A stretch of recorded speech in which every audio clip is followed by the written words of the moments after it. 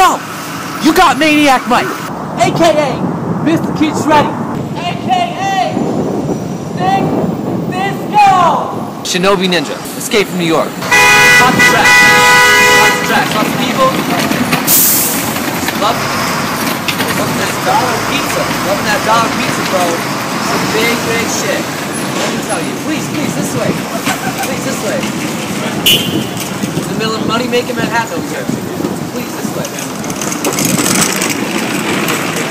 It's the only way to do it, bro. You gotta do it big. You gotta do it big. Like, you gotta get out. Escape from New York. Escape from New York. Escape from New York. Escape from New York.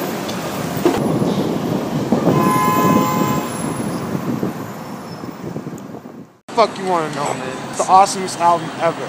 Ever. The heaviest album ever. Yo, I'm Alien Lex, and I'm ready to escape from New York.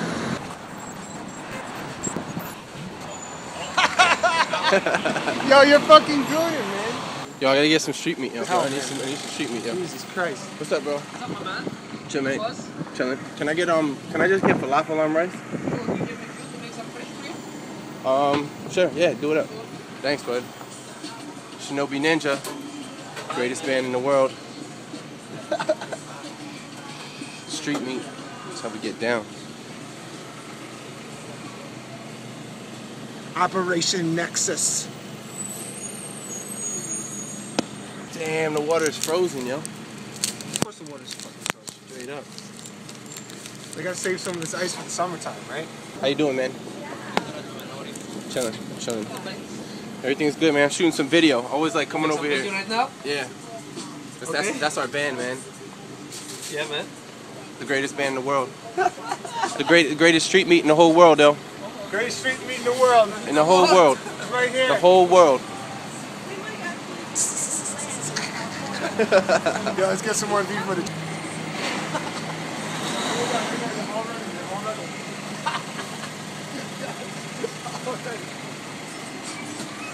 Woo, woo, woo. Yo, I don't know about you, man, but I'm from Brooklyn. What your name is? Who you be with?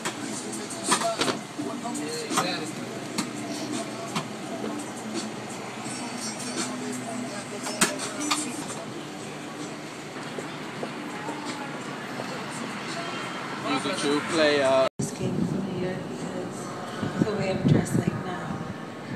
I didn't even get time to put lipstick on. My chest is coming out, lipping lips every second because the chat. I just gotta get out. I'm gonna come back. We're gonna come back. We just gotta go. Shinobi Ninja, we gotta be out. Some parties are a lot warmer than here, and if they're not, at least they're like people look at different places you've never been before. Try to stay warm in the process. If you're gonna be cold, you'd rather be cold somewhere different, doing what you like to do. We gotta just escape from here. We gotta go. We gotta back. We just gotta go. So let's chat. Get the camera on. We gotta be out. We gotta go. Best of the best come here to do everything, so you gotta be the best, hang of the best. You know, having jokers running around everywhere. It's not escape, but it's go to another level, you know. Like New York's always gonna be our home, but it's kind of like escape where we are now and go to the next level, which is tour the world and bring our music to the world, you know, not just New York. Escape from New York? It's too fucking cold over here. This town like takes a bite out of you every time you wake up. It's like biting me now. It's fucking freezing outside. Manhattan's alright. Money rate in Manhattan. Fuck yeah. Metal. Brooklyn.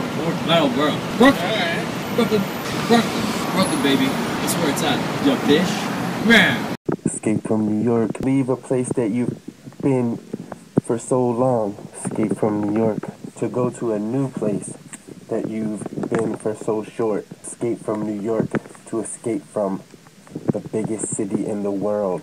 I stop the world and make them bleed.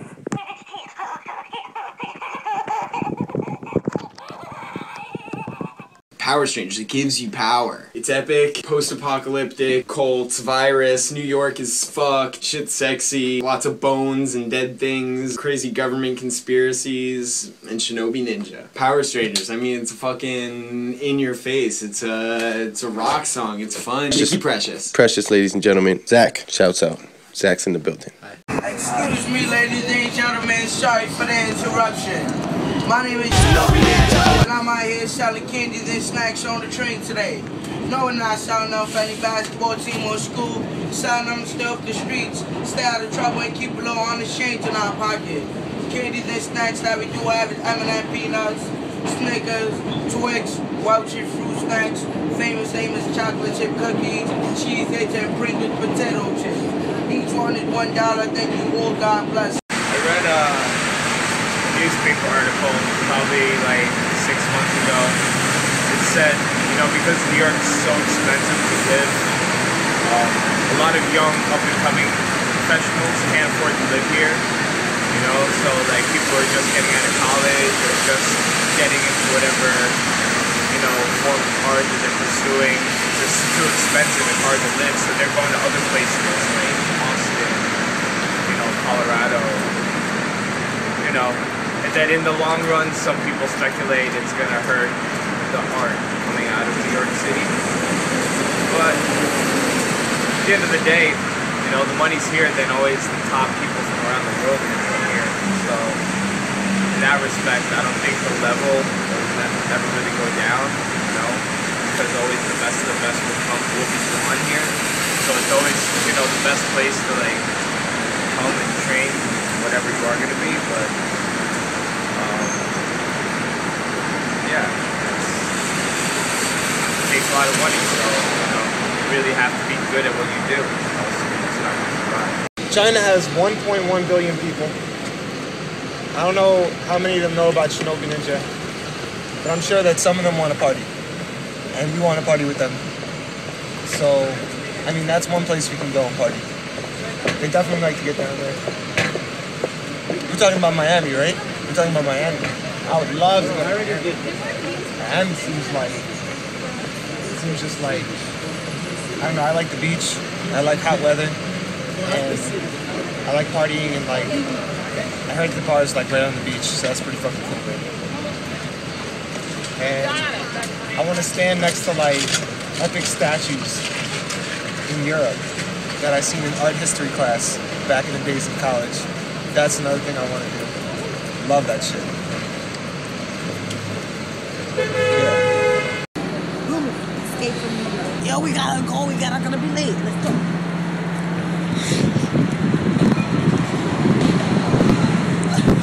Go, baby G. Go, baby G. Go, baby G.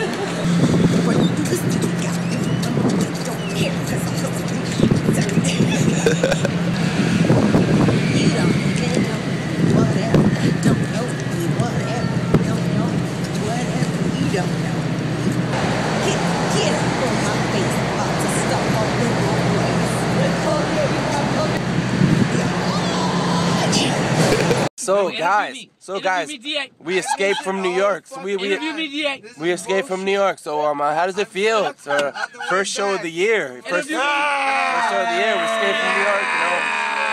You know, it's great. It's great. You know, it's what we wanted to do, and we did it. You know, first show of the year. We escaped from New York. How does it feel, guys? You know, tell me how it feels. And where do you see you guys? You know, a couple months from now, where do you see you guys touring? You know? So you guys escaped from New York. You know, how does it feel to be playing shows? First show of the new year outside of New York. You know. Yeah. Metal. So you guys played your first show of the new year.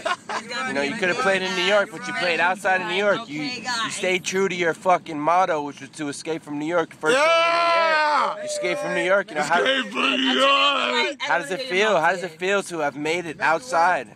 Yeah. Jersey. I feel like getting fucking wasted. That's what I feel like doing.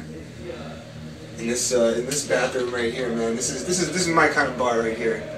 We're at Dingbats in New Jersey, in Clifton. And, They have a sign that says, enter the pit at your own risk.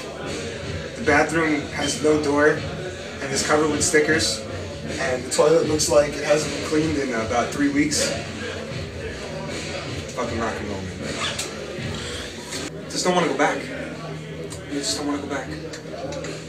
But tonight, we will be. It's okay. It's okay. Next time, I don't think we're coming home. To be honest with you, I think there's just gonna be a point in which we leave. And we're just gone.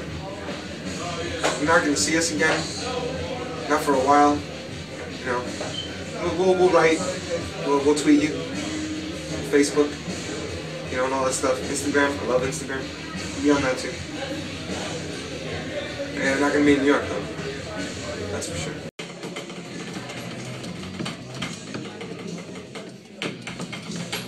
Escape from New York. That's what you're gonna get.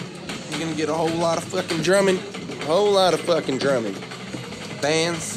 Every band has a fucking drummer.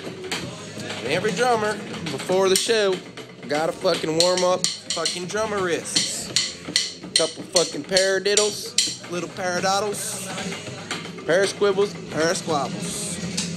Escape from New York and get a whole lot of fucking drummers. I was getting bitten by New York today, man. I was working hard, but you know how good it feels to get in the van and get the fuck out? It's like I'm made for this shit. I really just want to tour. If I could just do that and all the other stuff would fall by the wayside, I'd be a happy fucking guy. Not that I'm not a happy fucking guy right now. I'm pretty fucking happy because we're out of New York. We escaped, man. We escaped. I'm gonna get to bang on some drums tonight. It's Red Bull time. Sooner or later, it's gonna be fucking Slash Slush with the Jim Beam time. We did have a cool little road story today. We went to our man Slash, the man with the Shinobi Ninja tattoo, and he fixed the bushing on our suspension for free, basically. But that's our man. Elsewhere in New York City, it would have cost us $200 fucking. You know how much I can't wait to get out of the city? Escape from New York. Do it. Yo, escape from New York. It's all about escaping from New York. There's nowhere to stand. You can't stand here. Something's gonna happen. There's always something in the way. It may be coming from behind you. Escape. Oh. Shout out to New Jersey. I feel like it's escaping from New York. Anywhere is escaping from New York. I mean, unless we're in New York, I guess that's not really escaping from New York. Yeah, we're in New Jersey, we're not in New York, right? So that is escaping from New York, bitch. That's what it is, escape from New York. If we ain't in New York, then it's escape from New York. That's what it is. It's cold outside. Let's just say they're $120 boots, and I bet you got them for $20. Y'all already know about the leopard jacket. Don't hate on the fanny pack, and the hat is what it is. It's handmade. I didn't make it, but it's handmade. Yep. That's Mr. I know it's cold. The Film Center building, 630, 45th Street, 9th Avenue, where we all met. This is the birthplace of Shinobi Ninja in Manhattan, in Hell's Kitchen, New York. And the Film Center was a fucking beautiful place, and it gave a lot of love to our band. And God bless Dave Levitt and Forever Fields and everybody that was at the Film Center building, Craig Derry and Corell, and everybody, you know, you're out there, everybody that studied at the Film Center building. It's like college, we graduated. Bless you all. New York City, we must escape you, but we shall come back. Peace. In between like cool places like the Hit Factory, it's nice to hang out there and all that. You have eat my shitty pizza and get really fat and don't park wherever you're at. It's not cool. It's not cool, man. There's just nothing for nobody, nowhere, no ways. I always think it could be better. It could do more awesomer. It could be bigger. It could be wilder. It could be crazier. Hey, Word. We have to escape from New York because New York is like a toilet bowl that continues to flush endlessly. And people from every place in the whole fucking earth come to this place. And there's vast opportunities throughout the world for us. Ate them shits like fucking rabbits eating cabbage. If you want to come to New York because that's what your dream is and that's what you read about in books, Bob Dylan and all these fuckers, if you want to come here and take my spot, you can have it. You can have my spot. Enjoy it. Y'all were talking about, like, oh, this escape from New York, man. I just got to New York. Y'all were trying to get out of here. Although I am escaping from, just to New York. I'm escaping to New York. Let's go with that. This wasn't happening. I was up in Boston and just stagnant, man. I need to be busy, constant, 24/7. Just hustle till my ass falls off. That's what I'm looking for. That's what I'm in it for. So that's why I'm here. Need to get rid of this damn snow in the city. I hate getting splashed by taxis. That sucks. But aside from that, here to hustle. Greetings, live from New York. It's Baby G. Escape from New York. We need to escape from New York because if you cannot see my cool little barrette on my hair, I definitely didn't get it in New York. I got it in Massachusetts when I was a little girl. So even if we went to Massachusetts, boom, we're escaping from New York. Boom, we got a show in Jersey. Guess what? That's Escape from New York. Yeah. Check out the pub. Boop, boop. Yeah, so why do I think 2013 is going to be an awesome year? Because number one, DA, aka Duke Sims, aka DA, he got a tattoo of a 3 on his arm, and like my favorite number is 3, and like his favorite number is 3, and like when we split up in the bands and there's 6 of us, 3 go that way, 3 go that way, you know what I'm saying? It's all about the 3. 2, 0, 1, boom. Check out the silver. All at it. Recorded live from New York City. They call me Baby G, that's my name. I'm using this little amazing pen as my microphone because that's how I'm feeling right now. We need to escape from New York because I need to go to Japan, because I need to go shopping, because they have a lot of amazing things there. Time out. We need to escape from New York to go to Japan that we can go shopping. I feel like 2013 is going to be the best year ever because we're hustling harder than ever. We're hitting the stage harder than ever. Everything's harder than ever. Pause. Brooklyn is the greatest place in the world to live. I didn't just say that. I think it was GQ magazine that said Brooklyn is in fact the coolest place to live anywhere.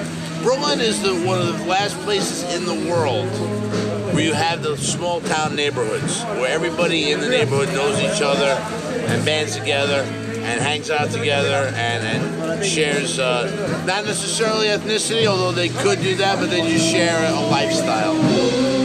When you live in Brooklyn, everybody, it's all attitude, you know. People from Brooklyn, they don't take shit anywhere. You know, you can go anywhere in the world, and if you're from Brooklyn, you fit in. Not because you blend in with everybody else, but because you force everybody else to blend in with you.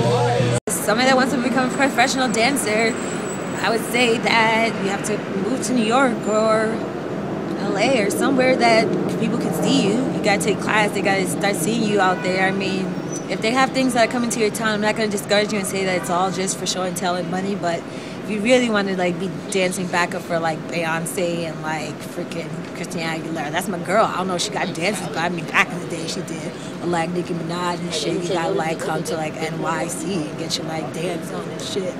Get your class on and shit. Go to LA, get your class on and shit. You know what I'm saying? It's poppin'. Get your class on and shit. It is what it is. I danced for Rihanna when she first came out. I did fashion vlogs. I did hip hop honors. I danced for Rick and Martin. I danced for Rick and Martin in fashion, like Victoria's Secret fashion show. That was awesome. I'm doing the music thing now. I'm happy that I lived that life. I mean, of course, not that I wish I still was living that life, but I'm trying to do the music thing. A producer once told me, he's like, you're already a professional dancer. You already accomplished that. If you really want to do the singing thing, you gotta do that 100%. So that's what I'm doing now. So I mean, it's not that I love dance. I can still move. I ain't gotta prove nothing to nobody. I mean, when the day comes, the day comes. Shit, I ain't gotta prove nothing to nobody. I ain't gotta prove nothing to nobody. Aight? Yeah. Let's go. Make sure you put that in there too. Good old days, back in the days, 1976, bicentennial year, graduate from high school and be able to get weed at Bully's Record Shop on 145th Street, Amsterdam Avenue, and get 20 joints out of a nickel bag, or go to 123rd Street between 7th and Lenox, building 158 to get this chunky black that used to come in the manila envelopes, and used to, on the Christmas time, season greetings was stamped on the bag, Sirius Black, or the clubs. Club 371 the House of Joy and Fun. Broadway International up on Hump 46 in Broadway. It ain't like it used to be. Not even close. It's fun, but it's not even close to what it used to be. We used to go party at the Paradise Garage. Used to get there at 4 in the morning. Come out at 2 in the afternoon. Sun hitting you and your eyes like, oh God, how the hell I do this shit? And we used to do this shit 6 nights a week. And I'm still doing this shit 30 years later. Ain't that shit? They still copying 30 years later. They still out here. But the only difference is you only getting 6 joints out of that nickel bag. I went to Disney World with Cassie. Shout out to Cassie. It was popping. I went to Disney World when I was a little girl, and then I went there and I was performing. I tried to ask them, like, this was before, you know, Princess Tiana was out. I was like, y'all got a black princess? Because I'm trying to be her one day. They were trying to talk about, we got a princess that's black with white hair. She kind of looked like Storm. Bitch, Storm is Storm. She is not a black princess. I love X-Men, I love Storm, but she is not a black princess. Don't try to come and take her and put her in Disney and try to say she's the first black princess. Because she wasn't. You try to motherfucking play me, but guess what? Even though she was a frog for the whole movie, we got Princess Tiana. And the next time you see me in Disney, I'll be playing with the band, and then you see her on the floor like this. You guys know I got that Disney smile. DJ Axel Powers. He's from Jersey. What's poppin'? He's gonna be in the building. Jersey. Are you gonna be in the building? Jersey. We're about to take over. Like, we're gonna be on our Elmar game, and the weather's getting nice. Like, yo, we're gonna be on our crazy third game. The Leather Kiss. What was you? It's like, where can you go wrong? Like, my man over here. Come, look at this. This is our boy Anthony. Say what up. The Super. The Super Anthony, aka the Super, aka Rice and Beans. Just because I just made it up right now. Make sure you just edit that out, okay? He got on the leather. That's all that matters. Just put him in the video. We got on the leather. Peace, we're out. Let's go. Before they're like, okay, ladies and gentlemen, we're taking that away from you. Okay. The Polish are coming. The Polish are coming. Yeah. Australia was amazing. I wish I could tell you all the places I went to, but I don't remember the names. I just know that one place we went to, we got off the plane and it was like 105 degrees. That's really bad accent, but I didn't say that. I was trying to do any accent, so don't try to come for me, okay? No, it was amazing. Australia was amazing. Oh, I got a little stool for $5. $5. And I still have it. I'm trying to think. I have some sandals, but they're like wood, so it's kind of hard to walk on them. They hurt my feet in some time, but I got some bargains from Australia. Australia was freaking hot. I'm happy to be blessed that I was able to freaking see all those places.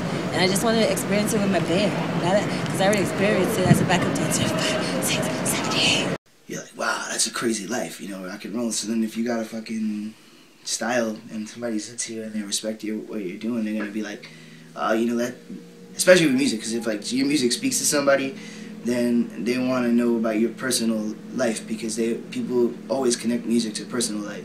So they want to know about your personal life, and if they're looking at the way you dress and they feel like you're providing them with an outlet for how they feel, next thing you know, they want to show that on the outside, you know? Like, I know for me personally, it was like, I loved that the bands I was into growing up, like, wore like ripped jeans and, you know, big fucking heavy black boots, and I was like, this is fucking Chuck Taylors. Like, who doesn't fucking love a pair of Chuck Taylors, you know what I mean? Like, so of course I was into the music, and you go to school and everybody fucking hates you anyway, so you like, fuck it, man, I got it, you know, I'm gonna rock this. And then from there, I think you develop your own personal style as you go along. But I think it basically goes to hero worship, which, and I said that was going back in modern culture, that's just celebrity worship, you know, like we live in the fast forward time, so it's not even heroes anymore. It's not somebody that you're gonna love for 50 years. It's like, you know, somebody you're gonna love for 20 minutes. But that's the answer. It's hero worship, you know, celebrity. You know, you want to fucking be cool, you know, so you rock your clothes. Yeah. And then you feel like you fit in somewhere, you know. The best way I can describe it is fire. It's one of the best. Definitely one of the best. They say that the way they get New York pizza to taste like New York pizza in other states is they ship the water and the cheese out. That's how they do it. We don't know how they do it here, man. It's like Italy just came here. It's like it just came here and just have Lenny's, you have Da Vinci's, you have L&B's. You got all these places. It's great. Brooklyn's good. Food, accents, really good accents in Brooklyn. That's what's cool about Brooklyn. You meet people from everywhere. Bands aren't really allowed to kind of start writing songs, perfect those songs, hate those songs, write different songs, you know, find a sound that they really feel passionately about and then go in and trust that somebody else is going to capture it the way it needs to be captured for an audience. Now, before a band ever gets in the studio, they gotta conform to something. It's hard to take a band that's kind of taking risks and not doing what everybody else is doing and then say, okay, now go record your record like this because we know this was going to sell. You go back 50 years and you were allowed to make 3 records before you were expected to make money, whereas now if you don't come in with an indie record that's sold and a following that gets you a headline in this venue, they don't even want to know who you are. Then nobody's going to listen to the tune. No one has any money and 40s are cheap, so we drink 40s.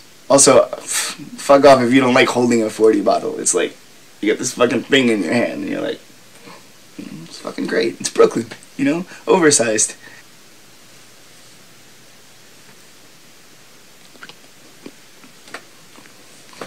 It's poppin', ABG in the building, AKA Down, AKA what's poppin'. Escape from New York. 6 motherfuckers are not trying to escape, and 6 motherfuckers can't escape. If only 4 motherfuckers trying to escape, 6 motherfuckers can't escape. 3 motherfuckers trying to escape, 6 motherfuckers can't escape. All 6 motherfuckers gotta want to be the fuck out. Guess what? I've been to Japan before. I want to go back there. I want to smell. I love that shit. That shit.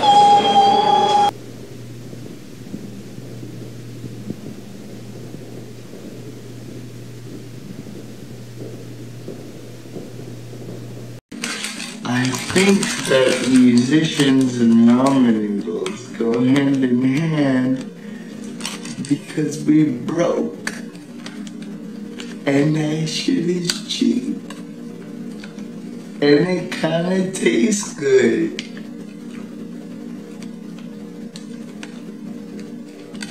Brooklyn is the greatest place in the world. Listen, buddy, get your Game Boy iPhone over here. You keep coming up to me, taking all these videos. I got a question for you. When do I get to fucking interview your fucking candy ass on the fucking iPhone, the little Game Boy, the little Game Boy fucking thing over here? There you go. Hey, DA. So, what's going on, bro? So I got you here on the camera, and so we're at Dingbats now. It's our 2nd time here this year, and we're partying. Now, DA, how does it feel? How does it feel to escape from New York for a 2nd time this year? Everything is good, man. All things are well. We're gonna play in New Milford, Connecticut. West Milford. West Milford, New Connecticut. Jersey. New Jersey. Old school pub. Damn, I wasn't even close. I said New Milford, Connecticut. Old school pub. The Stays. Playing in West Milford, Connecticut. New Jersey. New Jersey. Fuck. West Milford, Connecticut, New Jersey. We're playing in West Milford, Connecticut. I mean, New Jersey. Jersey. Fuck. April, David Yo, we're playing in West He Milford. can't even New say he Jersey. doesn't even know where we're playing. April. Nadia, I have a second That's question how you for know you. it's a good party. How much moonshine have you drank tonight? We drank a lot of moonshine. I feel good though. I feel 100% sober, man. Whose moonshine was it? I won't tell, just in case anybody's watching. How does it feel to be drinking moonshine and partying at Dingbats with all of our friends over here? We got Sunny Gang, Psych is in the building. We got Slash, Hefe, Thanks, Alien. The Sturs. Yo, I want to officially change his name from Jeff Shorefighty to Shore Fifth. Short Fifth. Sure, fifth. I think the mandate has been in place and it will be done. Sure, fifth. We are out. Well, I brought a bottle of fucking 100 proof moonshine blueberry.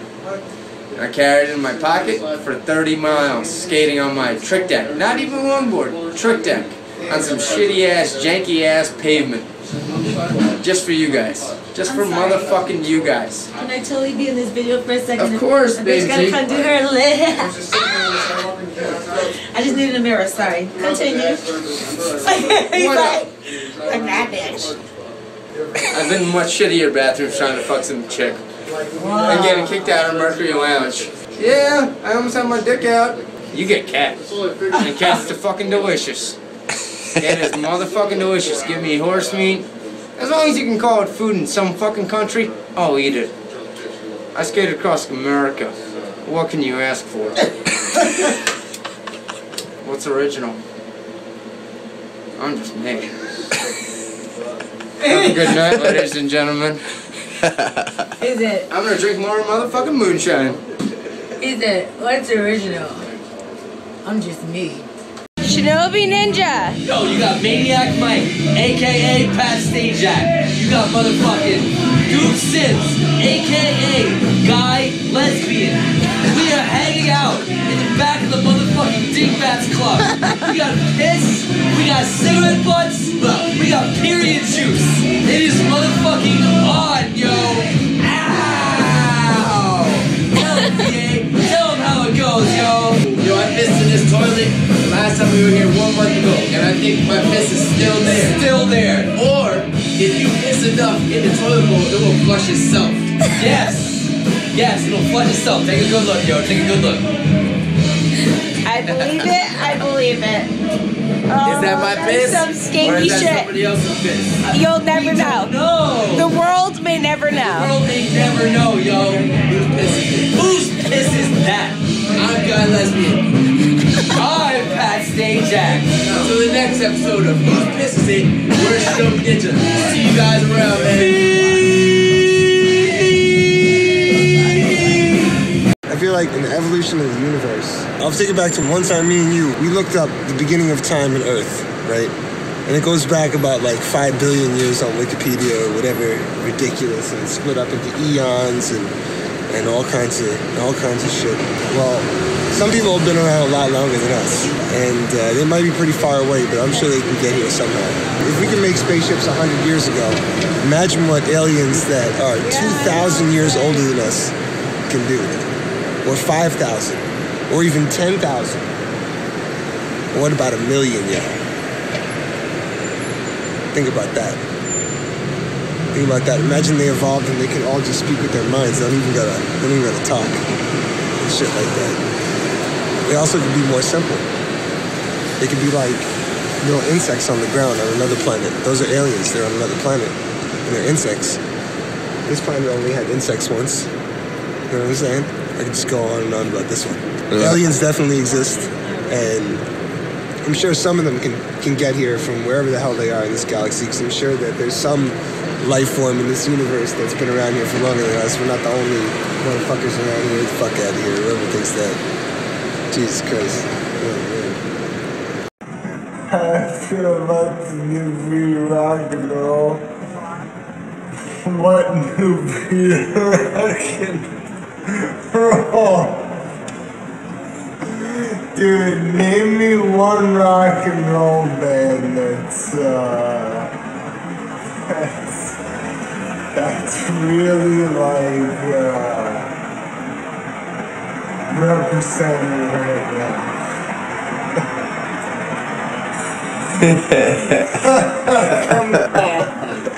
Come on. Alright, holla at you, man. I didn't do it on purpose. I just realized I got cheetah on top of cheetah. But I got a lace shirt under here going on. Like, I got this lace thing. I got too many layers on, y'all. I can't be talking about this shit. Y'all been see the leopard jacket. Y'all been know about the $20 boots. Sorry, I don't got my eyeliner on, so my eyes are not popping. But, I just want to get to the studio that I can eat my PB&J. I feel great. Glad I get to go lurk. Look at job. J-O-B. I'm on my little circle. My eyes might start tearing because it's windy outside, but yeah. New video, who knows? People be all their own time, their own thing. But I ain't really worried. I ain't worried like the rest of the guys, because that shit's gonna be hot. Shout out to Compression. Yeah! I saw the teaser. Ben saw some of the video already. That shit's hot. I bet you looks good. And it is what it is. Shinobi was there except for you. Apparently. I don't know, do you? Apparently we got these nice hats. Shout out to T-Bone. Hell yeah. And where was DA? Where was DA? This is the official Shinobi Ninja model packing. Show him the pack. Russian. Russian ripped. I haven't Since worked. he was a baby. I haven't done He's been having shit. 6 I don't months work since he was out. a baby. I don't work out. It's just Russian, dude. Southwest by Southwest. I hear some DJs going for the world record. Fuck it. Let's go for it. 166 hours. You gotta beat that. Whoa, that's crazier than me. I will This bow Slash down. will bow. The Slash will It'll be a bow. Slash. Yo, he's going nuts. Yo, and I'm like, oh my god, I know that motherfucker. Slash is on some fucking. What am I on? Brooklyn is everything. Brooklyn is soul. Brooklyn is just. It's like New Orleans. It's like Oakland. It's just. You can't get any better than it. It's Brooklyn. How we get this? It doesn't really matter. Fuck it. Escape from New York. Hashtag. Escape from New York! Gotta get out of here. I really feel like it's just a whole nothing. It's a whole lot of nothing. It's just outside from all the cities like Chicago and LA, everything else it seems like the sticks. Just nothing's better than New York. And at the same time, you can find some peace outside of it. It's just not the same craziness all the time. What time is it? It's like 2 o'clock. How many people are outside? How many people not home? New York, baby.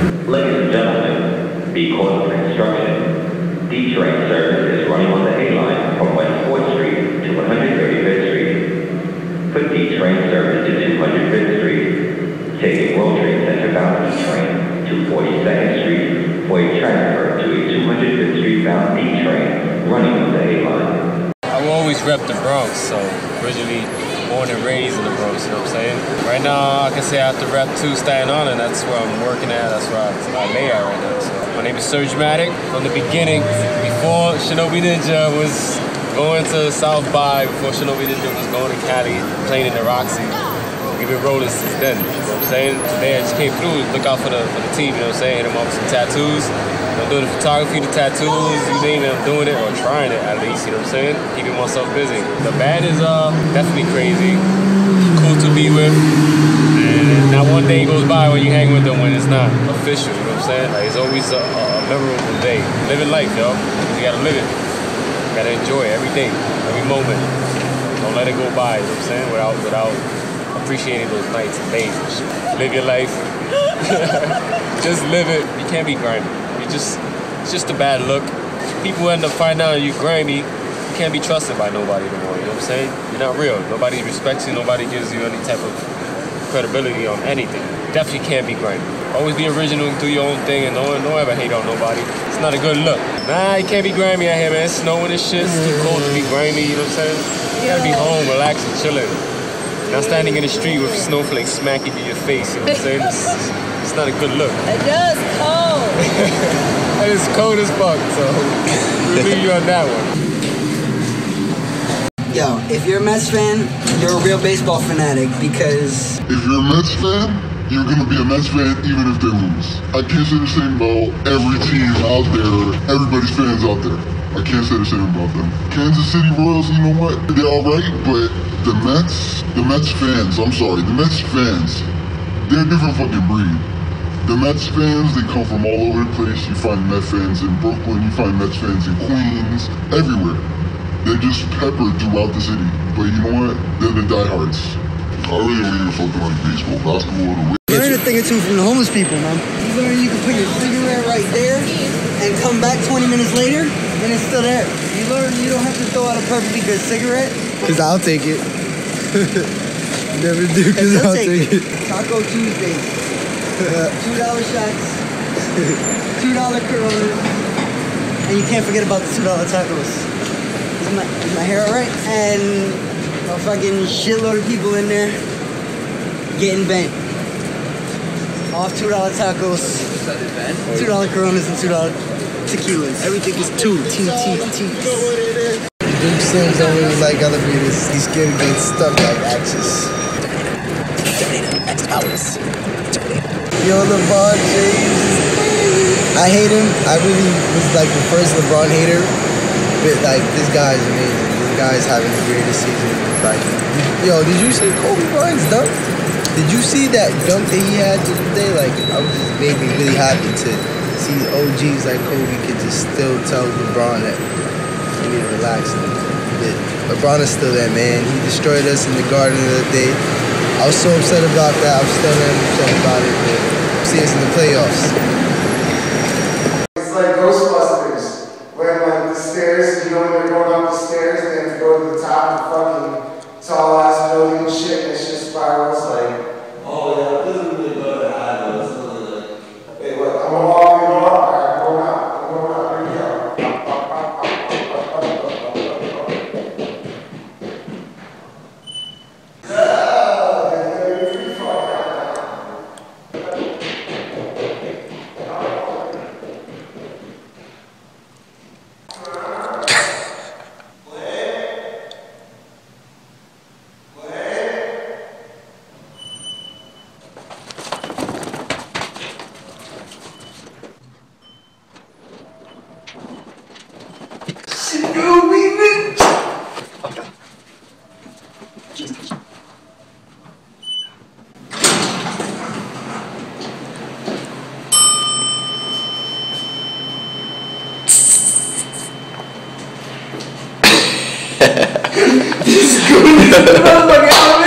It is what you make of it. That's why they call it rock and roll. Style, what comes out of making original music, original culture. Music. You just gotta do your thing. Style. My question is, what is style and what is rock and roll? Exactly what is style? What is rock and roll? What is style and what is rock and roll? From rock Brooklyn. and roll, if rock and roll answer a question is what it is with a question, then style comes with it. And if it doesn't, then I don't know what to say. hip hop is style. That's like their whole deal. The culture. They just did that. Like, yeah, like I'm gonna do this. Style. I'm gonna wear this shirt because it makes me feel good when I'm gonna do it like that. That's what gives us style. I think. We listen to hip hop. Style is the embodiment of culture and clothes. Yeah, fuck. It's music, culture. Ain't who you are. It's where you're at. Bruce at the clothes and the style exist because of the culture. So you're trying to like the culture. No, rock stars are different than hip hop stars. Some hip hop stars make it to the same level as a rock star, but rock stars kind of have like that extra edge. It's like not just like the boom and the bap. Like it's about the ballad. It's about this. It's about that. Like yeah, okay, you can argue lyrics. Like it gets you deep. Lyrics are pretty fucking deep. I know some pretty good lyricists. Rock songs got a beat. I mean, you know, like Living on a Prayer, Bon Jovi. You know, like everyone's singing that. Like not everyone's singing like do the rock wait, lean back. You know what I'm talking about? Like it's just different. It's different, man. I think rock stars and rap stars call themselves rock stars. Rock stars, like maybe it's one of the same. When rappers, when hold on a second, hold on. When hip hop stars say they're rock stars, you just answer the question for yourself. They want to be rock stars, so therefore, that's the difference between a hip hop star and a rock star. Yeah, but you have a guy like Jay-Z. This is a rock star. No, he's not. He's a hip hop star. No, I thought it was a rock star. He may control the game, but he is a hip hop star. He's not a rock star. He does not play guitar, nor does he sing, nor does he scream like a nut bar. All he does is rap. Now that's fucking great, but that's a hip hop star. Rock star, writing real songs, real melodies, real riffs. These things do not exist in rap songs. Mikey's cool. We're not hating on Jay-Z. Right? I love Jay-Z. I'm just saying. The rock star came before the rap star, and now the rap stars claim to be rock stars. They even get rock stars to be in the videos to look more like rock stars. It's true, man. Slash at LAX. We say, look, they got Drake dropping $50,000 at a strip club. Do rock stars make it rain like that? Wait, what? Drake? Who's Drake? And I'm like, yes! Wow! One for the rock stars. Ups and downs. I tried to leave. I left for 2 years and went to Chicago. Not quite New York. Realized very quickly that I love New York. It's my home. And as much as I struggle and as much as I do my thing It's my home. It is what it is. If a rich prince came and took me away and said, "Are you like 16? Because you look good, and I think we should go out." And I've like never been to like Times Square. Music in New York is fantastic. One reason I stay here, one reason I love it. As far as musicians, it's kind of bad because venues here do not want to pay musicians. And I think that is a little upped. You know what I mean? And I deal a lot with it, you know, for Rockstar Karaoke. The venues that do want to pay bands, you know that they're legit. Obviously, they can't pay every band, and we get that, we know that, but you have to invest in something to see a profit. What's up? I'm Madam Cynthia. I'm an artist, and I make beautiful music. I love art because it's so free, and you can just be so open with anything you're feeling and what you're thinking, and put your words or your scriptures or your paintings or whatever it may be, buildings, you know, you can put that into something and create reality through it, and that's what I feel like is so beautiful about art. So Lex, what's going on, buddy? Yo, how the fuck, man? Tones are different everywhere.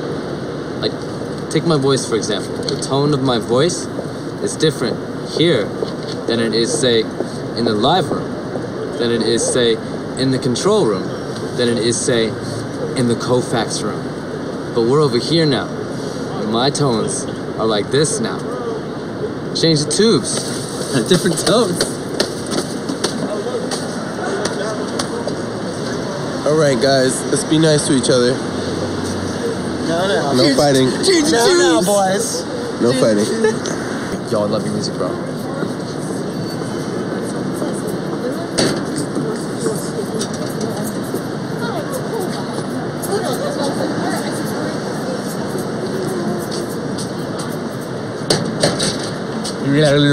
It's pretty awesome to dress like that. You need a reason? No, probably not, but pretty good reason is like, I like looking like a vampire. It's my thing. It's my culture. Dude, do something. I hate on me. Can't bring the fucking rain on me. Just want to dress like a fucking vampire? Come on, man. The Divine Peace, kid. You really kind of look like you belong in like Lost Boys or something like that. What the fuck? Pretty good, pretty good. We got some songs in the docket, man. Good new music's finished. I want to play more. Yeah, you too? Yeah, I want to play more. You too, man? Play more is definitely that right there. It's up around. It's good to see us. You crazy motherfuckers. We should be here. We should have been escaped. So, guys, how does it feel to be escaping from New York in less than 1 week for South by Southwest 2013? Oh my God! Ja, das ist gut, nein. Ja, ja. Mikey, are you going to scream El Loco Miguel out the window of the van this time? Ja, das ist gut, nein. We fly to Texas and we put it down. Down. We fly to Texas and we put it down. Down. Ja. And pick things up in a bitch. April, it's picking up. Picking up. You know, we got some things to do. Hopefully we'll have some more things to do. Yo, we get to play with Saigon Kick in April. Saigon Kick. Ow. But it's cool, man. Yo, he's my fucking guy. That's my guy right there. He's a badass rock star. And in that movie, Waking Up Dead, he actually, he just spells it out. He's like, yo, this is some hardcore shit. He's like, yo, if I knew what I know now, I would have never, but he's not back to college, man. Fuck that. Fuck it, I graduated college, yo. I made my decision. Bow. I did not graduate college. I graduated college once, and then I dropped out of college once. That's right. College dropout. What do you want, Kanye? Take a listen. See, you don't just hear the tones of my voice, bro.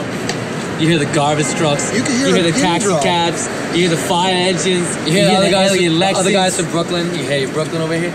You hear the doppelganger. You can hear a fucking pin drop out Basically, here. if you can survive here and get above that noise, you win. This is Relly Roxicotton, Charlie Shoelace, double-headed monster. Yes. I actually kind of look at New York as like a bigger version of Poughkeepsie. I'm from Poughkeepsie. I was born and raised there. I'm kind of sick of Poughkeepsie. Ditto. What he said. It's loud, but I'm deaf, so... Is it loud? Now, fucking music is my life. Came up from listening to hip-hop, then performing hip-hop, then listening to rock, performing rock, like, all this shit, like, music is my life. Like, the shit sounds cliche, but it's real life. Like, I am music, and music is me. No, Black Flag is fucking ill, yo. Before Henry Rollins came in there and screwed everything up with his fucking muscular backflips. Alright, let's keep Greg as vocals, and let's keep it old school. The only Black Flags I appreciate is the ones on Pirates. Pirates and Ninjas. As long as it's not interracial.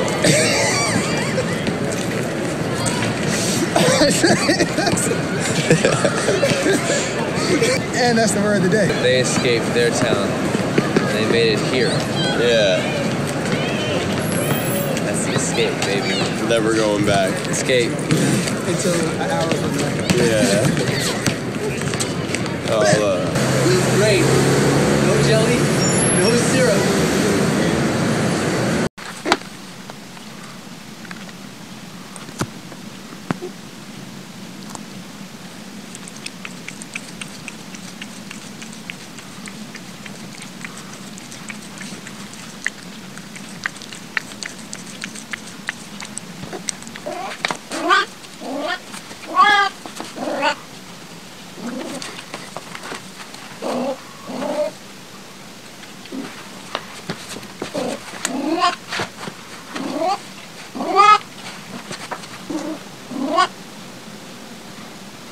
Feels great. I'm excited. I packed all my nice spring clothes.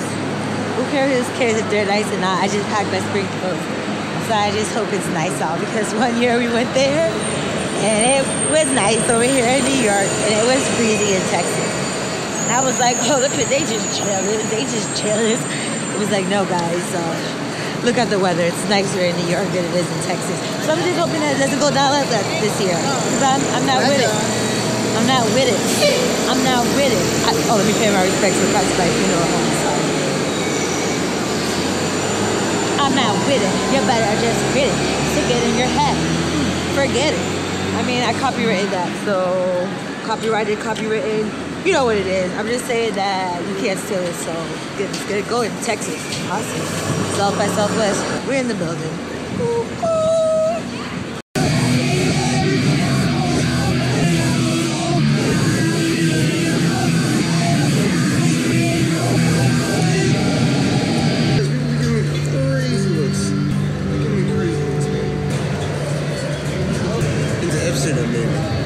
This is more my style right here, pink and blue. See that color? That road color. I don't smoke cigarettes, by the way, it's all illusion. We out here, yo. South by Southwest. That's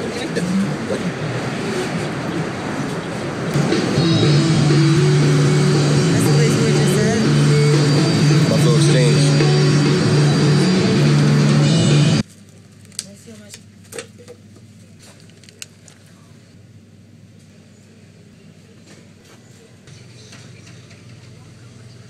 Imagine that guy you talk to really cool.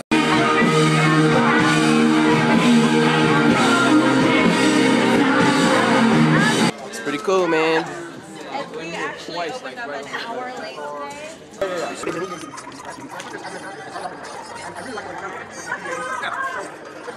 Scream out, I love you, Dave. Yo, we gotta pull over and go take a picture. Go take a picture, man. Here, take some stickers. Here, there you go, G's. Who's gonna take a picture of me? I'm recording already. No, you gotta come on and take Let's a picture go. with me. Unlock the door.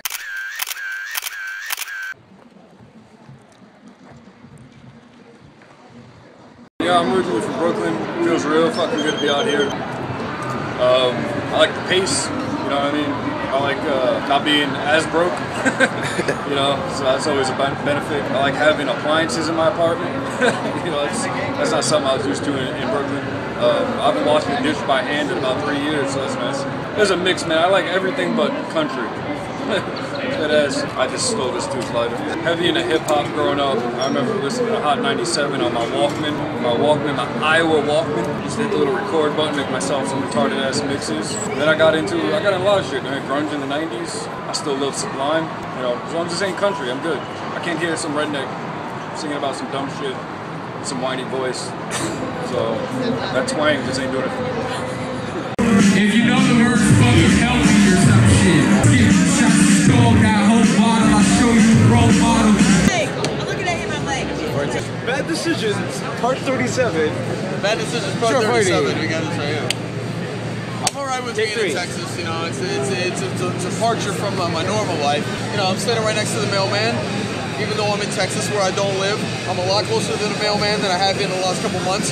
Mailman has not been bringing me my mail for a very long time. And a lot of things piling up all over the country, places I don't even live. So I'm right here with him, down in Texas, closest I've been in a minute. Maybe good things will come. Look at my eyes coming over. Ride with the champion! Your nasty go suck my own dog. Yeah, I don't give a fuck. I suck my own dick in a window truck. What? Grant Wilson. I can't talk for shit right now. My voice is never this deep. It's usually like kind of high pitched and girly. I think it's high pitched. It sounds high pitched in my head. Apparently, people think it's like grumbly, but it's not. Do I have shit in my teeth? Beep. Hi, you've reached Grant Wilson. That's some other generic shit, you know, like, it should say, I have AT&T, so I didn't get your call because AT&T's garbage. You know, leave me a voicemail, text me, I probably won't get either one of them, call me back again, hopefully I get that. I was just thinking about you guys, I was like, they never made it back. That's about all I got. Cheek rich. Bitch. Pretty fucking dope, man. We hit capacity, so making some dough, that's nice. And a lot of cool artists. Got Erykah Badu tomorrow with Robert Glasper. And then again Saturday night, George Clinton and Flying Lotus and Just Blaze and Talib Kweli and Young Guru. So I'm a happy camper. All smiles. Not much sleep, but you know, who needs sleep when you got rock music?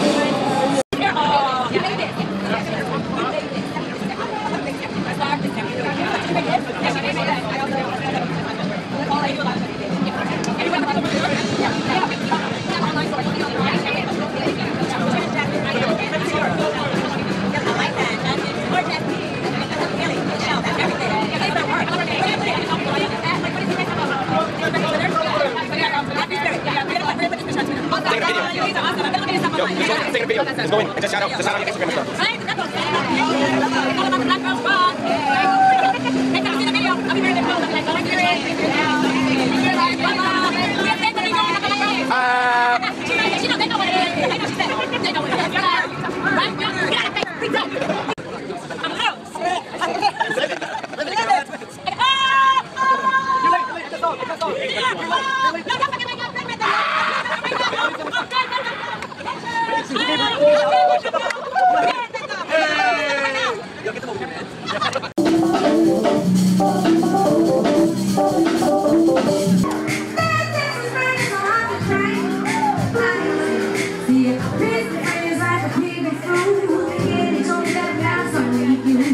What up, my brothers? What up, my sisters? What up, my friends and cousins? LSD, motherfuckers, what's good? How can I help you today? LSD is original motherfucking gooch of hip-hop. I'm trying to tell you people to self-preserve your art. Hip-hop is an expression of your state of mind. I come from back in the days of beating up mad rappers because they didn't have beef between a war of my lifestyle.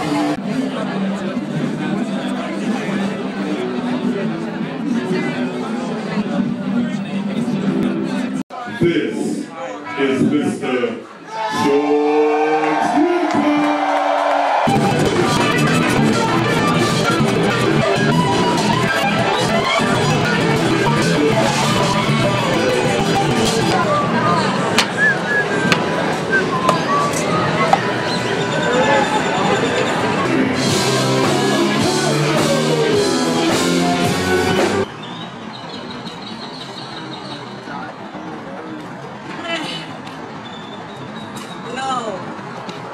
We ran into that bitch.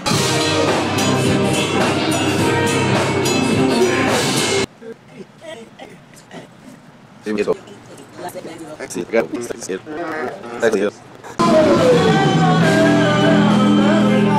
a cameraman with no camera. I had that Super Mario game. Was it Super Mario Land 2? The 6 coins or whatever. I had a big Game Boy, but I had a see-through Game Boy. That blew my mind the first time I had a portable gaming was unreal. Like the fact that you didn't have to plug it in, and the fact that it was a real game. Shit, it's like I still remember like chills from like first grade or whatever. But anyway, I had that game. I was really into that, and I remember I went to my friend's cousin's house. I let him borrow it. I think he might have been like 5 or 6 years old, and he just took it and just threw it back in my face. And then half of the screen was just like black. So I had to play Super Mario, and it was like the screen was even smaller. It was devastating, you know. And you know, Game Boy was cool. I mean, Game Boy Pocket was a good idea. I had a neon green one. I thought it was fucking so cool. Did I skip one? It went Game Boy Pocket. Oh, it's Virtual Boy? Is it, you talking about the red motherfucker with the thing? I used to play that at Toys R Us. I got an emulator on my computer. It is what it is, you know. Tennis is kind of dope until you get a headache from the displacement. You know, it's like ah. But for the first couple minutes, you're like, oh shit, I'm in the virtual red world. I'm playing tennis, yo. And then you just get a headache. Shit hurts. You gotta live your happiness. You know, with that, you might as well shoot yourself now. You ain't happy doing what you're fucking doing? Pop a bullet straight through your fucking nose. Yo, this shit's happiness. It's a drug. It's a fucking amphetamine. You just take more of it and you're happy. Be out running cops. NYPD. Motherfucker, you gotta catch me, motherfucker, first before you arrest my ass. That's how I roll. Nobody likes this tough shit. I don't give a fuck. 8 stitches. 2 fucking arteries. I cut one. The one the stupid bitch who was super hot was my doctor. Cut through another one. That was fucked up. What up, brother? What's up, man? How you doing? I've had better days. Yeah? What happened to the fucking phone? I smashed you with a 5-pound sledgehammer. Oh, man. Is it going to heal up right or what? Hopefully. Sorry to hear that. It's symbolic, bro. It's spiritual. It means lots of stuff. It means World War III. My name's Gypsy No Mind. That's me, Gypsy No Mind, guitarist. Japan and number 3. Gypsy No Mind. I was hanging out. It's okay. I like them. I got a new page now. We're going. I live near train stations. I've never actually lived close to a train, but I've had a lot of friends who live by trains, and I'll sleep at their house and wake up every like 8 to 10 minutes. Just usually the R train, you know, it's like a natural alarm clock, or not even. It's like drone noise in the end. I think that's a Brooklyn thing, really. You get used to the sound of tires and cars. I live on Shore Road now, and I live right by the highway, so every night I always hear police sirens. Or I'll see like the lights coming into my window. It's something you get used to. It's not even bad. 86th Street is a world unto itself. Holy shit, let me tell you. I have lived here long enough to see stores become 8 different storefronts. And some of them I can remember 6 generations back what it used to be, because it was like my favorite spot at that time, you know? But it's always changing. It's a giant cultural mix. There's just people everywhere, and it's fucking loud because the train runs over your head constantly. But what's dope is, over the years, that became like a fucking security blanket, because when that train goes by, I sing at the top of my lungs in the middle of the street, and nobody even knows it's happening. Like, loud, like I sing, like some Mark Lanigan shit, or some like Mike Patton type shit, like, and loud, but nobody notices, and it just feels good. You just walk down the street and say, fucking, it's great, man, it's great, I love it. I moved a block further from the train than I used to live, and I miss the sound of the train when I'm trying to fall asleep, you know what I mean? Like, now I get sirens and some fucking street traffic, but I miss that rumble from it's great. So I got it on a million tracks. Yeah. Built in. It's fun. I love 86th Street. It's ridiculous. Now it's super Asian. Like, where did that come from? I don't know. In another 6 years it'll be Greek. You know what I mean? And then there's like a few Italian staples like sprinkled in, still going strong. But it's just a cool spot. You can get food anytime, day or night. You know what I'm saying? There's just always something going on. There's a crazy Mexican bar around the corner where they get drunk and rowdy till like 4 in the morning. It's cool, man. It's lively. Alright, so I'm about to make a series of bad decisions. This right here is called Forgiven. It's an alcohol metabolizer. So basically, it gets rid of the shit that's in your body as you do your thing, whatever. So, let me eat that. 5-hour energy, give me a little boost.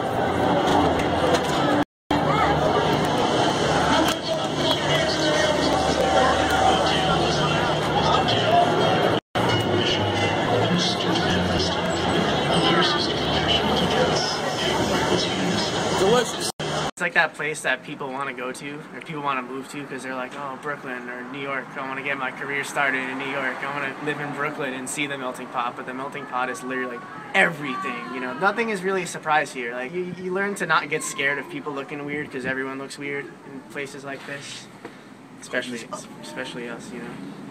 Places in particular I think of that are like good representations of the population, like Brooklyn, or like Los Angeles is kind of similar to Brooklyn in a different way.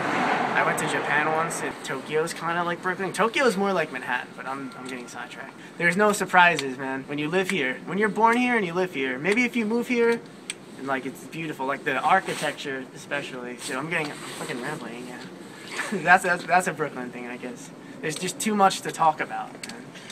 It's fucking great. When I was in the 4th grade, my best friends were, it was me, you know, an Irish white guy, a black kid, a Indian, like, you know, Egyptian kid, and it was just like, and that was my crew. We were like, and I ended up having a Ukrainian best friend too, and it's just like, people come to New York, but you can't live in Manhattan unless you have dough or you're like that eccentric that you don't give a fuck, you know what I mean? You need a place where there's like at least something resembling a house or a home.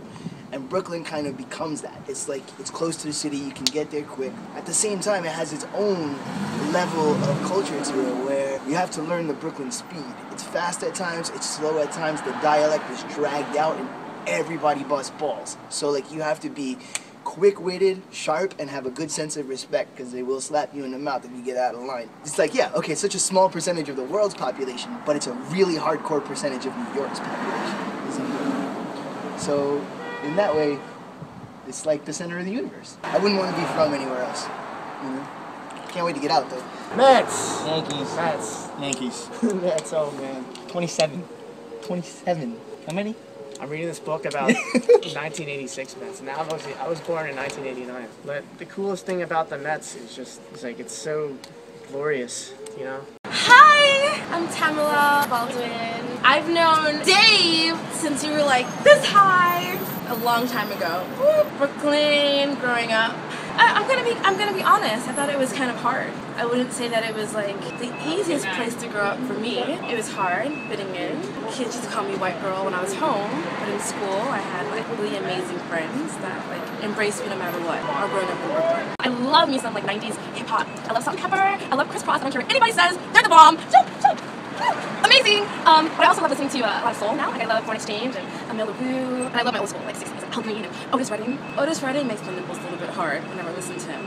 Just saying. Well, that's just me. TMI. Sorry. Are kids gonna be watching this? I'm good with American Apparel.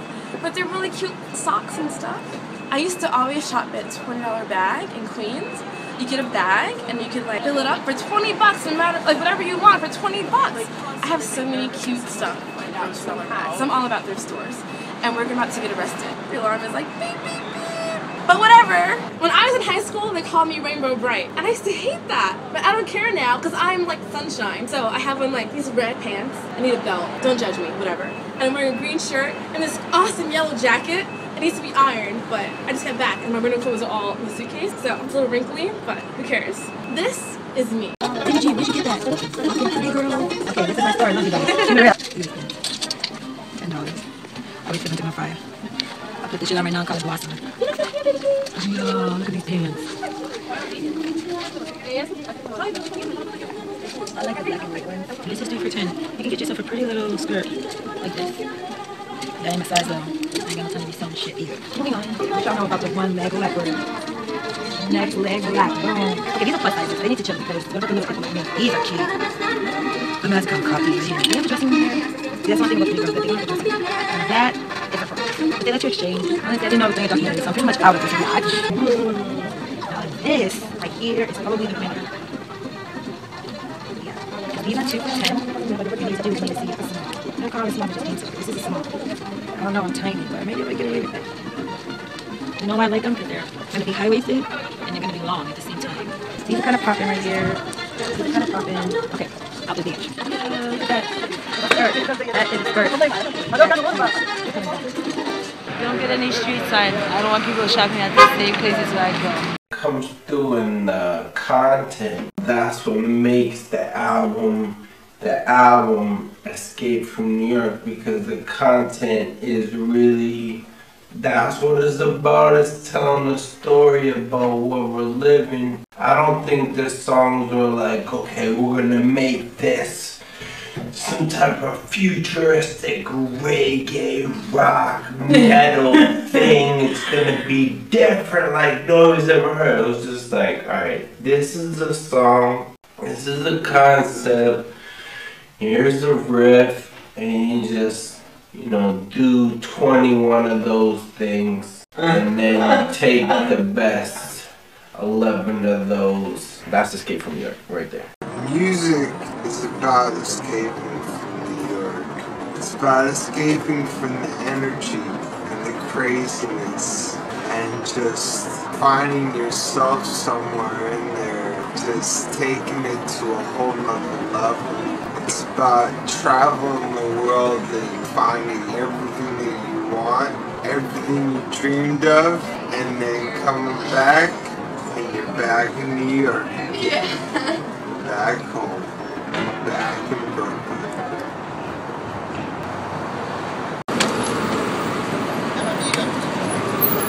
Escape from New York is the mindset to go, to get out. Jamar, Dave, Jamar's friends, Johnny Upstate, AK. The album is about the struggle. It's like hard rock, it's like hard body, it's like concrete Brooklyn when it's fucking cold outside. That shit is really cold. It's some brick ass shit. It's also like hard when it's really hot in New York. It's extreme, you know what I'm saying? You can have the extreme of cold and the extreme of hot, and the absolute middle ground too, you know? The music itself is like the mix and the passion of wanting to leave New York, and also the experience of having left and then come back, trying to build, move on to the next part of your life, and really move things. Make that dream come true, that's past that dream. Right now I feel like I already lived a huge part of the dream when we released the first record. But then, you know, you come back and you're like, you have to reset, like what's the next plan?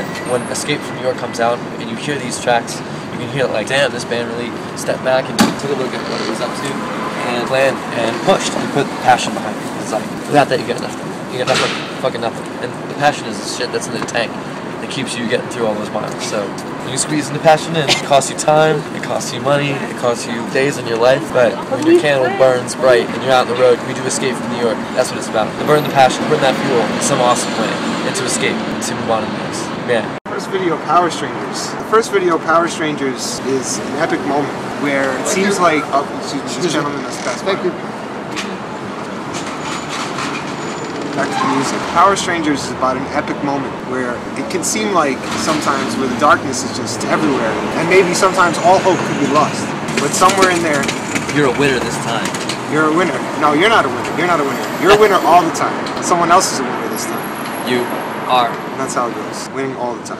Shinobi Ninja. May is gonna look great because we're gonna make it great. Summer's the summer, man. That's the party. That's when it happens. That's when it goes down. It's all going down in the summer, man. If it doesn't go down in the summer, then what's the fall looking like? Because the summer is when it's going down. And the fall, it's going down even more anyway. Nah, nobody's going back to school, man. Who's going back to school? College kids.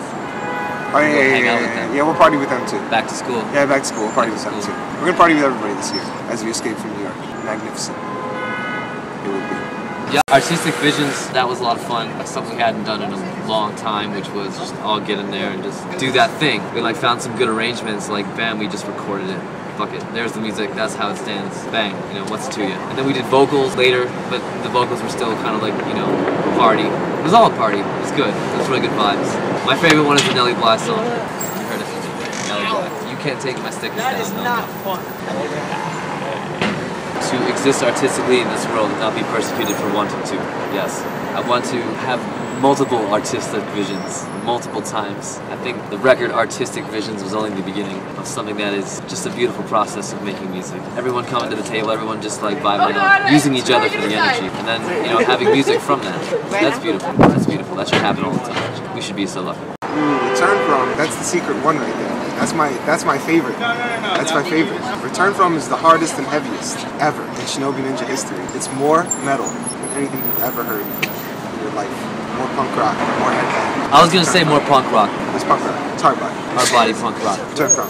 Ask me about Artistic Visions. The Artistic Visions. Honestly, that record, I mean, it was fun to make. I had a lot of fun with that record. I'm sure that some people will enjoy that record very much. I enjoyed making that record a lot. It's completely live. We did it in 5 days. All the instruments live, 4 hours a day. Wrote each song every day. And then we did the vocals a little bit after that. I don't know, you have to listen to it. Find out for yourself. The Artistic Visions we had after escaping from New York.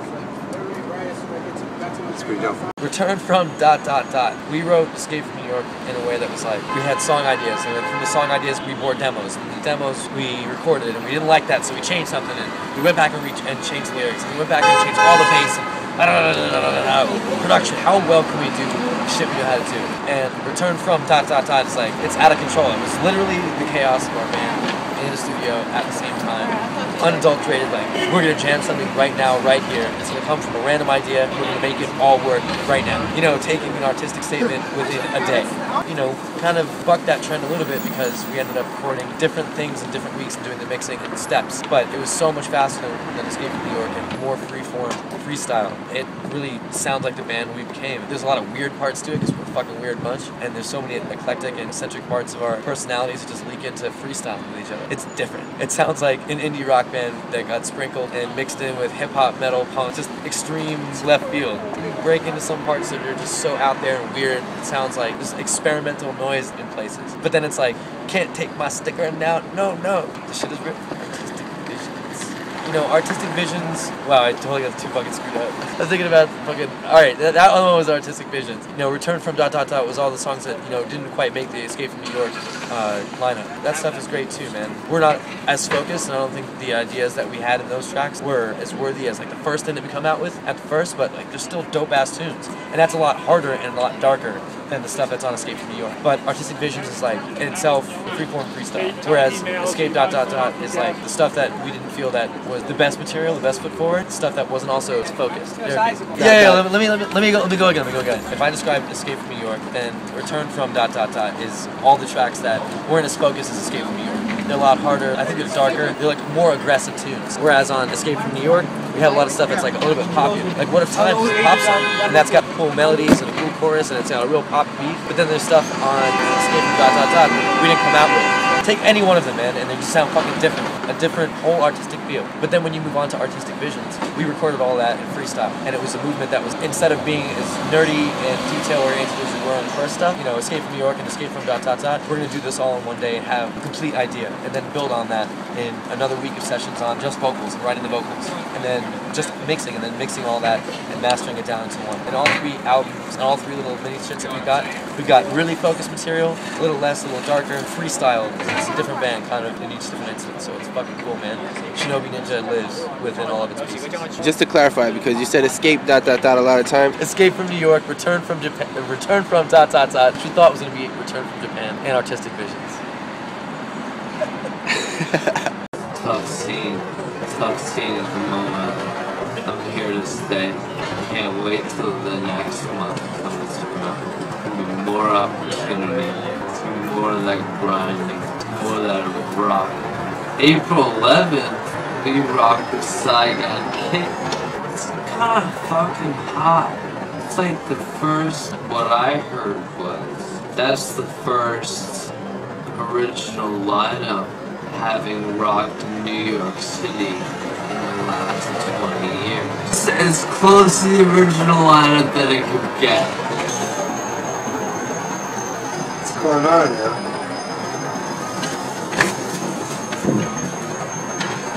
Happy April. Live your life, be passionate, man. High five yourself in the morning because you're worth it. Motown, man. Well, they kind of were like all the same scene competing against each other. So what the fuck are you gonna do? We've been to Motown. Studio A, got a good picture in front of that shit. Motown, James Brown. Didn't you also have releases on Stax too? I think they have some of his catalog. But all the same, fuck, how can you choose? There are 2 parts of musical diaspora that can't live without the other one. You just can't say Stax without saying fucking Motown.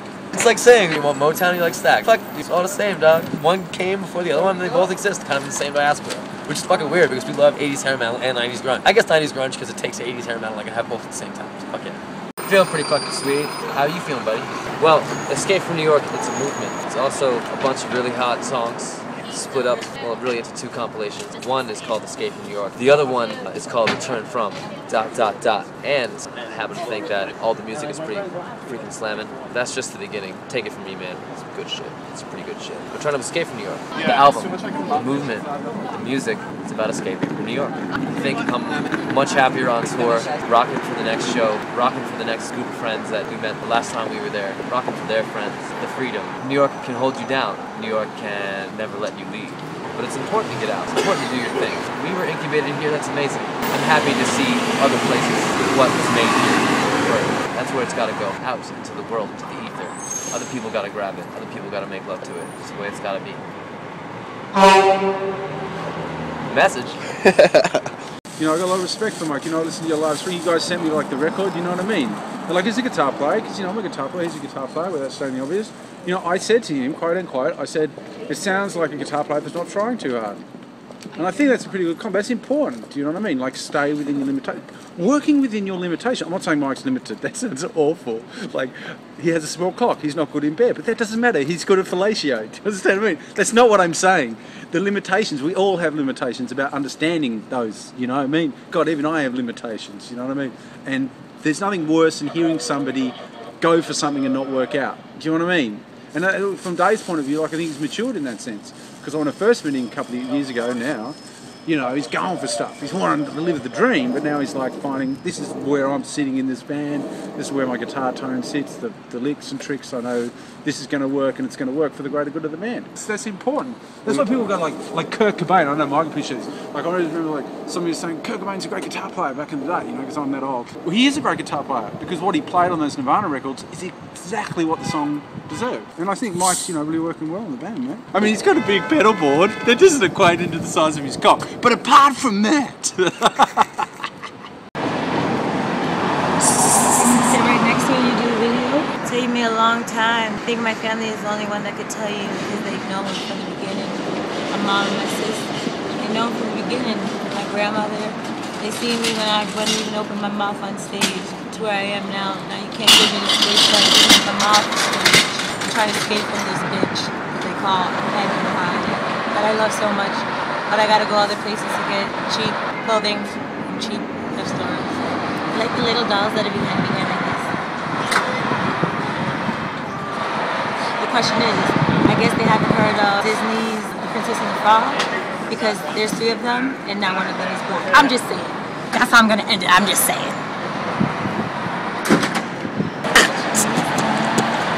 Oh no, we'll do Desmond's. One time for the radio, the bus. One time for love. I missed the bus. One time for the radio. Missed the bus. One time for love. I missed the bus. I be talking about subways, missed the bus. We talking about the A train, missed the But bus. for real, why is there any little black girls there? I'm done with this. Let's go. We must see more. Little shot for horror. Some entertainment, not exactly a revival. Something I must do for my family's survival. Gotta eat. You can dig real deep and still be cheap if anybody. Anybody spare a little change my way. It ain't no joke, for real, I'm broke.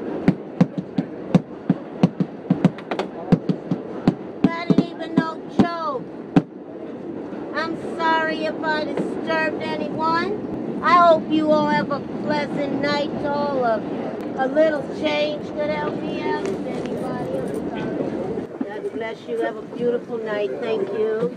God bless you all. Have a beautiful night. Thank you so much. God bless. Have a beautiful night. Hey look, there's weird things on the ground. Boring. It's really boring. The music industry is boring right now. The music's not. Pop music's really healthy at the moment. You know, whether you like Justin Bieber, whether you like Katy Perry, they tick those boxes.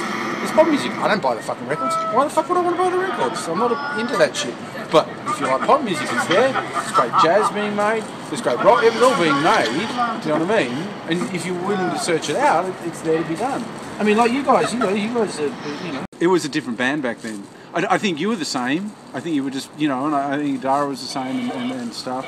But I just think it's more, I mean, I'm saying the office, it's just more focused, you know, you're still trying to find which bits of the show worked and whatever. I mean, because you guys are like a stylistic kind of band, right? That's, you know, everybody's major problem with the band. Oh, we go over these different styles. We want to be fucking hip-hop, we want to be rock, and we want to, you know, be whatever. I think, I just think it takes longer just to get that stuff sort of happening. Which is what I said about the mixes, remember? You said that was a good point. Like, if you're going to have, like, a lot of genres going on, make sure your mixes are coherent. You're vocally, not that you're singing better, but I think the vocals are more prominent, perhaps, and the band's more serving that, rather than being sort of this, we want to rock out. It's easy just to sort of turn up the amps and just get your rocks off, with sort of losing sight of the bigger picture, which is delivering a tight, set with great songs. It was like 2 years ago or something, a year and a half ago. I remember I saw you like down the road at the one down on the river there, because I'm Australian, I have no idea about where I am in New York. That club, you know, and you were like, you just come off a tour, and it was like a different band. You were just tight. You had the show down. Just more focus on what you're going to do there, and there.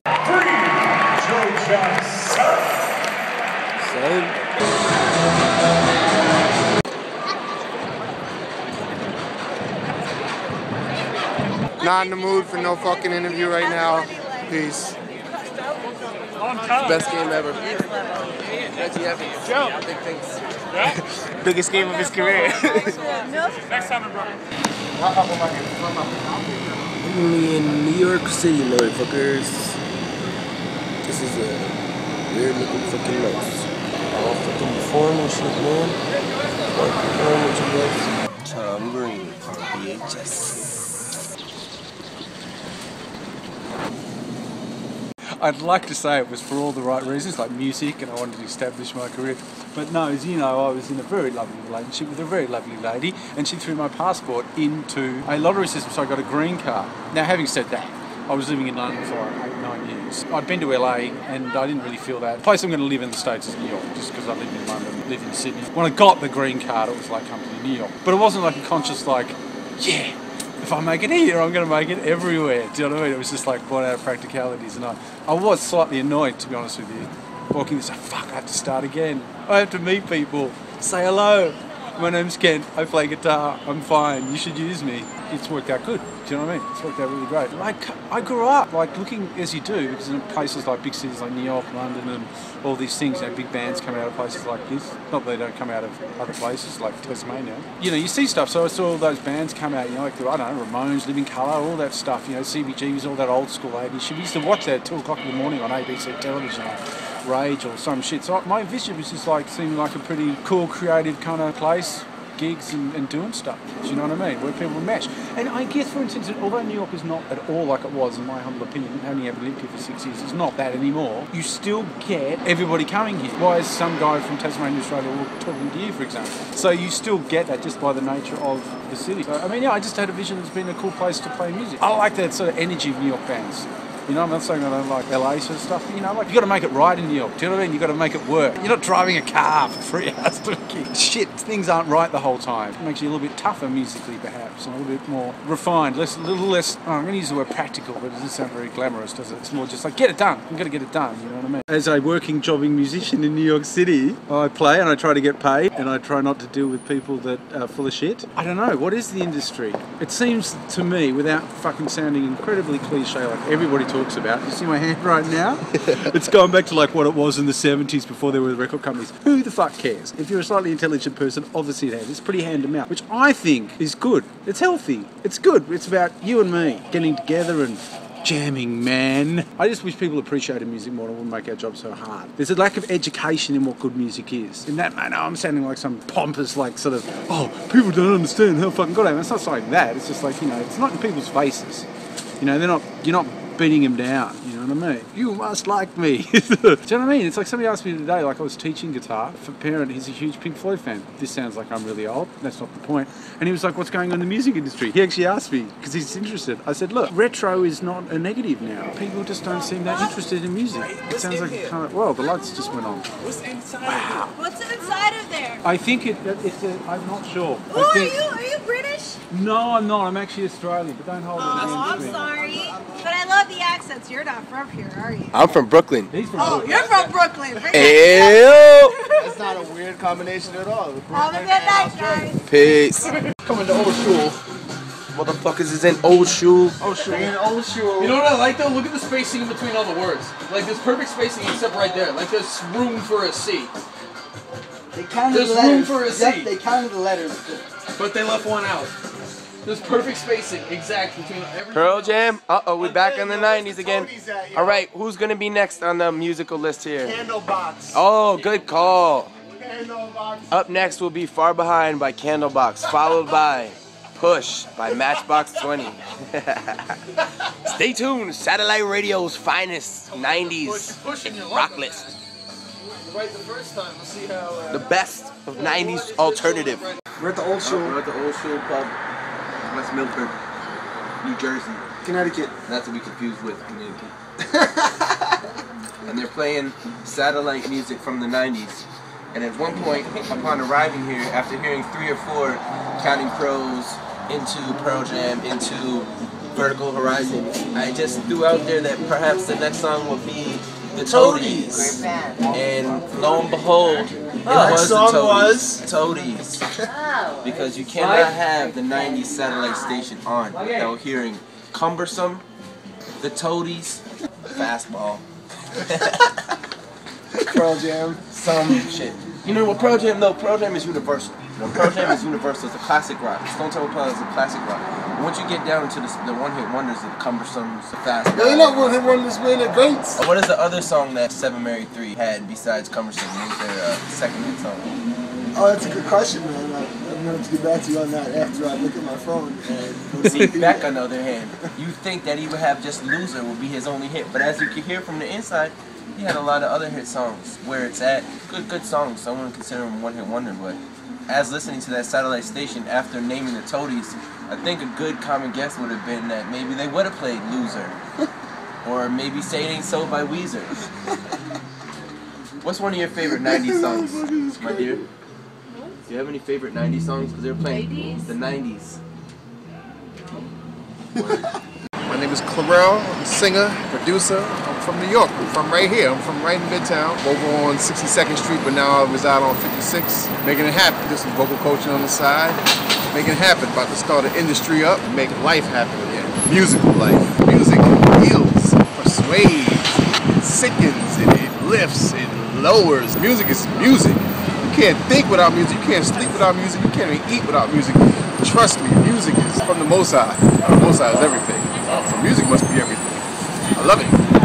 Plus I make money with it. When I think of New York City, first thing that comes to mind is opportunity and dirt. It's a lot of dirt here. But just as much dirt is just as much opportunity. If you're looking for love, don't come here. If you're looking for somebody, find somebody who's passing through here. This is like a big college, New York City. It's just a big college. Everybody's just trying to get paid. Nobody's looking for love. They fall in love by mistake. They're trying to get paid. That's all. Everybody got money on their mind, so it keeps you on your toes. That's what I like about it. You're going against the opposing team all the time with New York because they're always trying to take the ball from you. You got to take the ball back and do what you do. That's what's good about New York. It keeps you sane, but keeps you on your toes. First he was in Vietnam, and I told my mother I had a dream that if I had my hair cut, he was going to die. And she let me grow my hair. And that's how I got it that long at 12 years old. Then my brother goes, you want to go camping? I said, sure. So we got in a Ralph. Yeah, but Ralph was a 1963 Volkswagen, and we drove up the thruway, and we were about 2.5 miles from the gate. It was fucking. We ran into a tree, and we walked. That was a pisser. You gotta be there, guys. That's what we did. That's how I got the wood saw. Hey. That's it. That was my hair. I was 12 years old. Love everybody better than you love yourself. The greatest love of all is not to love yourself, it's to love everybody else.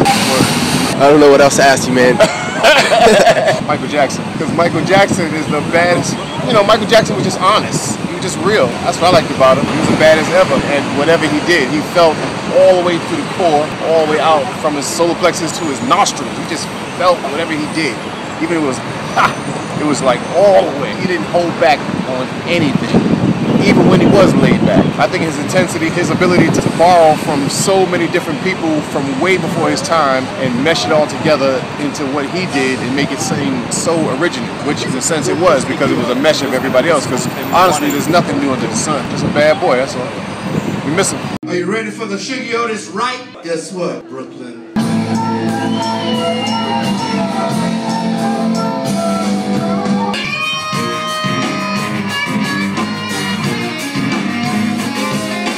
Pretty awesome. They were fucking like sweet language. They were so funky. It was incredible. I love performing with Shinobi Ninja, but I love also watching other people perform. And then that's what makes me amped to be ready to be like on the stage performing. I think that's why I always knew I wanted to be a performer. Because I'd be like, oh, they get into it. And Tristan, the keyboard player, he was like, get into it with the bass player. He was like, he was like, I swear one time he was going like this.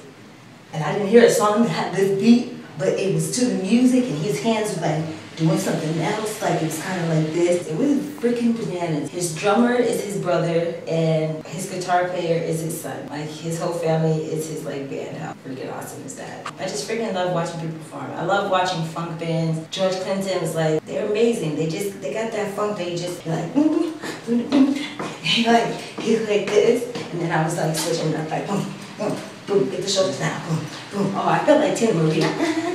Want to be your lover girl. 5, 6, 7, 8. I'm just saying, you didn't know I could do that, but I'm just saying, like, don't get it twisted. Y'all don't even know. I hurt my head, but I'm just saying, y'all don't even know. Like, there's so many hidden talents, you know, it's crazy. Like, I could just give it to you. 5, 6, 7, 8. I'm just saying, like, don't get it twisted. Like, it's going down. Okay, I gotta go because I'm just singing these songs in my head and I'm just like giving you like some crazy like choreography right now, and I don't really want anybody to take it. So I'd like to say to all the Shinobi Ninja fans that I am well aware that every single male in the band has a very attractive penis. Okay, I can speak from personal experience, having been on the tour bus with them, and it's going to lead them well in their future career. Let's not doubt the simple things in life are often the best. All right, cheers. You didn't like that? Okay, fine. You know what? You want to go and see Shinobi Ninja because you're actually real. Okay, they're a proper band. Hey, Lisa, how's it going? What would you like to say to the Shinobi Ninja fans? Give me one word, any word. A shithead. She's saying a shithead. That's great. That's working out really well. So anyway, Shinobi Ninja fans, we'd like to say, make sure you stay true to these guys because they're actually a really great band. And yeah, good on you. Shithead.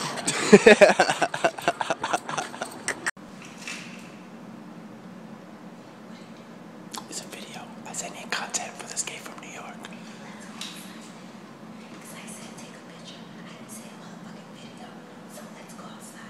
okay, I walked into Solange and I was like, let me tell you why I fucks with Solange, okay? Because there's not a lot of females, especially black females, African American females, females with kinky hair that will have the guts to walk out of the house and embrace their kinky hair. And not only does she have amazing natural hair, Team Natural, ooh, ooh, she walked in like with her dress and her jean jacket like, I'm beautiful and you can't tell me anything. It's not society that doesn't accept natural hair, it's the person themselves. Because I get so many compliments on my natural hair. People embrace it so much that some people don't like my kinky twists, some people don't like my wigs. You know, everybody has their own opinion, but I get so much love from my natural hair that it's almost like if I do something different, it's kind of like, what are you doing? You know what I'm saying? I see more natural hair girls, like Team Natural hair girls, it's Team Natural, hashtag Team Natural.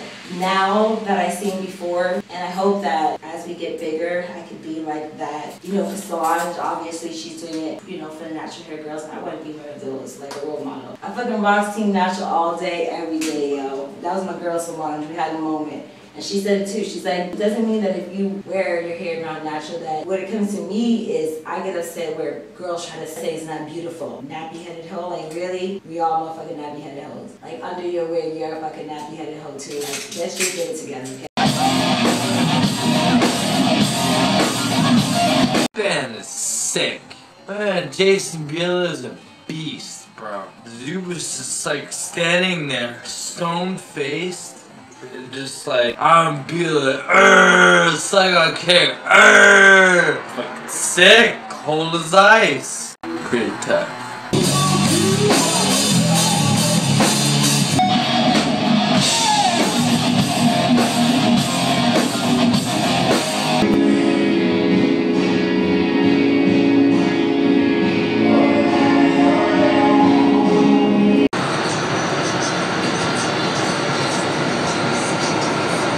Go on a tour in California, play some high schools. So the only question is, what does the guy do with this fucking beard?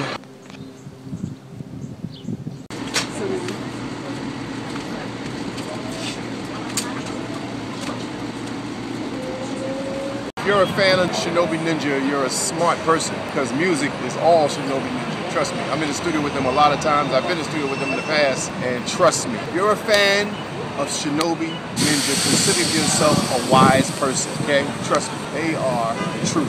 It's gonna be a rap when they come out. It's gonna be a rap. They're gonna shut a lot of people down, sorry to say. They're gonna cross a lot of different genres and mesh it all together. They're gonna bring back a lot of realism to music, in my opinion. All right. I don't know about this. Hold up. I feel inundated. I feel encumbered. I feel hornswoggled. I feel hoodwinked. No, it's alright, I guess. You drink enough Evan Williams, you still wish it was Jack Daniels. The general consensus is that Evan is Jack's cousin from Long Island. You don't see him that often, but you're always like, yo, Evan's cool. You could come, you can hang out. And then when you see him, you're like, what up, Evan? 2-for-1 sale, man. $13.20 or some shit, which is like not enough to be half of what a bottle of Jack Daniels costs. So there's that. Whiskey on a budget. The Brooklyn Underground is structurally flawed because Brooklyn is a very overt kind of place. So it's kind of hard to show people that there is an underground because everything feels so overground. But it's there and it's passionate. I think there's an art first mentality that's brewing in the Brooklyn Underground. There's a rustic kind of back to basics feeling, and people are starting to share it and kind of live it. From everything, from production, from playing. I feel like the good bands in Brooklyn right now are really playing it from the hip. A lot of shameless self-expression. There was a crossover period where it got real uncool to play from your influences, you know? And I think that bubbling up slowly in Brooklyn especially, there's this thing of bringing the influences back and kind of being like, yo man, I dig this. I like doing this and it feels good. Little by little, man, it's getting more fun to play shows in Brooklyn because it used to be we'd play 1 out of every 5 shows, we'd run into a band that we like. Now it's like 2 and 3 on a bill, and I'm like, damn, I like all these bands, you know? The cultural diversity has spilled over into the way bands are putting themselves together now. You're getting a lot of ethnic mixes and a lot of different ideas going into the same band, so it's leading to some pretty fresh sounding shit. I would say that it's quietly thriving, the Brooklyn Underground. Hey, I'm Joey Bean, underground rap nigga from the Bronx, man. Right now I'm via Brooklyn. Underground rap in New York, man, we get no airplay, no love, man. People don't want to buy shit from upcoming niggas, but we got the hardest shit out. We selling a mixtape out on the street, unless you got like some dimples like me, and shit work for me. But if you ain't got no name, people gonna pass you all day. You get 1,000 no's before you get a yes. Man, you gotta do this shit every day, man. You gotta wake up and want this shit. Hustling hard is just like the way to go. Like, you know, people who go to work out and they got a lot of muscles, they go to the gym every fucking day. They don't sleep on that shit. So you just gotta be on your grind every fucking day.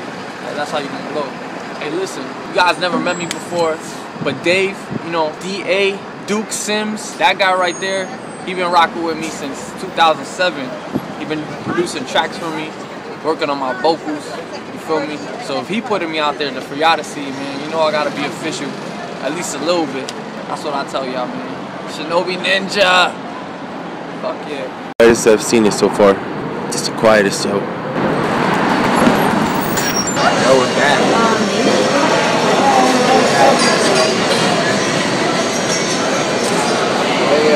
Welcome. Or have we even left yet? We're on the other side though. Welcome to New York. Escape. Peace.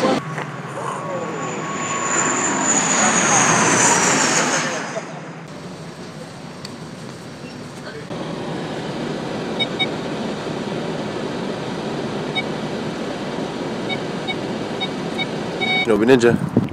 Smash your damn bang. Smash your damn bang. Smash your damn bang. Smash your damn bang. Yeah, guys. Okay, yeah. So it's Christmas, Hanukkah. Yeah. Oh, but Moog. What about Moog though? What about Moog? Where's the keyboard? Where's the keyboard, guys? Where's the keyboard? All right. Where's the keyboard?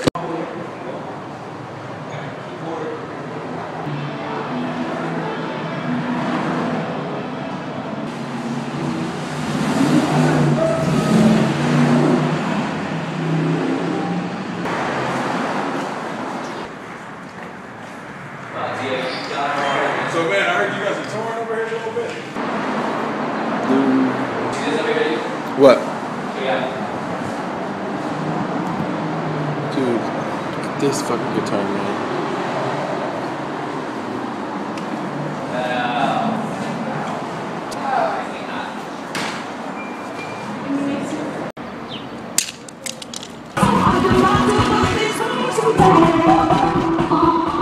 What's up, bro?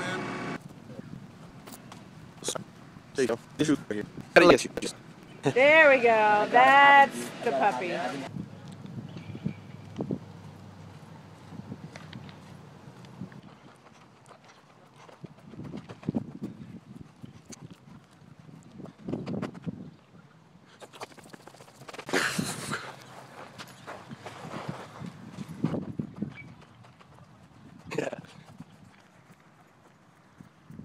That's why I play this fucking bass. Living with my pinky, motherfucker. Yeah. You see, warriors? You see what you get when you mess with the orphans?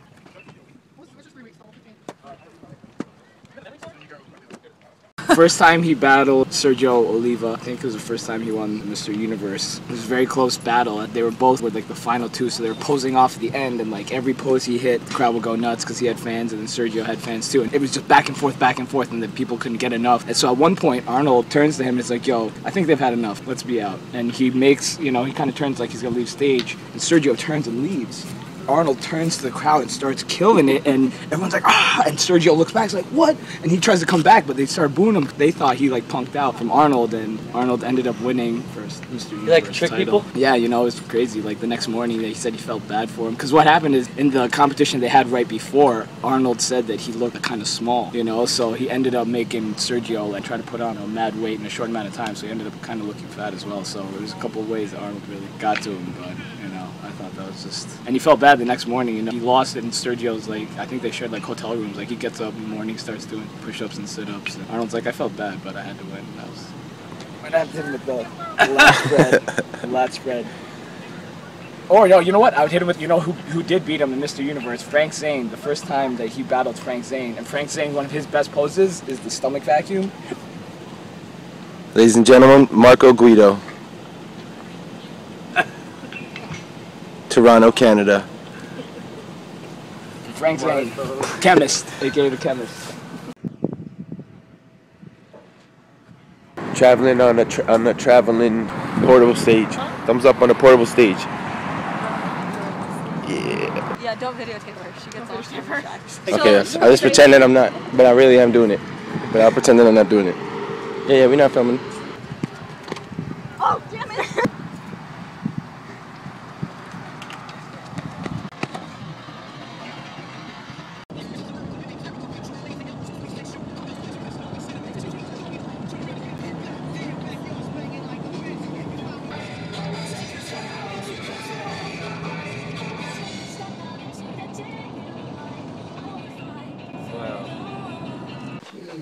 I'm sorry.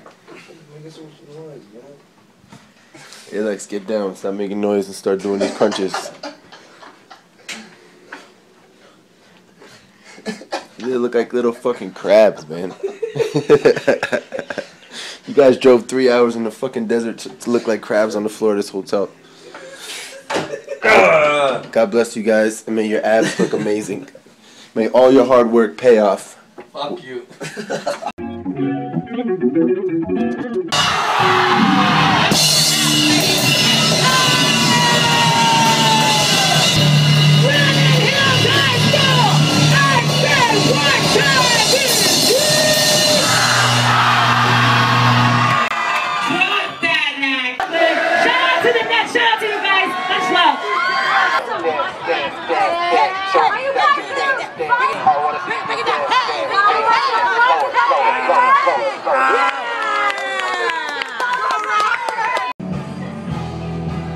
Fucking tumbleweed life. It releases a certain kind of energy into the world. If you were to walk into a scene doing this, people would be looking at you like, why gotta do that? Why bring that energy in the scene, man? You walked in that scene like, they want to talk to you, they want to know who you are, they want to know what's your name.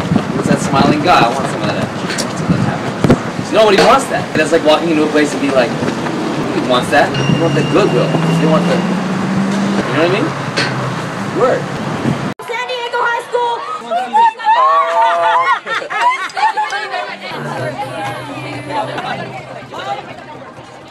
This is the soundboard. It's a Midas Barona 320.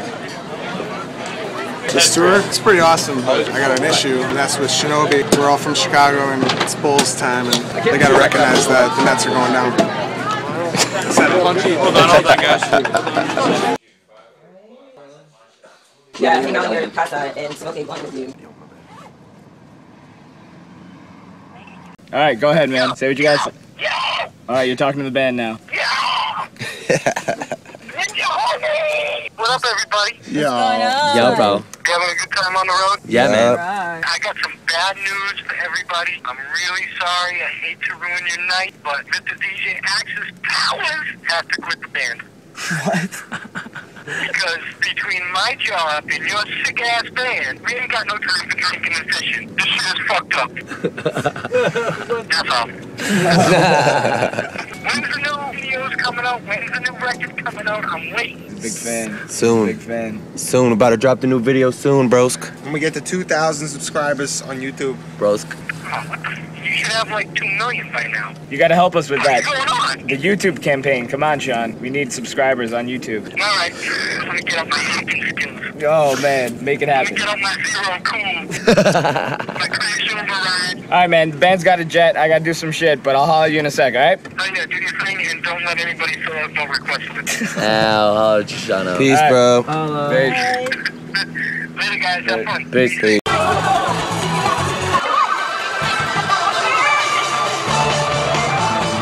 Happy birthday to you. Happy birthday to you. Happy birthday, dear Axel.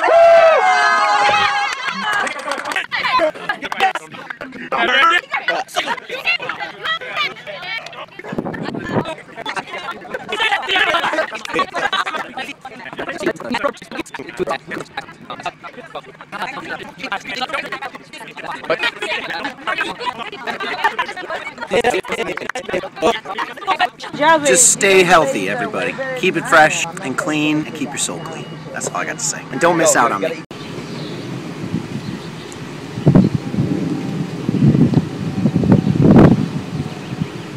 So the question is, what throwback 80s or 90s movie was filmed on this block? One of them, or basically all of them?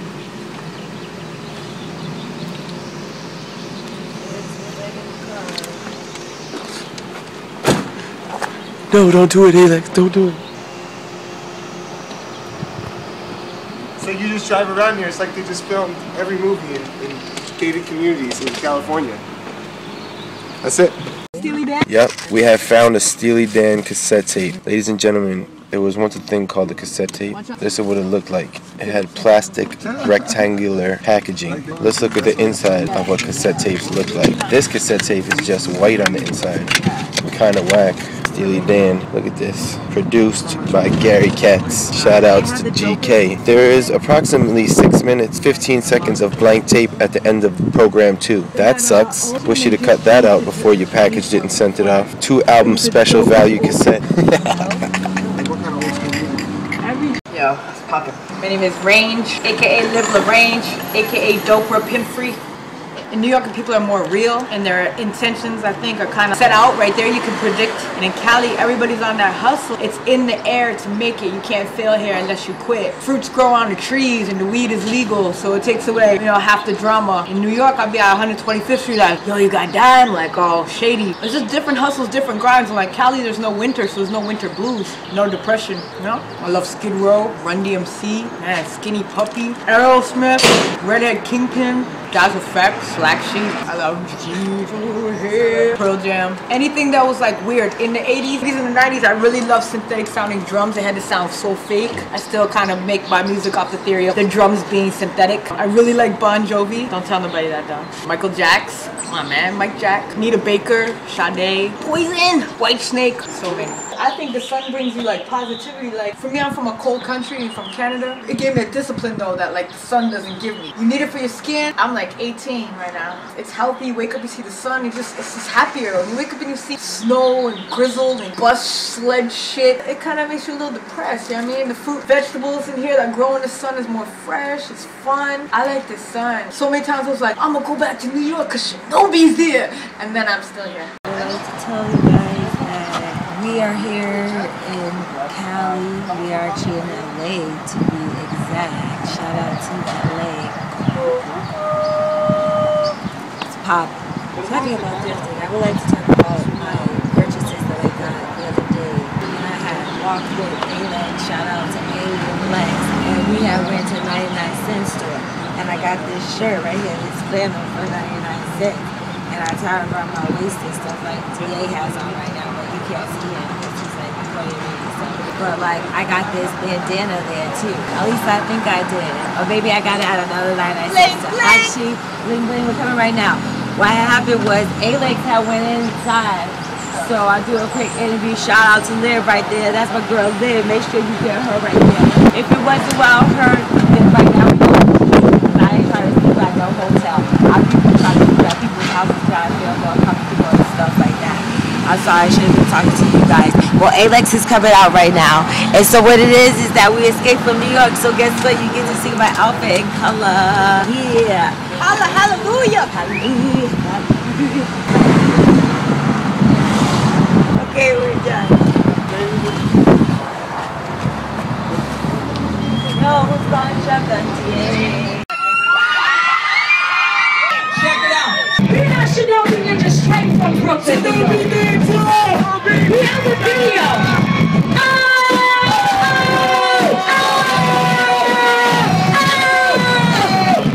We got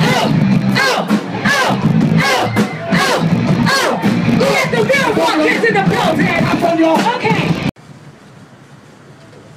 This little bird sneaking and freaking. They don't want the French fry. It's got too much shit in it. They're not even sussing it out. The only people that want to eat French fries are fucking humans because they don't know what is in that shit. Yeah, that's it. But the ant rolls up on that shit and says, "Oh, hell no, fuck that shit." Nah, they don't want it. Ants don't want the fries. They don't know what to do with everything. Maybe it's too big. They want nothing to do with that fry because that fry is some fucking trafe, yo. Document this. Huh? I just need to document this moment.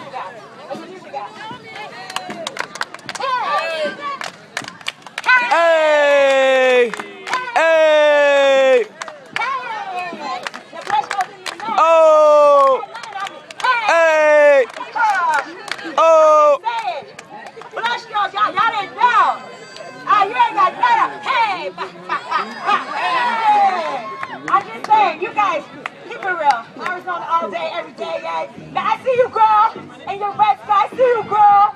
We kind of got the shorts, like, we almost thinking like we got that, right? Hashtag Black Girls Rock. I see you, girl. Hey, I see you, dog. You know what it is, right? They don't know what it is, but you and I know what it is. As long as you know what it is. As long as you know what it is. I see you, dog. As long as you know what it is. Yeah. My friend actually, she goes, listen to this dance. I think you're like BBG, and I was like, okay. So I'm listening to it, and I was just like, oh my god, they're all amazing. I was like, I want to be the drummer. If I be the drummer, I'm gonna die. I did, and as soon as I saw you, I was like, I'm gonna die.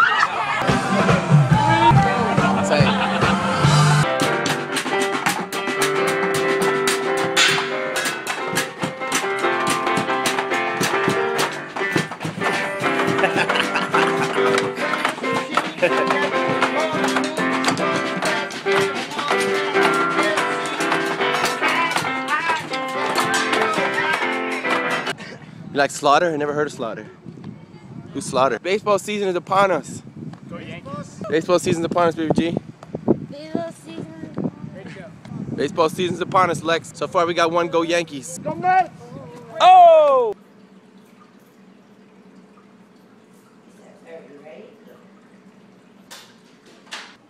The little tornadoes. I thought they were gonna come over here and take us away. Oh my god. Into land of the Wizard of Oz.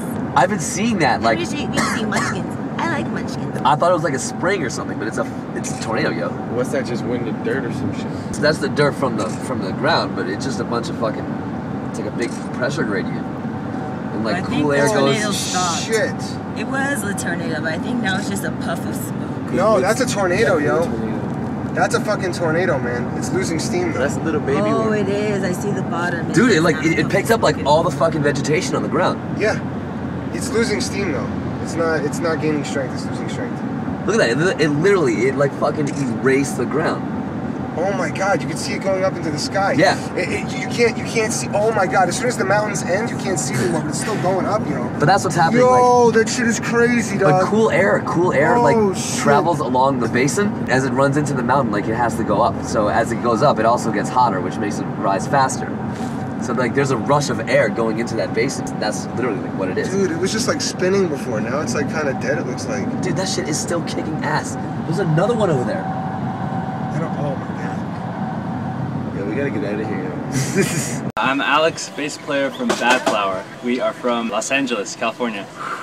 Current state of it is definitely, it's boiling underneath the surface. I think something's definitely about to crack, and a few bands are about to come through that are gonna change the scene again. Molten metal and rock and roll diarrhea. Dokken wrote some great songs. They really did. We were listening to Tooth and Nail yesterday. Fantastic album. They got hits, they got singles, they got your rock tracks, they got everything. But what really did happen to Dokken? I think George Lynch is sun-tanning too much. I mean, I would just bust out All Alone right now and just start singing it. Or Alone Again. My bad. I'm out. I got the song wrong. I'm out. I can't even be in this conversation anymore. Hard rock and metal music, I think it's coming back. You got bands like the Black Keys and stuff out there killing it right now. That's pretty rad. The actual music is coming back. We're getting rid of this electronic crap that's out there. Dokken. Didn't George die, Lynch? No, he's alive. Is he alive? And Don is... Don Dokken is... Don is... I don't know, just chilling in a house somewhere probably. Writing songs, hoping it was still the 80s. That's where those went! Got my face. Been all over the stage looking for those. Oh, boo! Any affiliation with Don? I have no affiliation other than I'm a You were fan. gonna say like maybe he's my dad. That was really offensive what you said. I don't know Slaughter. I know Warrant. Who's Slaughter? Warrant's cool. They had a lot of classics. A lot of feel-good 80s sounding classic songs. I think they were distinct because they were never perfect. They were just real and natural. Drug-induced, scratchy, which was kind of great too. I'm Josh, in this band called Bad Flower. The next video you'll be seeing is I Kissed a Girl by Katy Perry.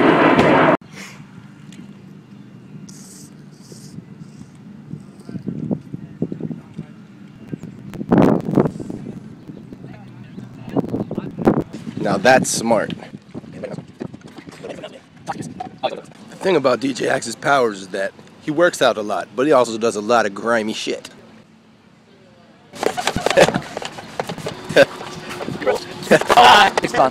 Stay in school, kids. You're gonna end up like this.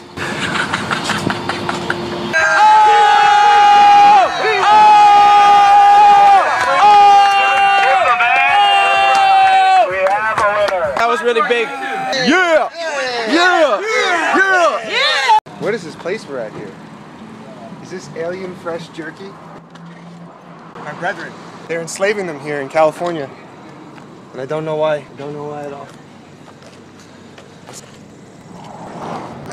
I knew they hijacked an interplanetary galactic federation vehicle. And that explains everything. That explains everything. This is from like 20 years ago, man. I was getting calls about this when I was a kid to come and investigate.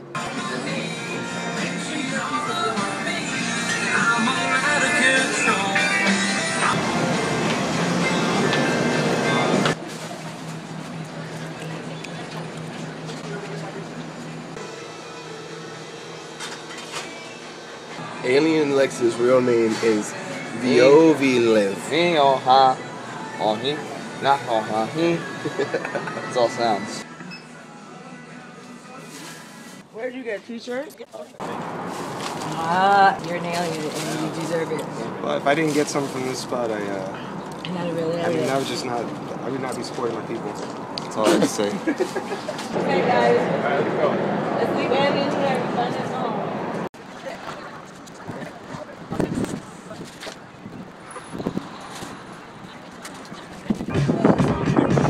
Here in San Francisco. Can we talk about definitely feeling like we're in New York right now? Because it definitely does not feel like we escaped from New York. I'm just saying, if it's really this cold, I would like to be like maybe in like London or something. San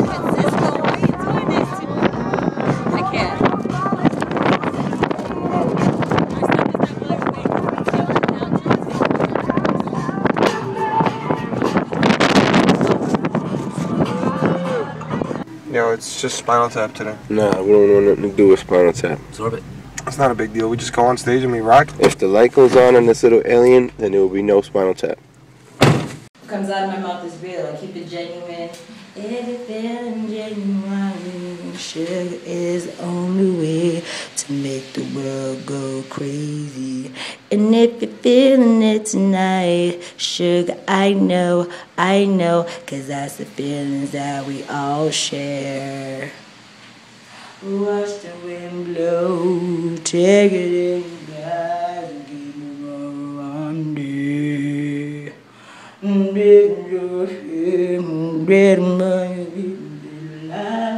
Right now, baby, it's true. Like a gentleman waiting to me shine on. Okay, let's go. Yeah, we Shinobi Ninja. Subscribe to our YouTube channel, you know what I'm saying? Or else everything's gonna be in Fish Island forever. Wait, what? What?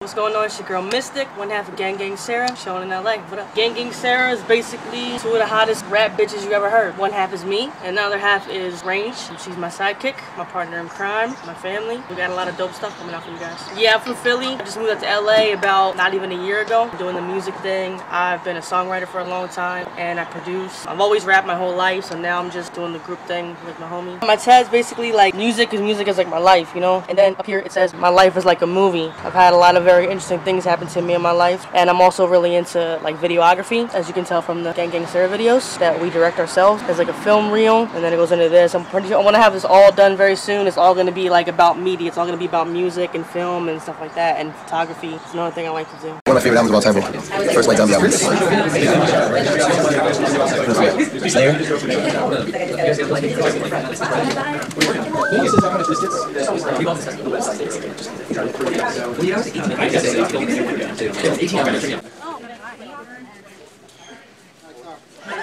Nice. There's a basketball court here at Monster. That's monstrous. Yo! Do it! Oh! I gotta be like in the air like that. Oh, you guys try that.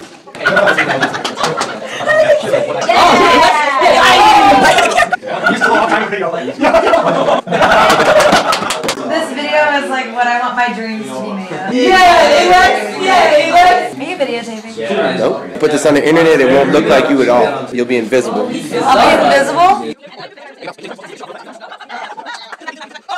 Everywhere you look, everywhere you look, there's a heart, a hand to hold on to. Everywhere you look, everywhere, when you're lost out there and you're all alone, I will be waiting to carry you home. Everywhere you look.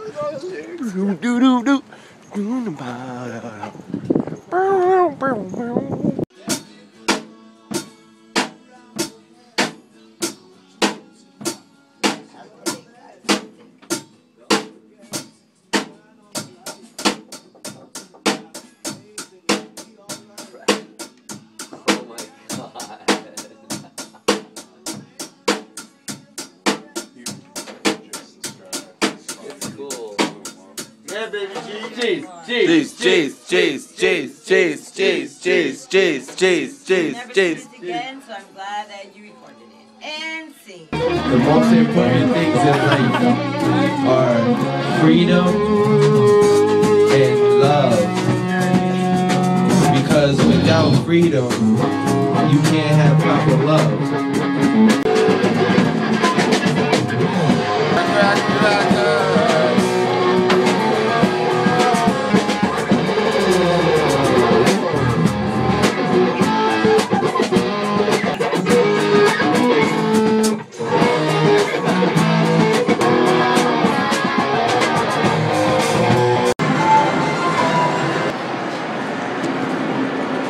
something, you bitch.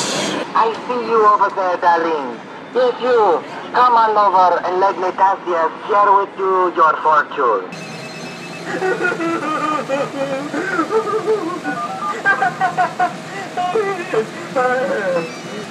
Clean up in the fortune teller box.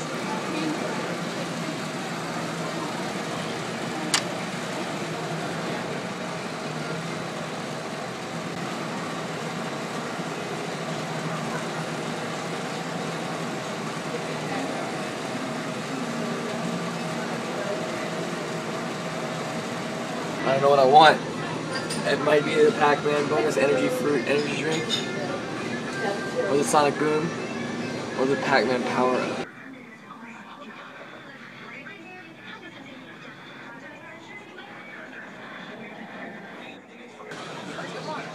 Estamos malo, and all the flavors that you can taste right now. This tastes great. That one.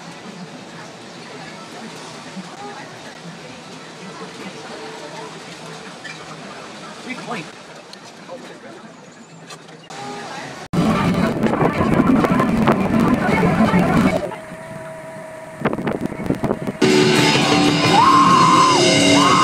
I got to bring some color to the stage. So, hashtag Black Girls Rock.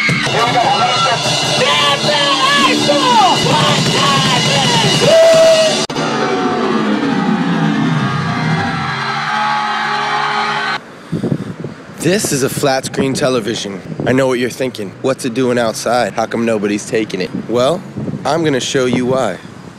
Peep the depth. Anybody want that shit? This is a flat screen television, first of its kind, but very outdated. Maybe it works, maybe it doesn't work. Who really gives a shit anyways? Cool video ins. It's got a nice, cool front.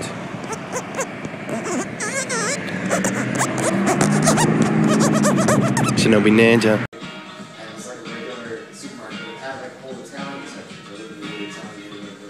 So now it's like Labella Supermarket. It's totally Italian neighborhood like subculture place, you know. And they have like the most insane like imported stuff. Nice. I love that. That's fun.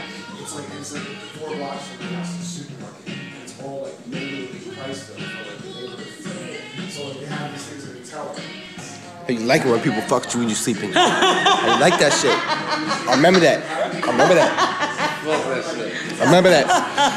That was for you, Lex. Hey, Lex. Hey, Lex. Hey, Lex. Hey, Lex. Rivenga. Rivenga.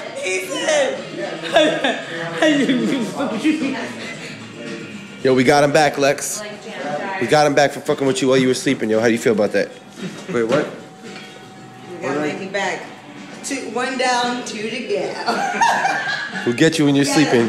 It's called revenge. I creeped up. I had a couple of interesting nights in Vegas where I just was trying to hide. Oh yeah. And what did you guys do? What did you guys do then? Tell the people what you did. Nothing. I saw nothing. I did nothing. I witnessed nothing. Lies. Tell the truth. Yo, the motherfucking used. Lies. Oh yeah. You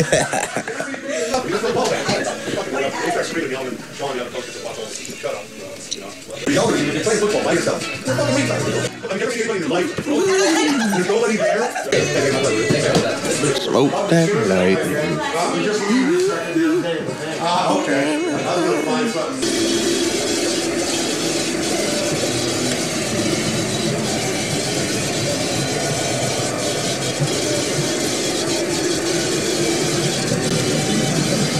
With the sticking, you can check out the overhead camera. If you have to call it a space stun, you can check out the base stun camera. We use this flash player on most of our lessons and pretty much all of our live shows. If you want to get faster, work on your technique, focus on rock, Latin, jazz, any style. Check out our complete faculty list.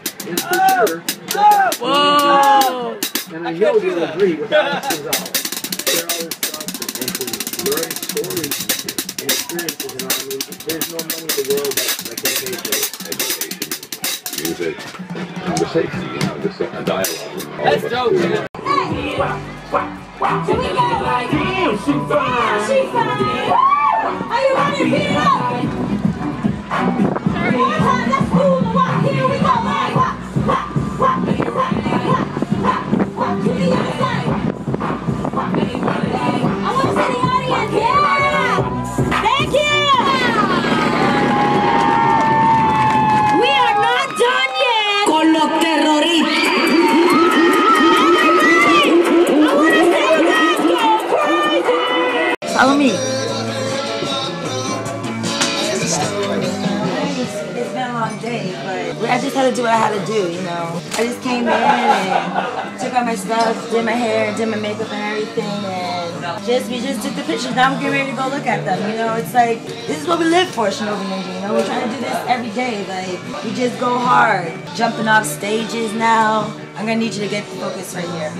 I'm jumping off stages, you know, like, I'm doing a lot of, I'm taking it to the next level, basically, you know what I'm saying? I'm taking it to the next level. I know it's gonna pay off. I'm trying to give you this, boom, look at her, like, you know what I'm saying? I'm just saying, like, this girl right here, like, look at this. Get that shot right there. Now get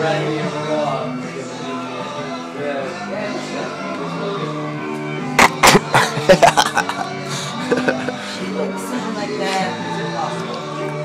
You know what I'm saying? Like, We know what you're saying. yeah, Like Claire Huxtable. yeah. Elegant and sexy. I just made that up myself. Escape from New York, 365 episodes, 365 days. Said, man. You guys are fucking good, man. Oh shit. Be the scene. Revolution, what the fuck is up? Buy your Shinobi fucking ninja stuff. Holy fuck for those guys. Too fucking awesome.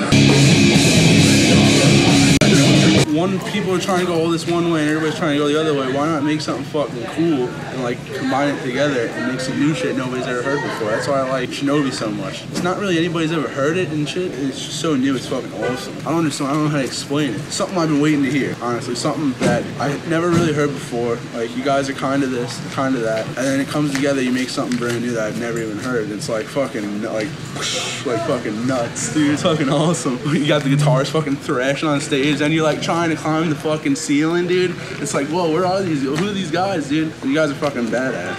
Yeah, it's fucking great. It's so cool, like, you can come down to a place like this and see such a nice band like Shinobi Ninja. Fucking just hang out with them and fucking smoke some ash oil and whatever, bro. It's fucking awesome. This is a sketchy ass place to have a reptile shop. What is that, the entrance? That's fucking crazy. Fucking chill with Shinobi Ninja at a reptile shop. Hey, that's what it's about, right?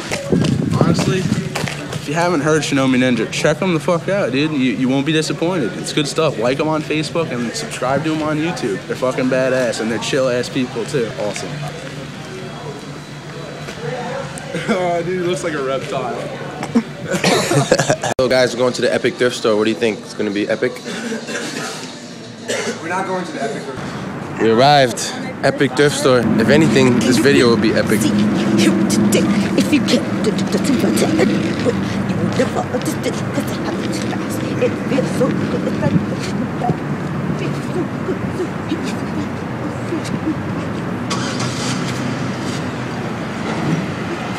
Epic.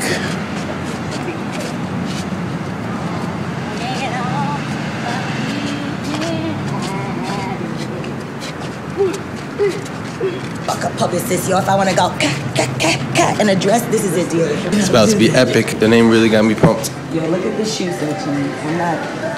This is just intense for me right now. Take a 360. Where do you begin? You guys see this? Where do you begin? Epic.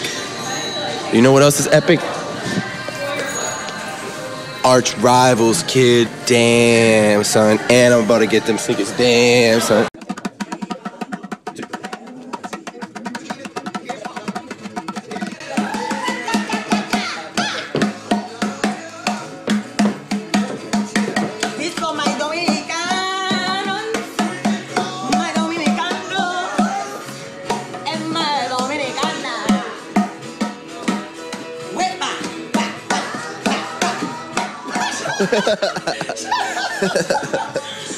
She's just picking up things and writing albums, even though this other music is playing at the same time. She's writing songs over them. Go crazy, go crazy. This is the Breakfast of Champions.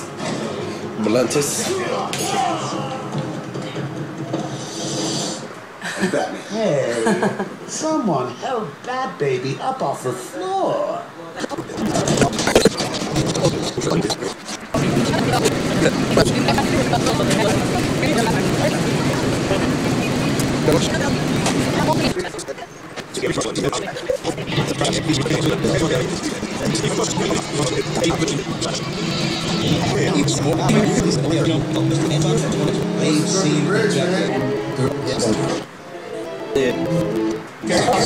Shit! Go! Get the fuck out of here!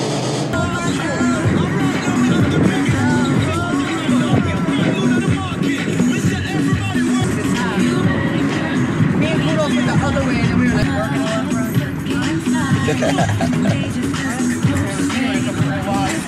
Yo, MC Hammer, yo. I wish I had my back to me. I wish I had my tambourine that I could teach you guys my new song. Just get this right here because you guys don't know I've been practicing, so focus.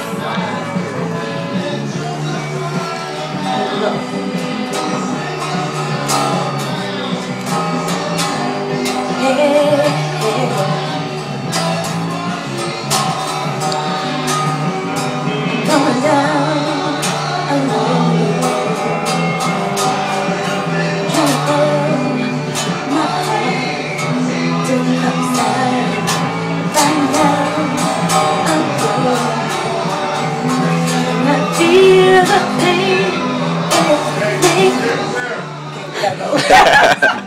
That was a good song, baby. I was like, yo, she just wrote a song right there on the spot. That guitar had like a spirit in it, yo. It had like a spirit.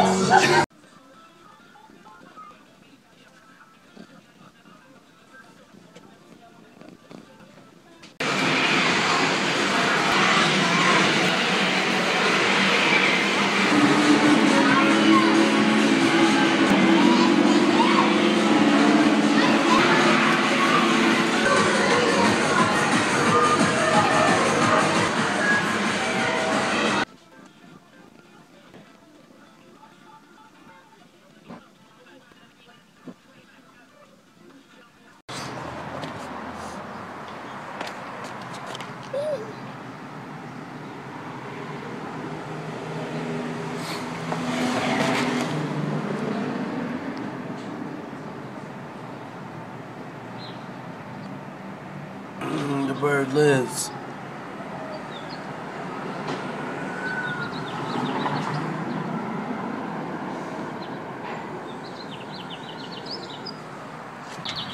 Ew, you're not taking a picture of it. This is the third video I took so far of this bird. All day on this fucking bird.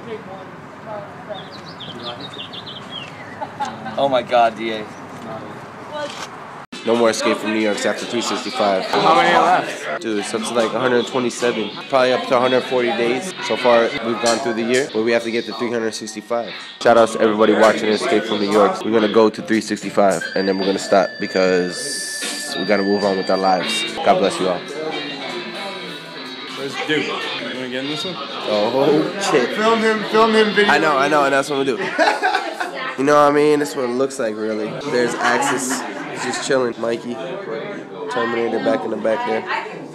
It's G's. Alex. Some type of kung fu video in the back there.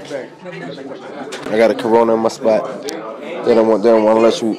They don't want to let you. What? Fuck. Keep that going, guys.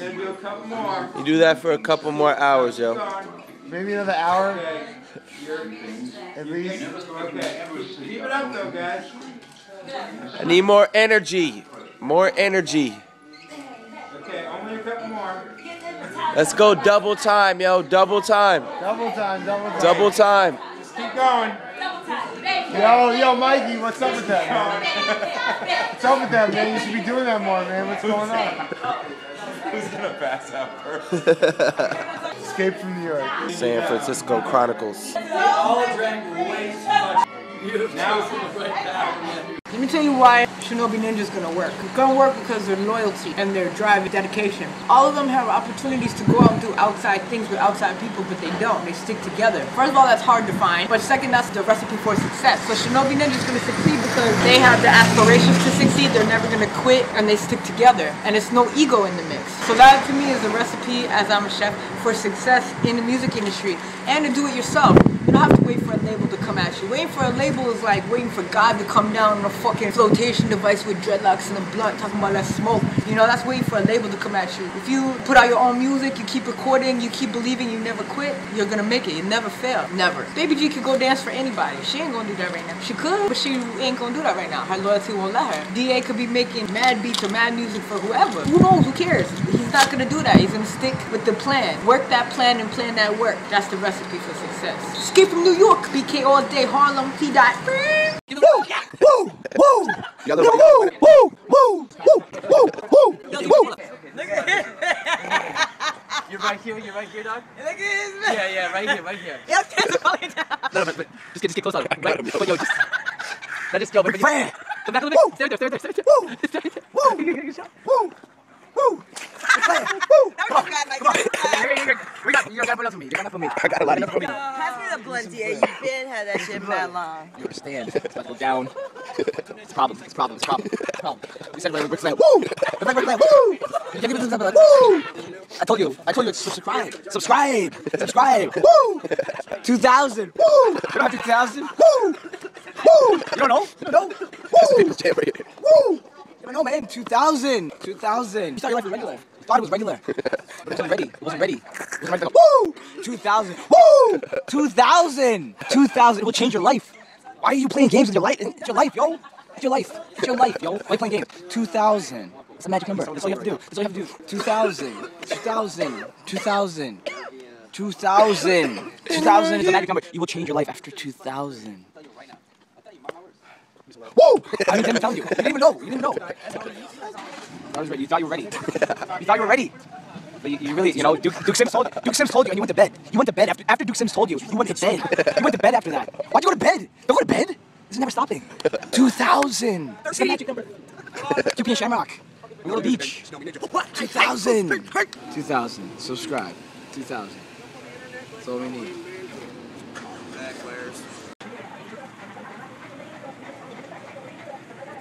Make it on 3 days.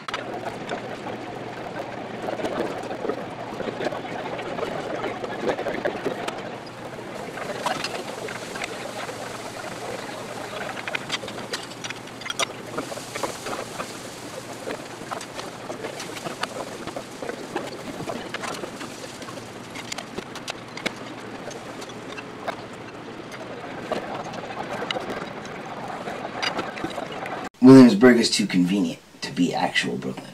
It's really expensive, but everybody's got an in to some cash, so that's not really an issue. Like in Williamsburg, you could walk down the street and you could find a shop that sells only muffins. Nobody from Brooklyn is making a living selling muffins. It's like the streets have old ghosts on them when you go there. There's this feeling that it used to be something, and now it's a light show. Williamsburg is an interesting place. I like a lot of the things that are there. There are a lot of venues there I really like playing at. There are a lot of eateries where there's some really tasty food. Overall, you kind of get this feeling when you're over there that, like, everybody wants it to be more important than it actually is. Everybody wants to feel like they're living in Brooklyn, being a part of Brooklyn. If you're really from Brooklyn, then you know the truth of it. You know where all the cool spots are. You know where all the shitty spots are. You know everything that's going on. And most of the time, you in your house working on whatever the fuck you want to be working on. You know what I'm saying? Pushing yourself forward every day and being real loyal to your family. A lot of that Williamsburg shit ain't about family, and Brooklyn is about family. Don't just like things. Figure out why you like things. Because when you figure out why you like something, you start to love it. And when you love something, it's important to you. You guys have supported Shinobi Ninja, and that's a band worth supporting.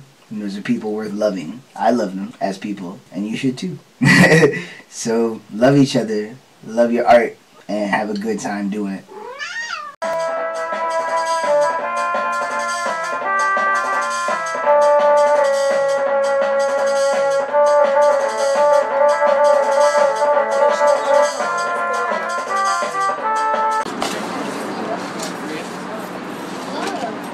I'm giving you Right? I'm like, really, guys?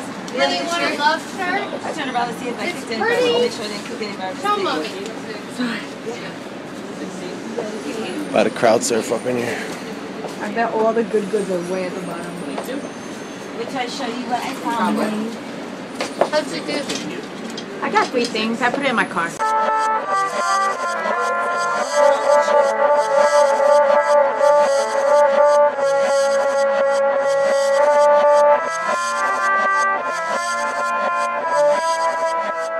Very dedicated to art, live it, breathe it, eat it, sleep it. It's just my life. I love being creative. Really gives me an outlet. I've had a lot of pain in my life. Messed up family stuff. Music, found it at a young age, and it really helped me deal with a lot of stuff. Every day, waking up and being able to create really keeps me kind of sane. I need it. Even if I'm not gonna blow up and be famous, I'll still be doing everything that I do every day because it means so much to me. It's very important to me. I'm just blessed that I don't have to go work a job. I get paid to be creative, and that's a blessing. Not a lot of people get to do that every day, but I do. I'm very blessed in that way. That's enough for me. I'm just excited about everything that me and my family Range have got going on. Gang Sarah is definitely something that's about to take over, and I'm very excited about it.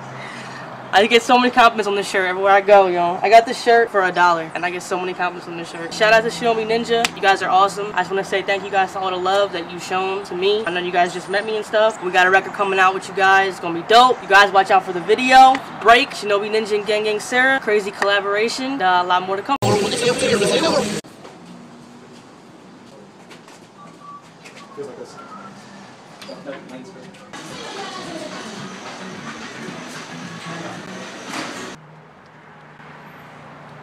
What's up, squirrel? It's hood ass prickly bush.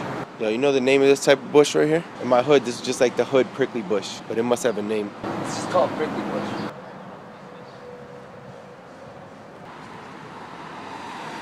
Brooklyn is the greatest place in the world.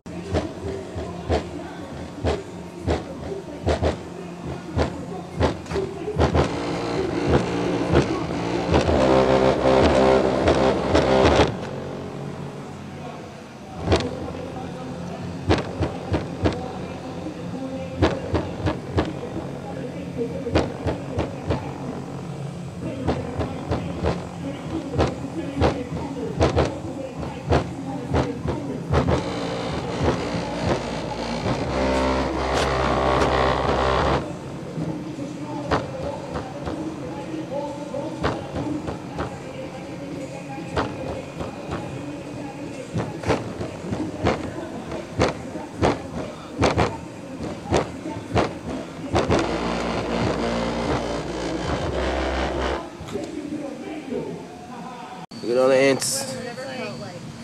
Ants make a dance. Ants make a dance. Ants make a dance.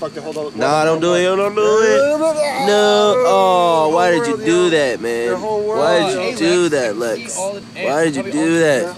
Now you gotta apologize to them, yo. I'm sorry, guys. Oh man, he didn't mean it. That's so many ants, man. That was just what he was taught. He was raised that way, but now he knows better. He learned from his mistakes. And he's very sorry, ants. He did not mean to fuck up your whole life like that. That is the alien ant farm, yo. Woo! It's the alien ant farm. They're all in your underwears now. They really are? They're attacking you, yo. They're attacking you. Yo, what's on your face? What you did to them. Sorry, buddies. They're everywhere. They were inside the thing when I stepped on it, just to see. Oh, it was like a thing of dirt. Then I stepped in and I seen them. And then you took it to another level, yo. Yo, now it's like fucking blown up, dude. Their whole life's exploded, son. They're all over here. They're on everything. They're everywhere. Making their way down here. Oh. Hey, where's that blunt at? Is that a ghost? This is after the show. He's been posting videos for all shows. You get on thought. We love you guys. Your family. Yeah. Because we're ninjas. It's all love. When ninjas come to town, that's fucking all gross. the ninjas show up. That's Yeah. all there is Right. to do. Oh my god. There's like a bird call. Baby G's hair is growing a little bit. Yeah. I mean, you guys are still as crazy and loud and fun. Y'all just rock a little bit harder. I think you finally locked down your sound. And then you got fans like us that know the words to every song, and then we can sing it along with y'all. Yes. And you're escaping New York. More importantly, it's how what has not changed. The fact that y'all are still a high energy band. Every time I see y'all do this stuff, I'll be honest, I listen to y'all, but I don't listen to y'all probably as much as these guys do. Like, these guys got you on the iPod, all that too. Like, I look y'all up on YouTube occasionally. Y'all don't have a Pandora station. I'm sorry. I'm waiting for it. Y'all still bring your A game every fucking time. That's awesome. Axis Power spinning this shit. Shinobi Ninja was live up in this motherfucker. Island Bar and Grill. Killed it. Hype. Turn up. Shit was crazy. My man Axis Power. We out. Island Bar. No. Island Bar and Grill. My man. Yo, Axis, one of your eyes is going this way. Your other eye is going that way. Island Bar. Myrtle Beach. Why does Shinobi Ninja affect you? Because y'all are real, y'all go crazy. The hypest band I've ever seen in my life. Y'all turn it up, you go nuts. It's a great fucking time. Shinobi Ninja, if you ain't seen them, see them. Victory, man. V. Victory. V up, get the V up. V up for victory. Shinobi Ninja style. Let them know. Let them know. We have a football team. Probably the Ninjas. Hashtag Shinobi. Hashtag. Why? Man, Shinobi Ninja. Why should they? Why should they? Because y'all we are tried the our best. Your music speaks for itself. Y'all are on 2K12. And I didn't even know. I had no idea about y'all around that. So I'm playing a game, and all of a sudden I hear the song Rock Hood, and I look at the bottom of the screen, it says Shinobi Ninja Rock Hood, and I said, oh fuck. At the bottom of the screen. Oh fuck. It says Shinobi Ninja Rock Hood. Shinobi Ninja, best band around, all day, every day. DJ Axis Powers, DJ of the year, every year, all day, every day. Spy, definitely Spy. Fuck that touching in my feet shit.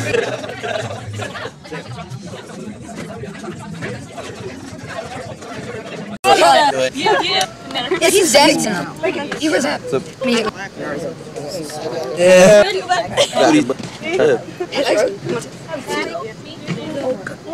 That's terrible.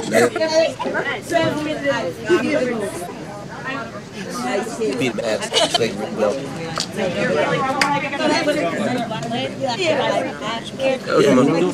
Go get those. Happy before.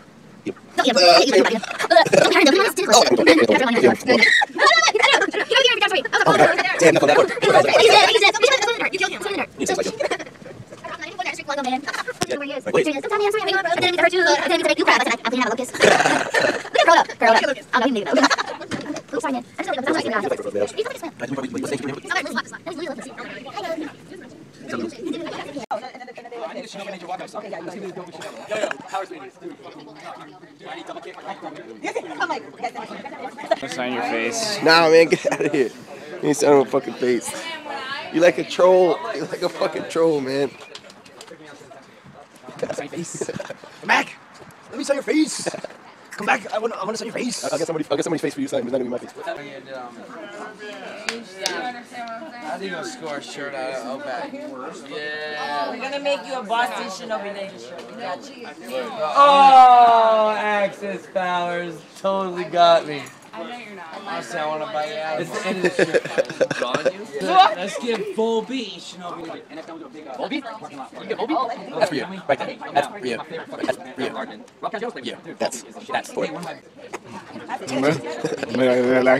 Hey, Lex, what are you doing to this guy, yo?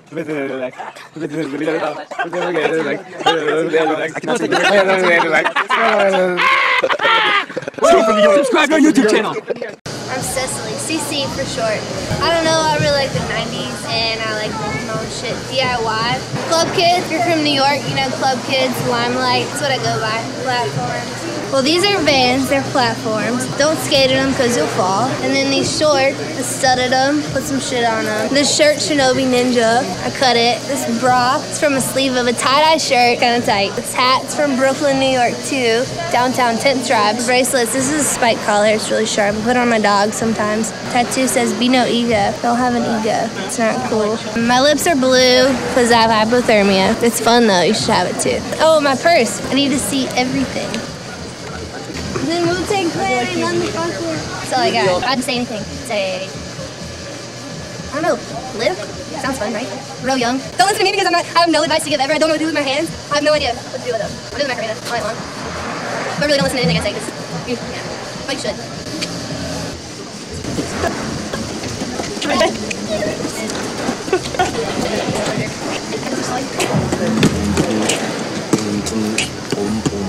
Yo. Maybe it's Hashy Larry.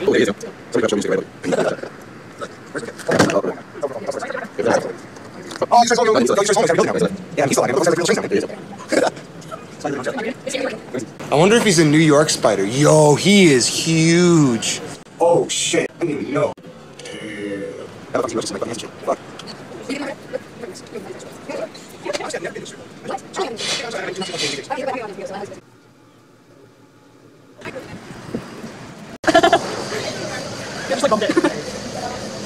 Alex is in his natural habitat, smoking a cigarette. He's probably checking Instagram, Twitter, Facebook, checking in on Foursquare, email, MySpace, and... Yo, okay, hold up. First of all, let's go back to MySpace for a second. Do you ever want to know the things that people have done 6 years ago that they regret and definitely wouldn't want to be seen doing now? It's all like it happened yesterday on MySpace. It's pretty cool, actually. It's like a graveyard. All the things that people don't want to be remembered for that they haven't updated in forever. Really, just check MySpace one of these days and just see what all your friends are up to on MySpace. It'll be new if you friended them on Facebook after MySpace time. You will get to see all the things that they were doing. It's like an extension of your Facebook timeline. Because once you go down to a certain year in Facebook, you can't go any further. But what happened before Facebook? MySpace happened. You want to go a little further down the timelines. Get up to MySpace here. You're bombing this shot. I have a pretty awesome chick. Just saying. Lex is like, I'm done. Yo, bro. It doesn't really Yeah, do it. Do it. No, don't do it. Don't do it. No, you're too drunk.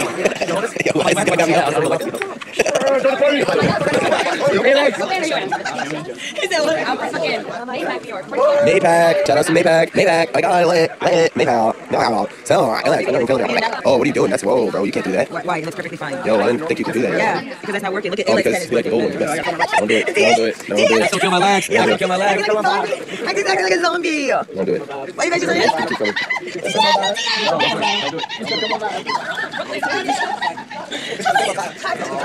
It's good. Don't you do it. Max, don't you do, man. Do it and don't. What? Oh, you got nice ones. Oh, you I want that one. I don't want this one. I want that one. I want the white one. Oh snap, yo, what's up with that? Oh shit. Yo, you blew it up with the white one, man. I don't know, my gold is not looking so crispy anymore, man. I don't know, dude. Is that green?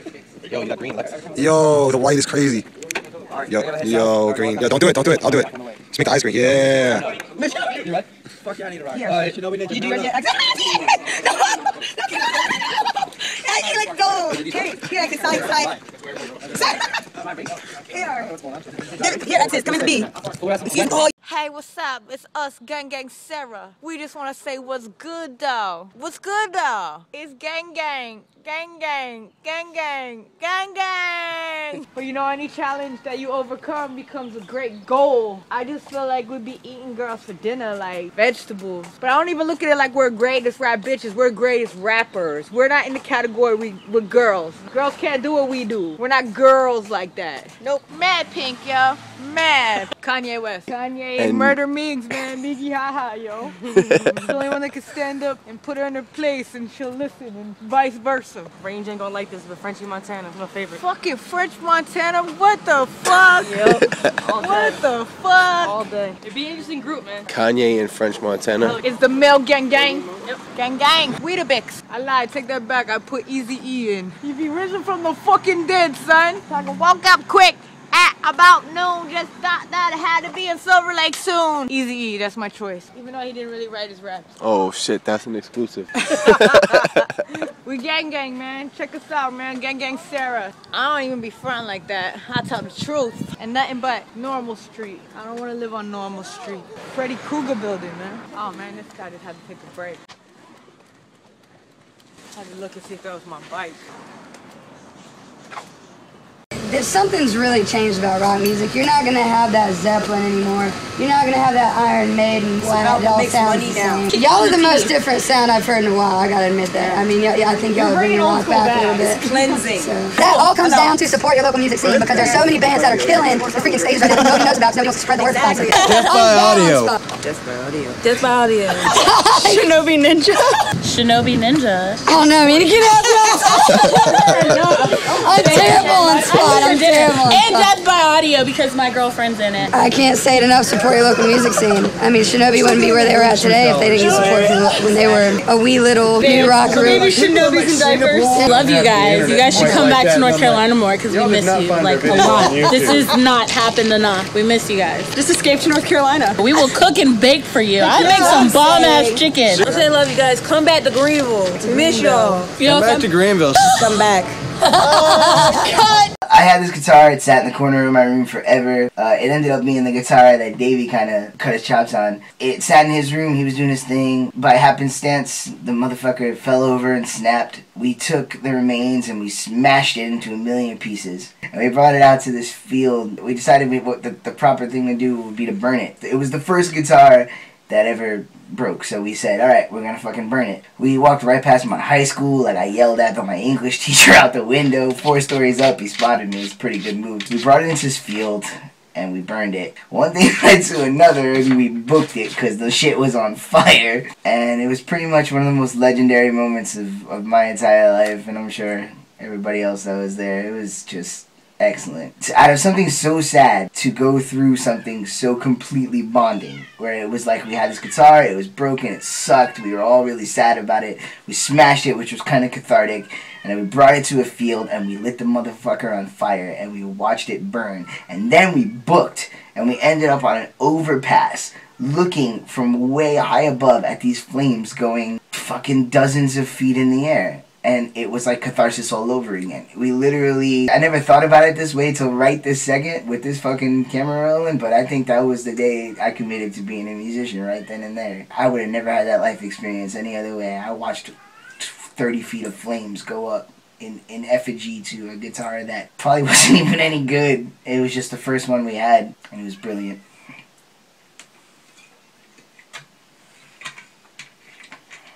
I'd like to relive that day. That was a good day. Slash, you're a legend. You motherfuckers drove down to D.C. 3 days after I fucking crashed and got hit by a car and lost my board. My skate trip across country would have been fucked if you guys did not bring me that board that you did in D.C. And of course, other than the band, I was the only white man in the audience. I got some shit for that. But I don't give a fuck. You guys saved my ass. I would have never made it to San Diego if it wasn't for you motherfuckers. Come down with the fresh board. That's why I got this.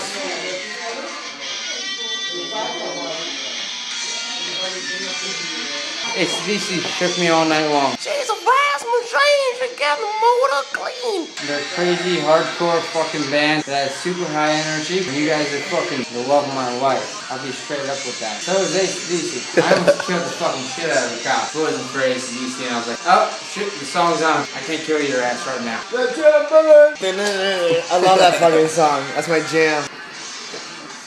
Where do we smoke cigarettes? I'm guessing downstairs. You can't do the head bob without the hearing. I can pretend like I have it. Because then you don't look like us. You see? You gotta be winning, man. Yo, what up, son? Yo, it's Ed Vicious out this bitch, nigga, reppin' TS, worldwide, nigga, east side, west side, you already know, nigga, bang, bang, nigga. I'm from Brooklyn, from Flatbush, East Flatbush, reppin' the motherfucking zombies and shit. Brooklyn, Flatbush, and the Izals. And Brooklyn is everything. You got chill spots, awesome spots, motherfucking dangerous spots, super safe spots, all at the same time, you know what I'm saying? It's not like that. oasis spots. Oasis spots, there's racist spots, there's non-racist spots, there's spots where there's spots, and then there's other spots where there isn't a spot at all. Brooklyn. Yo, man, shit is petty, yo. It's a product of fair, you know what I'm saying? You're gonna be hating some shit, it's because you're not in control of it. You're in control of everything. You have nothing to fear, yo. You hating on somebody just because of their race, you're fucking cornball. It's 2013, you know what I'm saying? Yo, it's Trap Sabbath, man. We make some trap-ass gospel bangers, straight up power God shit, man. We do this shit for the gods and goddesses out here. You know who you are, you know what I'm saying? You independent, you got no motherfucking leaders, you're your own leader and shit. That's Trap Sabbath, you know what I'm saying? Reverse society. We out here. I'm a motherfucking god, nigga. I'm a motherfucking boss, nigga. It's ID Vicious out this bitch. I eat Secure, nigga. Look my shit up, nigga. Trap Sabbath, motherfucker. That's all I gotta motherfucking say, nigga. My name is Puffin. I'm old, but I kind of look young and stuff. And I'm from Brooklyn. I would have put up the B sign, but I'm not Brooklyn. It's Brooklyn. I skate, and I'm trying to ride this bike, but I can't. Brooklyn people are really friendly, really fun, and know all the spots to go to if you want to get a little bit, all that good shit. Pretty much Brooklyn, different places that you go to, you can find like almost anything. Art, pub, the bodega, ratchet bitches. Brooklyn is pretty cool, and it's a place to be at all day, every day. Brooklyn. The slow wine video was pretty awesome. That was my first video I've ever been in, so I was kind of nervous at first, but then doing the whole motion and see it get done, I got comfortable doing it. I don't know, a lot of people have been coming up to me and said, oh, you're the girl from video, and I'm like, yeah, it's cool. I don't know how to act to that sometimes. Some people just recognize me because of something else like that. It was pretty fun. I liked it. And then I met Xander like a little while after. Didn't even know that was him. Shinobi Ninja is the band to listen to. Just to let you know to the world, Marvin Ford Talk. I'm from Jamaica, born and raised. You know, been spending the last 15 years in New York City. Went out to DC for a while, did some electronics, came back to New York, and I picked up the camera, and it's been that since then. And I love the camera because the joy that I put on people's face when they see that beautiful image that I've just shot of them. Well, I just love anything technical. Being able to get into all these different spots that I wouldn't be able to get into unless I have the camera. The fact that I do love this craft a lot. Been in my subliminal since I was a kid growing up. Everybody just had a camera. My dad just used to give me toy cameras. Never used to pay attention to it, but as I grew up, I get to recognize that, you know, I have a talent and I need to put it to use. Bob Marley didn't have his dad around. His dad was one of those guys that kind of hit it and just quit. Bob Marley got rejected because of that. Majority of his dad's family was like pure, you know, more so on the white side. He got left with the black side, so that's all he knew, that's all he saw on a day-to-day basis. And he grew up and think of himself as a black. He didn't really care for his father because his father abandoned him. So growing up, he just promoted black and never really paid that much attention to the other side, you know. Shinobi Ninja, I don't even see race, man, I swear. I didn't know what racism was until I landed on the shores of New York City, you know, Brooklyn. And that's when I started picking up all this new knowledge. There were people fighting, races fighting against each other. For me, I just see one race. I don't really think about it too much, man. Pretty much, that's what it boils down to. I don't think about it a lot. By me not thinking about it, I feel like I can overturn that, you know. Like, if I'm not saying something, I'm not promoting it. If I'm saying something, I'm promoting it. So if I choose to not promote it. Man, I just want to let you know, Shinobi Ninja rocks every fucking hood. It doesn't matter where they're at, they're gonna rock. The dopest band alive right now in New York City.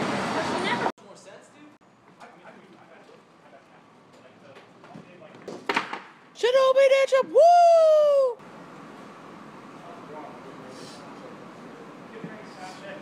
Where's the kid? Here you go. Do it. He said you can't ollie in some Versace's. I didn't say he couldn't. He said he could. Oh, he said he could, and you just want to see it. That was the part of the deal? He's got to ollie him in my boots. Let's see it slash. Oh my god. Oh my god. Yeah, We're back in Hell's eat, Kitchen. Yo. I And feel like he's gonna eat. I just want to be out. No, I don't want the cops to come. I don't want no one to see no blood. No, don't do it. No, We didn't come here for that. Came here for just love, yo. Do a barrel roll.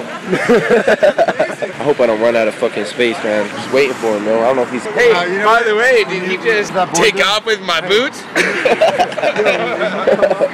You like some Versace's? I'm about to sell these Buffalo Exchange. Slash, you're a legend. Oh, Broken Flame. Broken Flame is the shittiest band you ever heard from two really good musicians. The building blocks to the future. They always lie in the past. Danny Axel and D.A. and fucking Willie Waters in a room learning how to play their instruments and making demos on 4-tracks. It was important. It was artistic development, man. It was a young person's band, a band that never played a single show. It got me out from behind the drum kit and I started singing in that band. You know, I never sang before that. It got Davey from bass to guitar, which was another big step. It was going from infancy to adolescence in terms of being a musician. It was good friends hanging out, writing songs and playing music. And we had a cool logo. Fucking bonus on that. You know what I mean?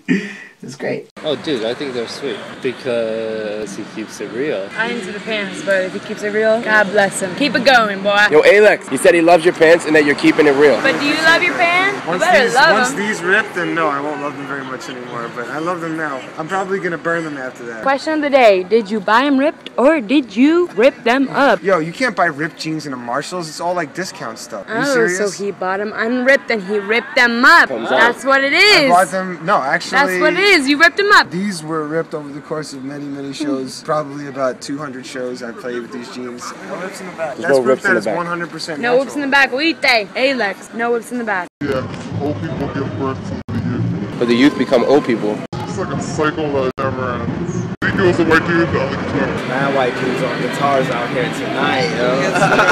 Yeah, it's our first time here. Where are you guys from? From Brooklyn. Save the kids. One sponsor at a time. Come on, guys. I want to kill everybody. Every day at my job, I'm like, I want to kill you! Sponsor a child! I'm gonna kill you. I should put this in my folder if I can. Children's International presents Shinobi Ninja. Save the kids. Don't blame the youth. Don't blame the youth. How long have you guys been playing music? 9 years, yo. 36 years. How old are you? 37. Wouldn't it be so much better if everybody just stopped using their government name? Just choose your shit. My name is Silk now. Yes, I would be Fat Flower. Yes. You guys be up there? Oh shit. It's the thing, man.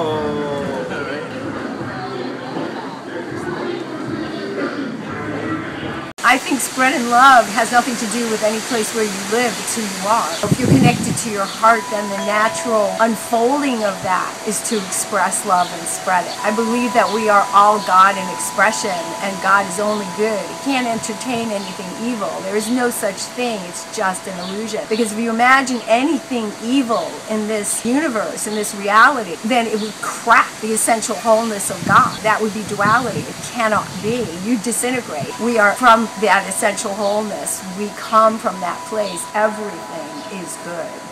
Up next, we have Brooklyn's high-energy hip-hop group. Let's hear it for Shinobi Ninja! You know what? This is my fashion blog. Okay. To be continued. My phone's ringing. And, oh wait, you guys want to see the fabulous hair, right? Because I'm not going to lie.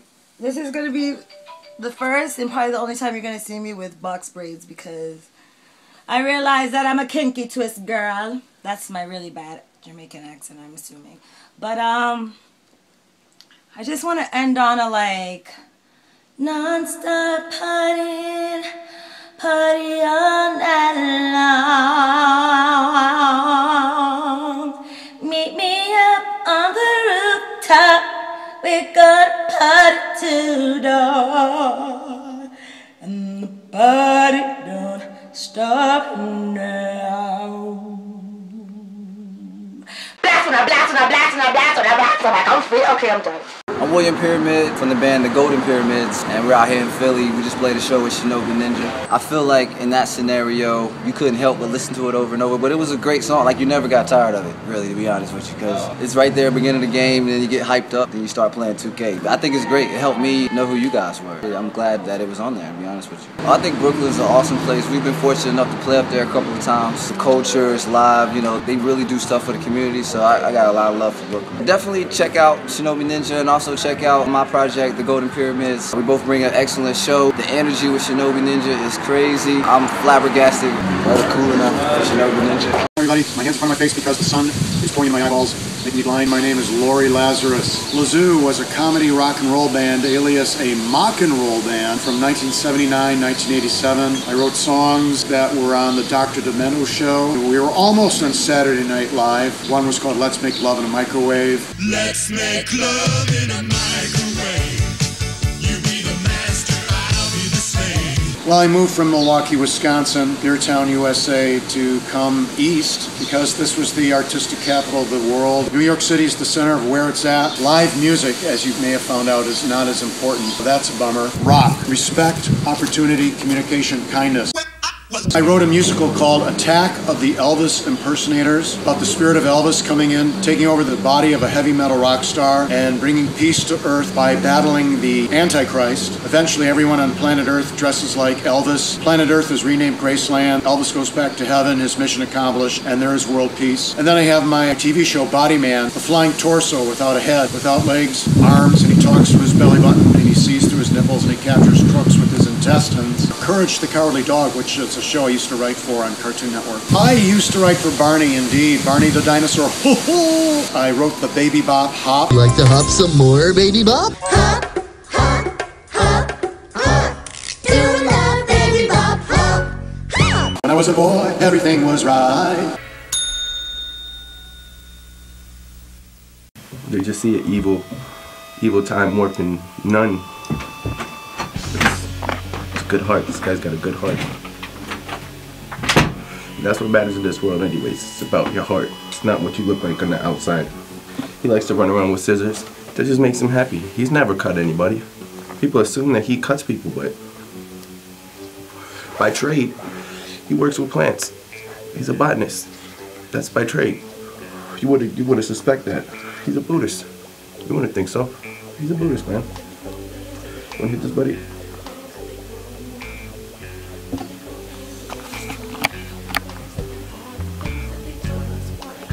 That's bros right there. That's how bros do. Something you can learn here. A lot of people can learn a lot of lessons. Wars. Wouldn't be no reason for wars. You just follow what we got going on here, man. This video is not about torture. It's about evil things. It's about love, man.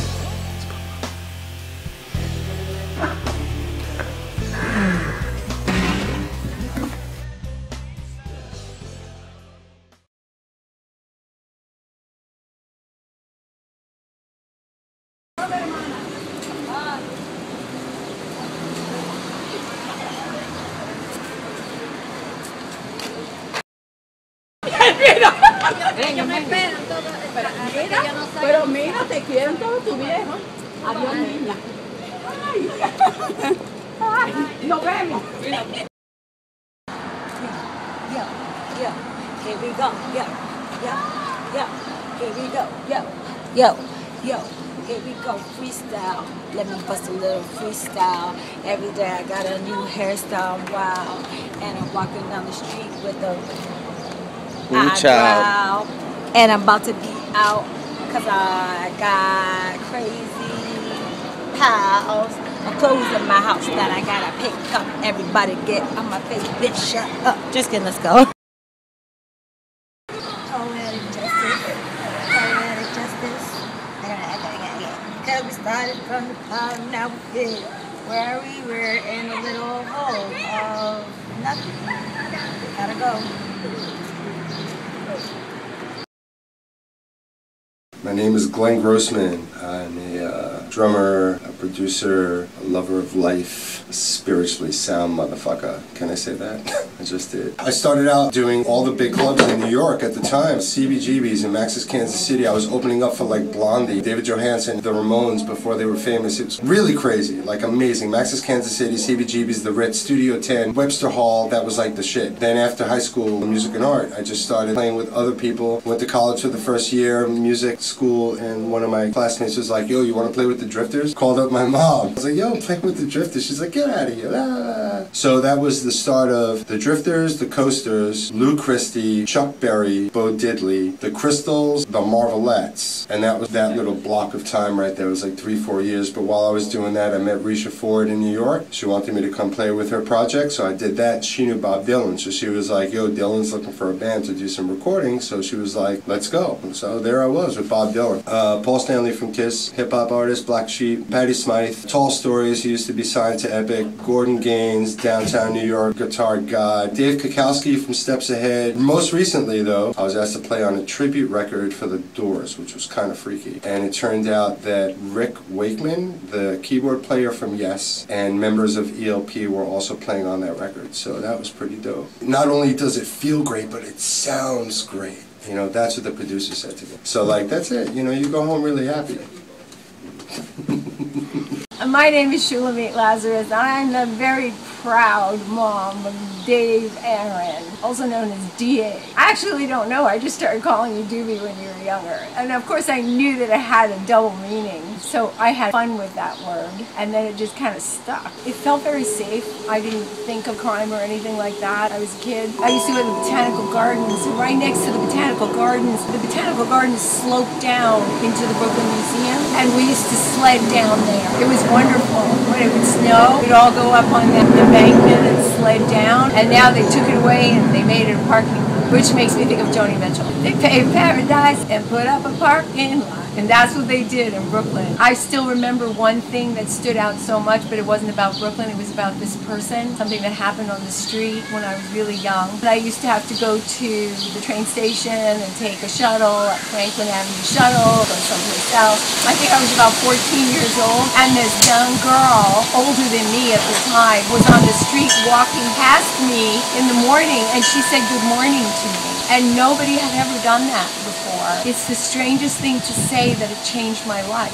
The kindness of that gesture is something I never ever forgot. One of the things that I love doing is sharing that kind of experience with people on the street by smiling and saying hi and just reaching out heart to heart. I don't think she knows she changed my life. So wherever you are, spirit being, you can feel my heart. You changed my life and helped make me who I am. Oh, you're doing it. Okay, you do it. You can step in the pictures, okay? I have not smoked pot since like 1986. Damn. Is this powdery enough? Okay. Because I live there, you know what I mean? I don't need food. Well, just give him like a half a joint's worth. I think. Is that about right? You could be a really crazy Would you say that's a good amount? Then calm down. I mean, considering you haven't smoked since 1986 when the Mets won the World Series, I would say that, yeah. That's good enough. Turkey burger. Okay. Enjoy. I am now taking my first bite of marijuana since 1986. I want to thank my son for this Christmas present, which I'm finally using in June. It's delicious. I can taste it. Not that you guys aren't still kids, because we're all kids at heart, right? But you guys are real kids, doing it up on 52nd Street at Progressive Studios, right? And we were playing in a band together, you and I. Back then, on one side of the coin, you were and still are the same creative, try anything, get hype, do this, do that kind of people and the musicians. That's seriously dope. But now at this point, it's amazing to see how serious you've taken Shinobi Ninja, and it's amazing to see how you've actually followed through, because a lot of bands don't, and a lot of bands, they just fall apart or whatever the case is. But you guys really, really held tight. You built relationships back then, like what was it, 7, 8 years ago now? You built relationships back then that are actually still intact and still growing, and the music is still growing. The attitude is still in place, you know. It's not like, oh, we're in a band, we have to go on the road. It's like every night when you guys hit the stage, it's like hype, hype, hype, like the last show you're ever going to do to give the audience what they came for. And a lot of bands, you know, they don't deliver that, but Shinobi does. It's genuine and it's real. So to watch you guys progress from like even Progressive Studios and then Shinobi Ninja and now still Shinobi Ninja, it's like that whole cycle is just like a beautiful thing to watch and actually still be involved in as far as like relationships and being friends and that stuff. You guys are doing amazingly well. You get mad hits on YouTube. You get mad hits on everybody. You're endorsed by major companies now. It's like, it's sick. It's just blowing up and it's just going to keep going. You know, the longer you keep at it, the more attention you grab. So you guys are doing amazingly well. So we're standing in here, right? There were like different albums, but these were here. Dave Aaron was like standing against this wall and he was like, Roy Ayers likes to be without his shirt, also likes women. Pete Crystalliet, thinking about it, but still very serious. Or something like that. I can't remember Pete Crystalliet. Let me do one. Sublime, we're too high to take a cover photo. The Beatles, we're very, very happy even though we're miserable, but we make great music. You do one. What about this guy? He looks miserable. He looks like he's thinking about the Beatles. You do one, Oscar. I think George Benson's gonna win, though. But you gotta do it like that. George Benson, do it. Breezin'. Do it. George Benson, Breezin'. Emmy Lou, I write songs and they're really good, and I write them with Ryan Adams, and I'm fucking badass, but I'm stoned. Emmy Lou, if you zoom in on me, I could be Michael Jackson. Oh, wow. It really is true. Today is 4th of July. I woke up not feeling great. Right now I'm living in the times where I'm just trying to make moves. It's come to the part in the industry, in the world, where everybody is doing something. Even the people that were there to help you, and they're like, oh, I'm the manager, or I'm the producer, or whatever. They're like, fuck that. I'm trying to get onto it myself. Everybody's got a song. Everybody's got a group. Everybody's an artist. Everybody's trying to do this. And to each his own. I'm not taking that away, but when you have the parodies out there, it's hard sometimes because people are trying to be funny. Funny videos, reality TV is trying to be bigger than TV shows and series. Right now I'm just feeling not too good about the industry and everything. You just gotta work hard, just keep working. I mean, I don't know how much harder you can work than working hard. I really wanted to do an escape from New York right now because I just feel like, let me take my glasses off so you guys can see my face because it's real. It's let me do it again because I want to be an actress. I have to take my glasses off because it's real. I'm gonna be the artist, keep it real with everybody. Be genuine and not feed people fairy tales. If you live on a fairy tale and if it doesn't happen, then feel like it's the end of the world. Doesn't mean don't chase after your dreams. This is me. This is Baby G. I can wear anything because I make it look good. I'm just saying. I usually never really talk like that, but I had to keep it real. I consider myself the most original out of everybody because you don't know what you're gonna catch me in the next day. I don't just wear all black, all colorful, dress with heels. I already wore my American outfit in South by. You're definitely not gonna see me in my flag outfit today because it's a family thing. My flag outfit, I just be like, pow, pow. We ain't doing that today. We ain't just trying to let it all hang out like that. Pow, pow. Right in front of you. You gotta look right in front of you. You're looking the wrong way. Oh, whoa, that's a big... Yo, he's climbed it. Nobody believe me. There's a golf course 3 blocks away from my house. There's definitely families of fucking raccoons living there. One time, it's like 2 o'clock in the morning, and I'm walking down the street smoking a joint. I felt like a weird feeling, like somebody was watching me or some shit like that. So I look around, and I notice that there's some shit moving around over across the street. I look, there's fucking 6 raccoons. Yo. There's 6 raccoons walking up the street, and they're not just chilling. They are fucking looking at me, and they are walking every step I take. They take a step. All eyes on me, like 6 raccoons, heads all turned to the right. I'm walking, and I walk slower, and they start walking slower, and they're watching me. And I'm smoking this J, and I'm like, yo, I'm ready to get jumped by a family of raccoons. Yo, I swear to God, they're looking for home or some shit. They're looking for food. I don't know what they're looking for, but it's not me, man. I'm out. Escape from New York is real. All the people is running to the sound, and that's how you know that they not real New Yorkers, because if you was really from New York and you heard a sound, you run the opposite direction of the sound. Look at everybody going over there. This is July 4th, but that's how they get you though. That's how they trick you. This cab, back close to me. Yeah, why you But look at me though, I didn't even move at all. For me, I'm not afraid of a cab, but I see these guys all the time. Big ass, loud ass, exploding fucking sounds. I don't play that shit. I go in the opposite direction. Could be a gunshot, a drive-by, Con Ed, things exploding. Or fireworks for the 4th of July, which is why people are not running. Happy 4th of July. Keep your head up. See you later, cab. Hey, look at that guy. He's falling from the fucking thing.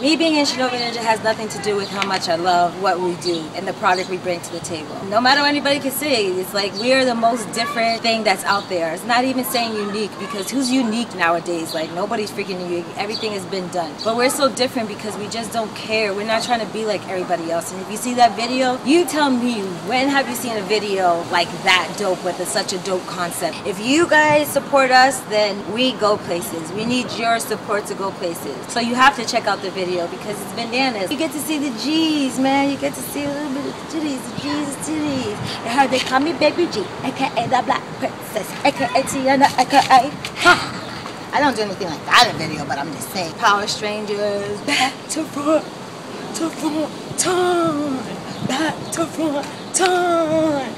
Why am I saying back to front, but I was going front? You saw that, right? I was like, back to front, turn. I got it now.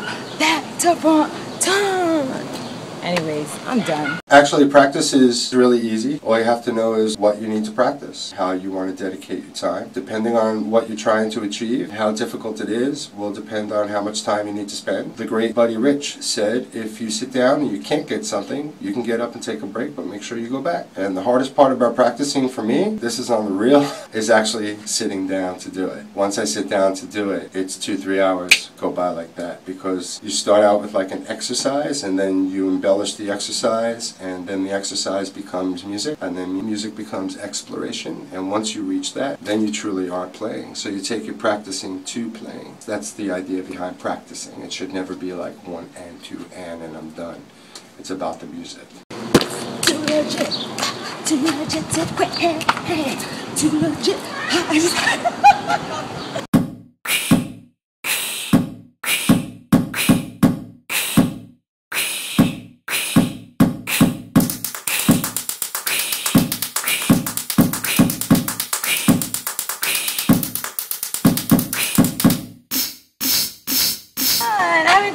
So long, I don't know what I'm doing. I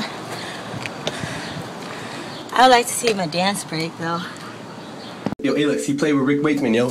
What? He played with Rick Wakeman. What? Get the fuck out of here. Yo, When he did you did. play with Rick Wakeman? Last month. What? Yo. And members we can't That's too much for me. I don't know if I can handle it. This shit, holy crap, I'm just gonna hit it once, so like just hold your ears or something.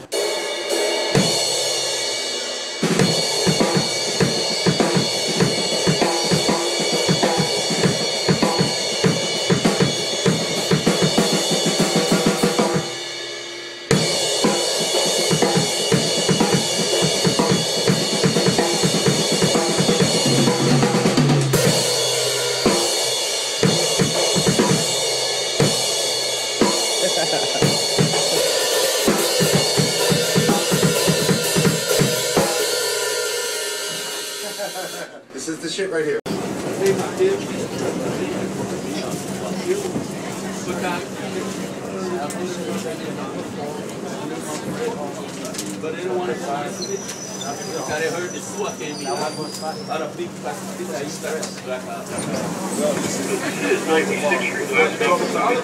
Transfer between 243 trains.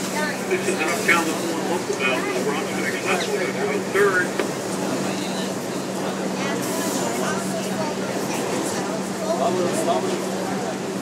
Stay clear of closing doors, please.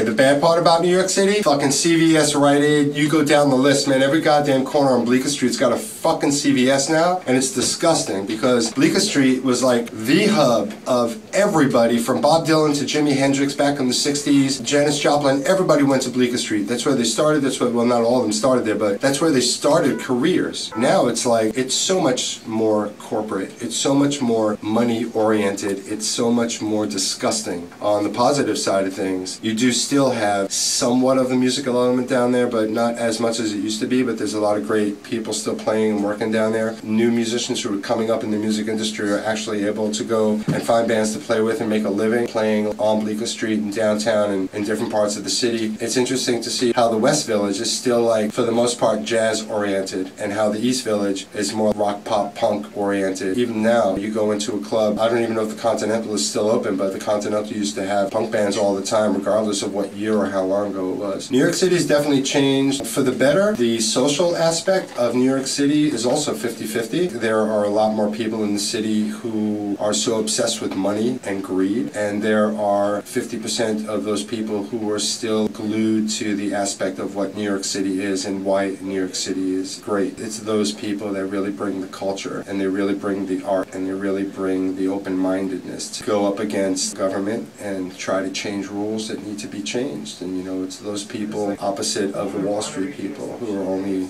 you know, out for that. The city's definitely changed in a lot of ways, but there's still some really good redeeming qualities about it. I still love New York. I was raised here. I was born here. I am a dying breed. Every time I walk around New York, oh yeah, I'm from Cleveland, or I'm from this, or I'm from that. You know, to find a group of real New Yorkers who actually grew up here, it's kind of rare, actually. Hey people, this is popping.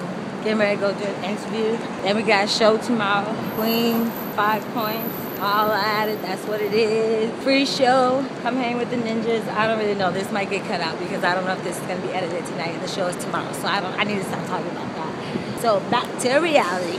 There goes gravity. Yeah, did I get it right? I don't know, because I don't know the words to songs. You know, I realize that a lot of the times I don't know words to songs and I make them up. And that's why people say I sound crazy when I'm like, don't you know the song that goes like, oh yeah, no, yeah. And they're looking at me like, bitch, nobody knows that song except for you. And I'm looking at them like, no. I heard that song on the radio right now. It ain't my fault that that's how it sounded. I think that there is some kind of toxic, something bad. I don't think we need it. I know what's in there. If it was water, then it's probably really dirty. I don't care what anybody says. That water cannot be sanitary at all. Do you know what's in there? No. So you can't even, if I guess, you can't even tell me if I'm right or wrong. So, on.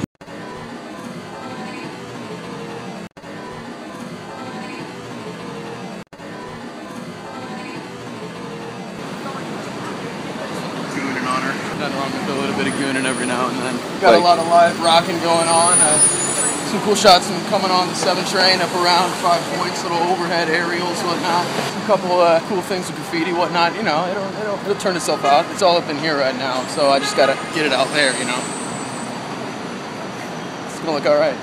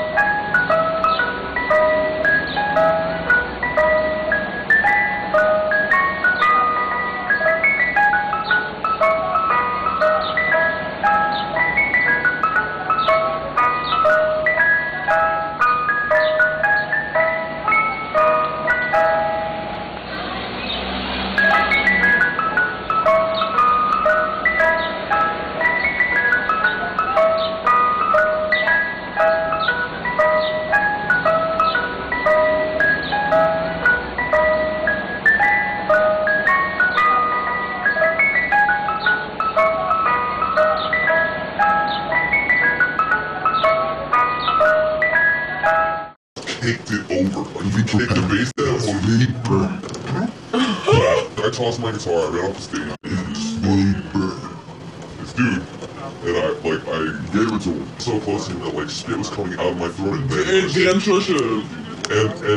oh, and you know, like the moral story is you can't fight Spinal Tap. If you try to fight Spinal Tap, it's like fighting your own life. It's not over.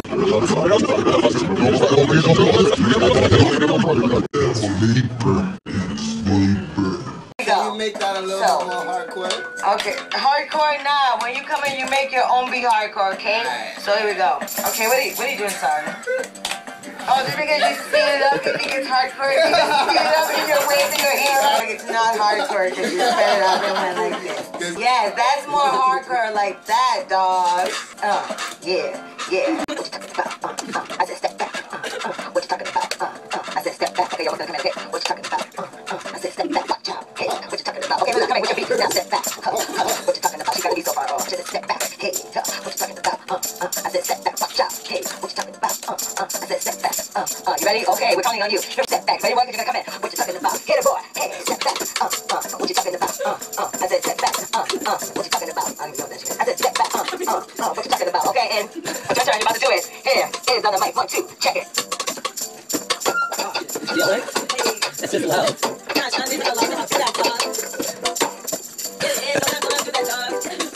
What's going on?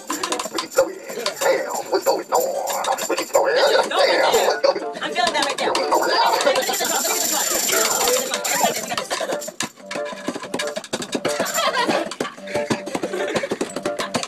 Yeah. How we going with that? We're doing it real. You don't do it.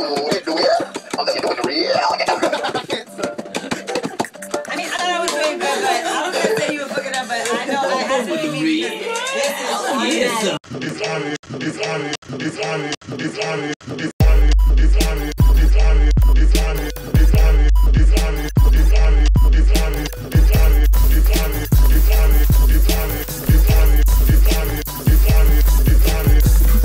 We got a bunch of feta cheese tube socks for sale downstairs. Down these stairs, right down to the bottom. Feta cheese tube socks. Got a couple of provolone wood shacks down there full of homeless midgets and gnomes. Rainbows, wood cardboard, orange, purple, green, avocado oil change, provolone wood shack. Barracuda sandwich.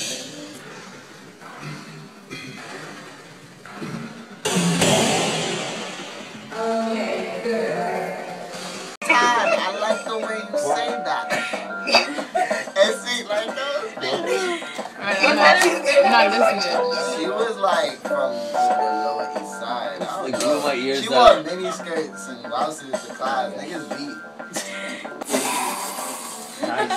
We need more instruments. You, my friend, get that one. And you play the tambourine. Like I thought. It's about to be a drum circle? Hear perfect music. Follow the beat. 1, 2, 3. Huh? I was like, 1, 2, 3, 4. 1, 2, 3, 4. 1, 2, 3, 4. Y'all niggas not listening to me. I need everybody go in, one at a time, going first. Listen to the beat, listen to it. You can't do this, son. You can't do that, son. It's not right. You gotta chill on my beat, son. Chill on my beat. Tempo with this nigga. Alright. I feel like people are definitely catching on. There's a lot of bands out there that I love that did or didn't get to receive the kind of attention that they should have or could have for whatever reason. I feel like in the long run, and I've seen this with a lot of like the great bands, no matter what, you can't deny greatness. It's a beautiful thing. You put your heart into something, you invest everything that you have into it because you love it, and the time that you put into what you're doing, you're gonna get out of it. We love what we do, and I want people to hear this music. More is coming soon. First place team got to be at least 5 or 10 games over 500. So that means we're at least 15 games out of first place. I've seen the Mets make the playoffs in way worse situations than this. This is totally doable. The tale of the Mets is always, you gotta believe and there's always next year. Either way, it's always positive in the end, right? So you're good. Everything is fine. Being a Mets fan is not that bad. Being a Yankees fan, I feel like it's a very stressful and agonizing experience at times. Because you spend all kinds of money and everyone gets injured. I love the Yankees. They're great. You know, they're going to keep doing what they're doing. And we'll get our vengeance for 2000 very soon. Hopefully in the next 40 or 50 years. That'd be great. I believe. The thing about us is that we know the life because we've done it. And then there's other people that look up to us. They want to do what we've done. They want to tour. We just toured for 8% of the time and we didn't get to do 92%. But at the end of the day, at least we got to do 8% as opposed to some people that haven't been able to do anything. And that's why they admire us and look up to us because they want to at least be able to do the 8%. So I see it as, yeah, it stinks because we've eaten it. We've eaten that tour life. And so once you've tasted something and you like it, then you just want to eat more. You want to do more. It stunk because when we first started, we toured way more last times before that than last year. We weren't just sitting around waiting for people to call us for shows. We were just hustling, doing what we do best, hustling and working hard. We were hitting the computer. We were Instagramming. We were doing what 2013 brings now. You're just not able to be in the studio working on music and then can go figure out how to release it to the people and try to bring it to somebody that can release it to the people. It's not all about the music now. It's everything. Everybody wants to know your freaking life story. They want to know every moment of your life, and that's what we were doing, giving them every moment of our life. If we're not doing a show, what are we doing? We're introducing Shinobi Ninja to the world. Nobody else does it. We have no choice to do it. If we are performing 50% of the time, the other 50% of the time, know that we are hustling hard and coming to a computer near you. You know who my favorite baseball player of all time is? Because of his attitude on the field. It was unmatched by anyone. He was a guy that he would step up to the plate and the first pitch, he would just knock it out of the ballpark. He just steps up and he's like, what you got for me, bro? And he just hits it out. And nobody could ever catch this motherfucker. Ricky Henderson was one of the greatest and is definitely one of my favorite ball players of all time. That motherfucker played hard. That motherfucker smoked cigarettes in the dugout. That motherfucker gambled. That motherfucker played in Japan. That motherfucker's played everywhere. He doesn't give a fuck. He stole more bases than anybody. And you throw him a fastball down the middle, you're taking chances. Because you might be down 1-0 first pitch, first game. Done. Ricky Henderson. Johnny on the Rocks. It pretty much says it all. Rocky Business, formerly of Shinobi Ninja. We made a deal that if the term original lineup was ever used, that I have dibs on that. We're talking 50 years down the road. If they say Shinobi Ninja original lineup, then I have dibs on that. But I think Alex is doing a good job. I mean, I think he's finding himself. As much as you guys found him as a bass player, I think he's found himself now that he can be in a band, you know? Unless he got into some really bad drugs, got into some religion or some kind of music that made him just like growing a beard and like doing his own thing and wearing really baggy clothes. If there is another bass player, that's gonna have to be different. We're gonna have to work it out then. That's gonna have to be negotiated. Monsanto, they want to endanger our crops, they want to inject our plants with random foods to make us look like the Incredible Hulk or make us look like Betty White. I'm not for it. Fuck the government. Fuck the Illuminati. Oh! I just heard that they found a strain of wheat that was a test for Monsanto. So this is not even supposed to even be released, and they found it in all these crops. Wiring tapping us. President Obama's not here tonight, but he may be listening in, poisoning our crops. They're doing everything that you could possibly be thinking and imagining. It's horrendous and it's horrific. Who the fuck is Monsanto? Who the fuck is that? No fucking clue. Monsanto, sorry. I have no idea what the fucking Monsanto is, alright? Must be some like younger cult Shinobi Ninja shit. All I know is that stop eating food because your organic shit, like Whole Foods, whole paychecks, that's just a bigger corporate scam. If you really want to eat safe food, go buy some land like upstate New York or some safe place and learn how to make your own food because everything else, anything to do with food in, say, Saudi is all about money and the ingredients aren't safe. So if you can't afford to do that, like most of us, we're not going to leave these metropolitan cities, go liquid. Liquid with everything. Learn from astronauts or a pimptronaut. Done. Ron Santo, he was the third baseman for the Cubs. He wore number 10. Oh, Monsanto! Oh! Eventually, my thing is that something's got to change. Not compare us to Nirvana, but I say I want to be like Nirvana and we're going to be the next Nirvana is because there was glam rock and it was all, you know, long hair and the makeup and stuff like that. And then Nirvana came and it was something different and it was grunging. You can't want the same shit all the time. And I don't care what anybody says, but a lot of the music that's produced now is freaking same. Anybody can write a song. Like, if you know how to rhyme words, anybody can write a freaking song. If it has like a catchy dope beat that sounds like the last catchy dope beat, Shinobi Ninja, we're not not going to stoop down to that level. The thing with us is that we just like to rock hard and we like to have fun. We're not saying that we're bringing something different to you, but the reason why it is different right now is because nobody else is doing it. Everybody else is doing the same. So if anybody should call themselves different, it should be us, but we're not calling ourselves different. You guys are actually calling us different. You come to a Shinobi Ninja show, you're just going to have fun. You're going to see everything. We just incorporate everything that everybody else does into one show. We hit people up and they're like, if you guys never hit us up, we never would have heard of you guys. And then they like us. And it's like compared to somebody else that somebody else out there is feeding to everybody else. Like, of course they're going to like you because Simon Cowell is telling you this is the next person you have to like. We're here to entertain people, not to give you what you want, to give you what you need. Talk about being a native New Yorker, because I was 13 years old, thinking I was tough, hanging out with a bunch of Allen boys on the LES, where everyone's partying now and everyone thinks it's so fucking cool, where I would get mugged for my shoes back in the day. And I used to see all these artists pulling out these sculptures, and I would love them, and I had no idea what they were. And really, this kind of fucked me up, because I've been looking for this my whole entire life in a woman, and I haven't been able to find it. Dated Vogue models, to actresses, to accountants, to waitresses, but no one loves me like this sculpture. And that is why I'm giving this sculpture to Shinobi Ninjas, because they need it in their life. And I'm done.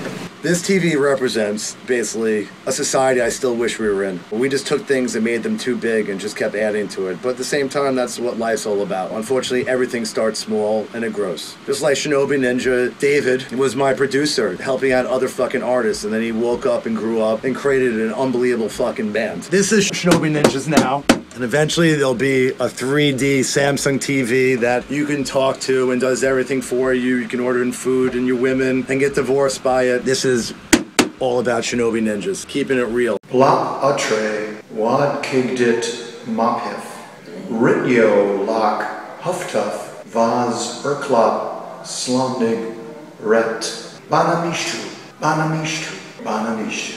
Although the unified existence of man has not yet been stabilized, he is still trying to find that one true aesthetic perfection through the world of promise. In a universe darker than his own mind, man will seek, man will penetrate the ages of things to come. If he does not find this state of being, it will be for naught that his eternal memory has been forgotten as life has escaped his conscience. Banamishtu, banamishtu, banamishtu, banamishtu, banamishtu, banamishtu. Bana mishtu, bana, bana, bana, ana, na,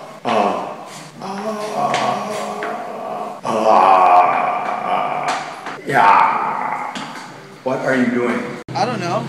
Don't lose faith. When we were in Shinobi Ninja, what we do now in Rocky Business and what you guys do now, and a lot of the other bands that were around when we were all doing the same thing in that community, just don't lose faith. We've spread out a little bit. People are growing in different directions. I think there's a couple more years still that we have to achieve before all of the bands take over and like have more reach. Music is getting really bad. What Shinobi does, what Rocky Business does, what we're doing is pretty real rock band shit. It used to be you couldn't turn on MTV, you couldn't turn on the radio. It's even worse now. Like the music is the worst as it's ever been, and people allowing it to be that way. So I think you're gonna see like a change, like Nirvana in 1991, Shinobi Ninja, Rocky Business, bands like that. They're gonna be the ones who are there when it shifts, because it's gotta change. The music industry cannot go on like this for very much longer, or it just is gonna create a whole other revolution, underground scene, which I guess would be cool. I'm hoping that we can like tip everything over, like in 1991 or in like 1977 or like 1969. I'm hoping that there's like a moment like that coming up soon. Good music will just take it back. Peace.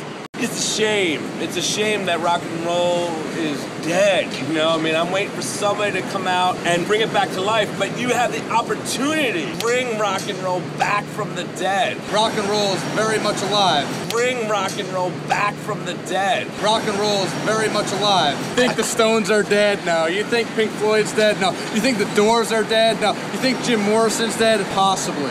I don't believe in voiceovers. I don't believe in computer-generated sounds. I believe in a guitar, a bass, a drummer, and a keyboardist.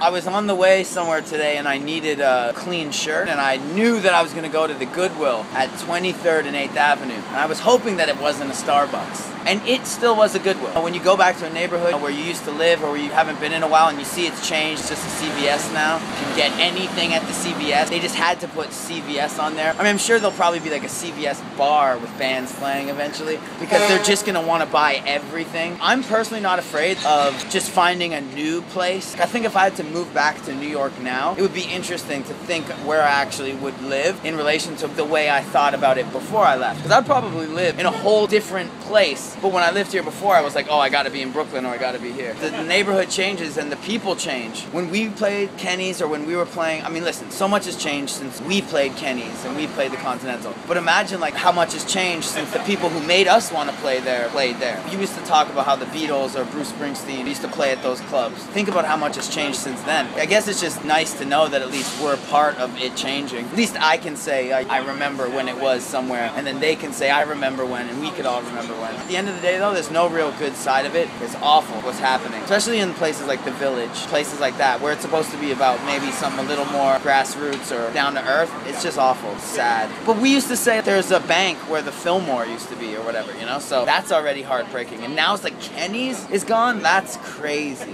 That's hard to believe. It's tough. And ladies and gentlemen, without further ado, I'd like to introduce to you DJ Axis Power.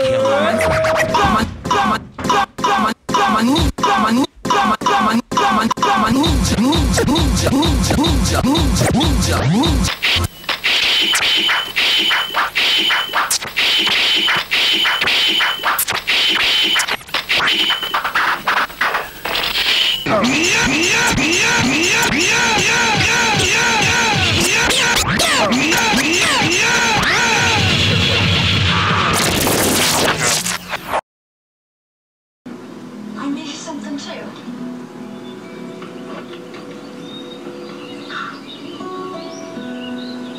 See you next summer.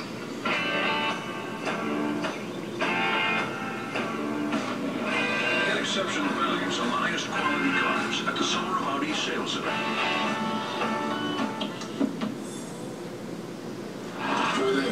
Sorry, buddy. Ninja.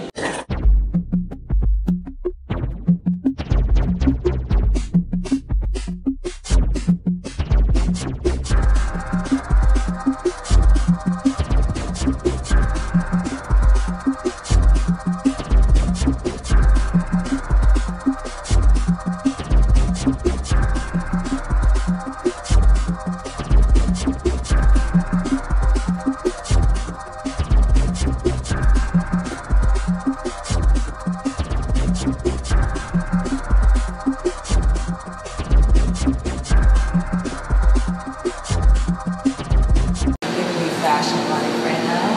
Went out, never go anywhere, but I did my thing. And I feel like I'm giving you life right now. When I tell you I'm giving you twisted, that's not twisted again. You don't get twisted tomorrow, which will be totally different. That's how I do it. I just do what I want to do. It ain't not walk that time. And it ain't not walk this. I'm just saying, I can give it to you all. Like my Harley bun, it's like kinky hair twist bun. You know, bitch, this is not all my hair. Because if it was, it'd be down to me and I'd be whipping that shit all the time. I ain't got no crazy nothing. The end.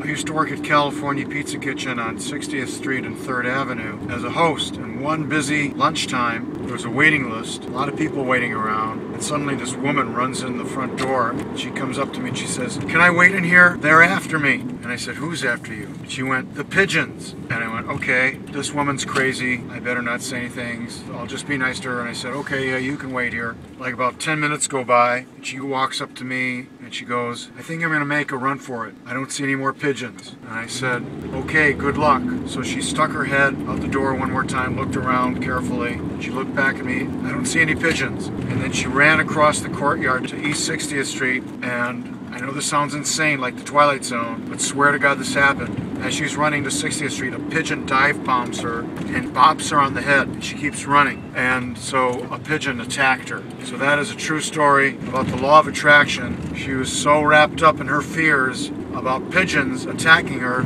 she created a pigeon attacking her. True story. So I have this fear, well, not really as much now, but before I used to have this fear of falling down the stairs, walking down the stairs and like tripping down and falling down the stairs. So when I was looking for a job, I went to the restaurant inside there, the park, like you take the train, the last stop, like 207 or whatever, and I was like, I'm gonna fall down the stairs, and I was like, I didn't fall down the stairs, but I said to myself, I'm scared to fall down the stairs. So when I wasn't thinking about, okay, I'm gonna fall down the stairs, all of a sudden I went walking down the stairs, and I just fell down the stairs, and the first thing I said to myself was, I just made myself fall down the stairs, because I keep on thinking that I'm gonna fall down the stairs, and I actually slipped and fell down the stairs, and then people were like, are you okay? And I got up really quick, I'm like, yeah, I'm fine. I was just laughing at myself because they didn't know in my mind that I made myself fall down the stairs. I never realized that I had a law of attraction story. I literally made myself fall down the stairs because I said, I'm gonna slip down the stairs. I'm totally gonna slip down the stairs. I don't know why, but I'm scared. Walk up the stairs slow. You're gonna fall down the stairs. And then all of a sudden I come back and I'm not thinking about falling down the stairs, and I fell down the stairs. So I'm Ninja right now. Shinobi Ninja, Escape from New York, Chapter 2. Can't wait to share it. A lot of that time, I was in the studio, probably putting microphones on drums, plugging in bass cabinets, moving faders, equalizing sound, putting things in phase. A lot of nerding out was going on. Making protein drinks, Alex's, nerding out. The other 83% of the time, I'd rather not talk about that on camera. Things are definitely happening. It's just a matter of what. Ready to do it? Yeah. Alright, I'll look at each other. Fuck are these people, man? What? This guy's just happy, yo. He's just jumping up and down. Oh my god.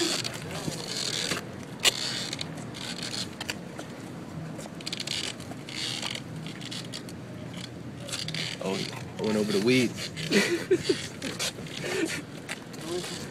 Oh!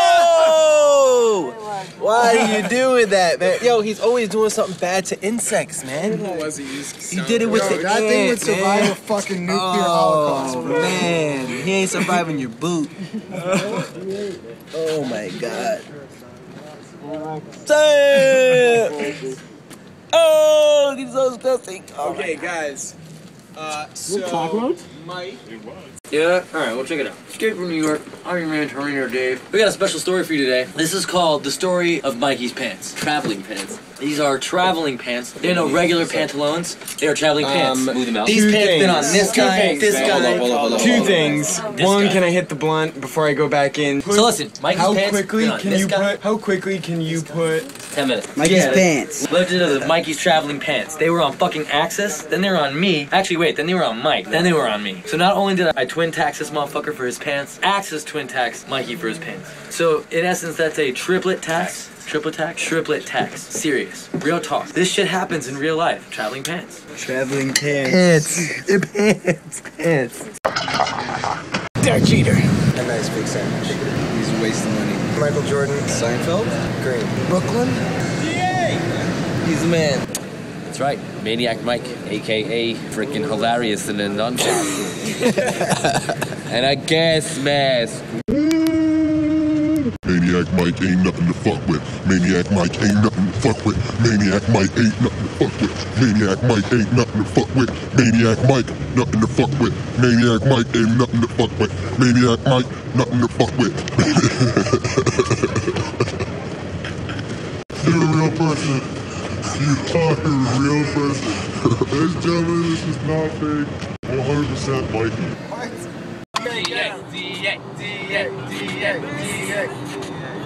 It's a DeLorean, Joe! That is a crispy DeLorean. Crispy, dog. Yo, get along that stainless steel body. Oh, shit is too tough, man. Fucking Too tough. Transport a lot of cocaine in them. Yo, even though that shit doesn't run for shit, that's a good looking car. And a gold wing. Don't hurt him. Don't hurt him, homie. Wait, don't pass the DeLorean, man. Why'd you pass him so hard? Nah, I got the shots. That car is dope. That car's fucking dope. My buddy Craig has this car. Yeah, he lost my 50 days.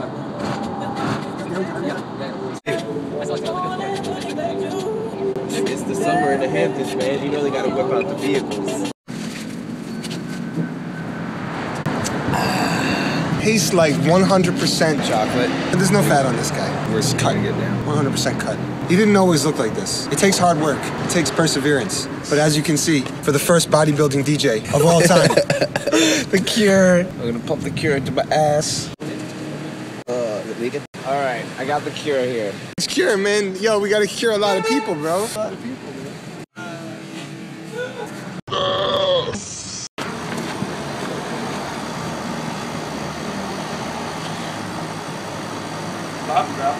We're in like Scandinavia. It's pretty epic. Or are you saying this is where they bury the bodies? Is that it? But then if you turn this way, it's like a quaint little village. You can have a walk, have your tea, pinky up, you know, little flower on the lamppost. So delicately carved, and yet so raw. Like this frosted window pane. Well, hold up a second, time out. It said heavy metal grunge. The fuck does that mean? What is that, like Alice in Chains and Soundgarden only? Is that like I have to pick, or like maybe King's X, throw that in there too? I feel like those are the most metal grunge bands. Let's do Mailman, Soundgarden, Blau. I support the arts because I have been in the arts and I am an artist. I mean, I'm an international rapper. I don't know if you know that, but I am. I take myself very seriously. I support the arts and I support you guys because I feel like musicians, especially in New York, do not get the opportunities that they should get. As myself as a rapper, I feel like people should support me more. International Boyfriend was a huge hit and it only has like 500 views on YouTube. So that's why I support Shinobi Ninja, really for self-serving purposes. Okay, my most famous song is called International Boyfriend. Oh, I'm the karaoke queen, skipping all my parties to save some green, flying the Atlantic, flying the earth, oh, things are going crazy from here to Perth. I don't iron, you don't give a damn. Let's meet in Jamaica and Instagram. Did you tag me yet? You didn't tag me yet. Your team's in the house, get ready, get set. How's that? That was fire. Pat Whalen, Long Island, Seaford. Since I was 3, I started when I was 3. It's fun. Yeah. No, but I got your sticker. If you skate, you keep skating. Brooklyn? Like New York? I know that they have some pretty sick spots to skate in Brooklyn, like Brooklyn Banks. I think it's pretty shitty, and I know that an old guy lives in it. It's weird. Keep it clean, keep it lean. Don't stop skating. Right. Every time I want to do an escape from New York, Nikki Precious comes in and fucks it up. Fucking Precious. Forge.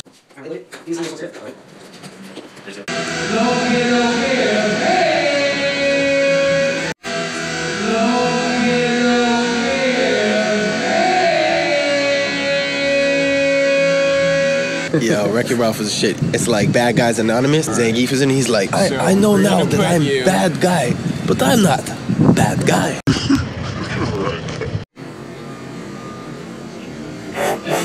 The people that know, that really, really know, they listen to us and they're like, we can't put you in a genre. Even themselves, they say that there's no genre that you can put Shinobi and Ninja in. But you can rock with them. That's the thing. Is they say you can rock with them and you can just have so much fun. And it's like, we obviously can get to the right person that can see that. Because the music is different. I feel now a lot of days people, the music, the production is everything. And then they go on stage and they're like just giving you what everybody else can give you, just the same thing. Anybody can go up on stage and do steps. And anybody can go up on stage and sing something. And anybody can go up on stage and perform. How many people can go up on stage and entertain? You know what I'm saying? Entertain you.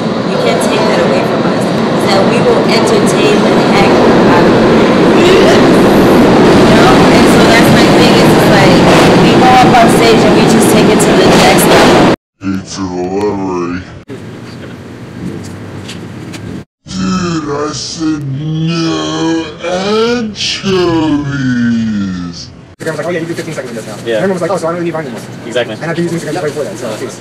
Hey, Instagram's already well established. Fucking naked. Crazy up in here. Like reviews. Berlin is the greatest place in the world. What are you waiting for? Come on over. For a small fee, Zoltar will give you a wealth of wisdom.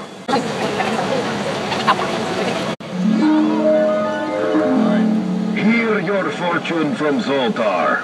Ah, yes. It looks like today must be your lucky day, for I see relaxation in your future. Have no worries about your troubles, my friend. Zoltar has wisdom enough to conquer them all. Surrender to me your treasure, and let me tell you more.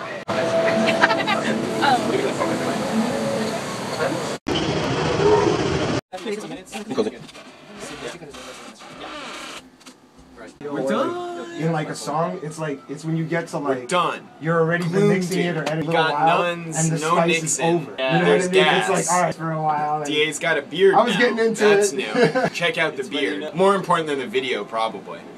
Alex does not have a beard yet. I got a little bit. A little bit. I love it. Not like you. Not like you. I gotta aim a little bit higher, man. Aim like go a little grungier. I was just autopsied, even though you can't see my blood and guts right now. Where's the band? Give it some love.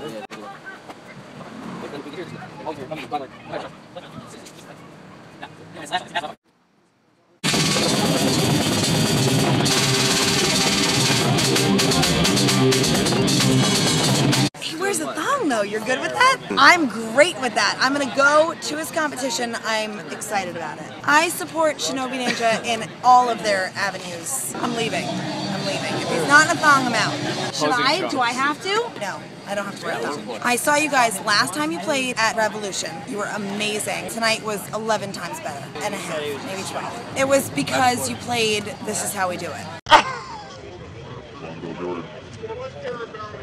Is he still alive? My name's Jamie Benjamin. Born and raised in Philly, but 11 years New York City.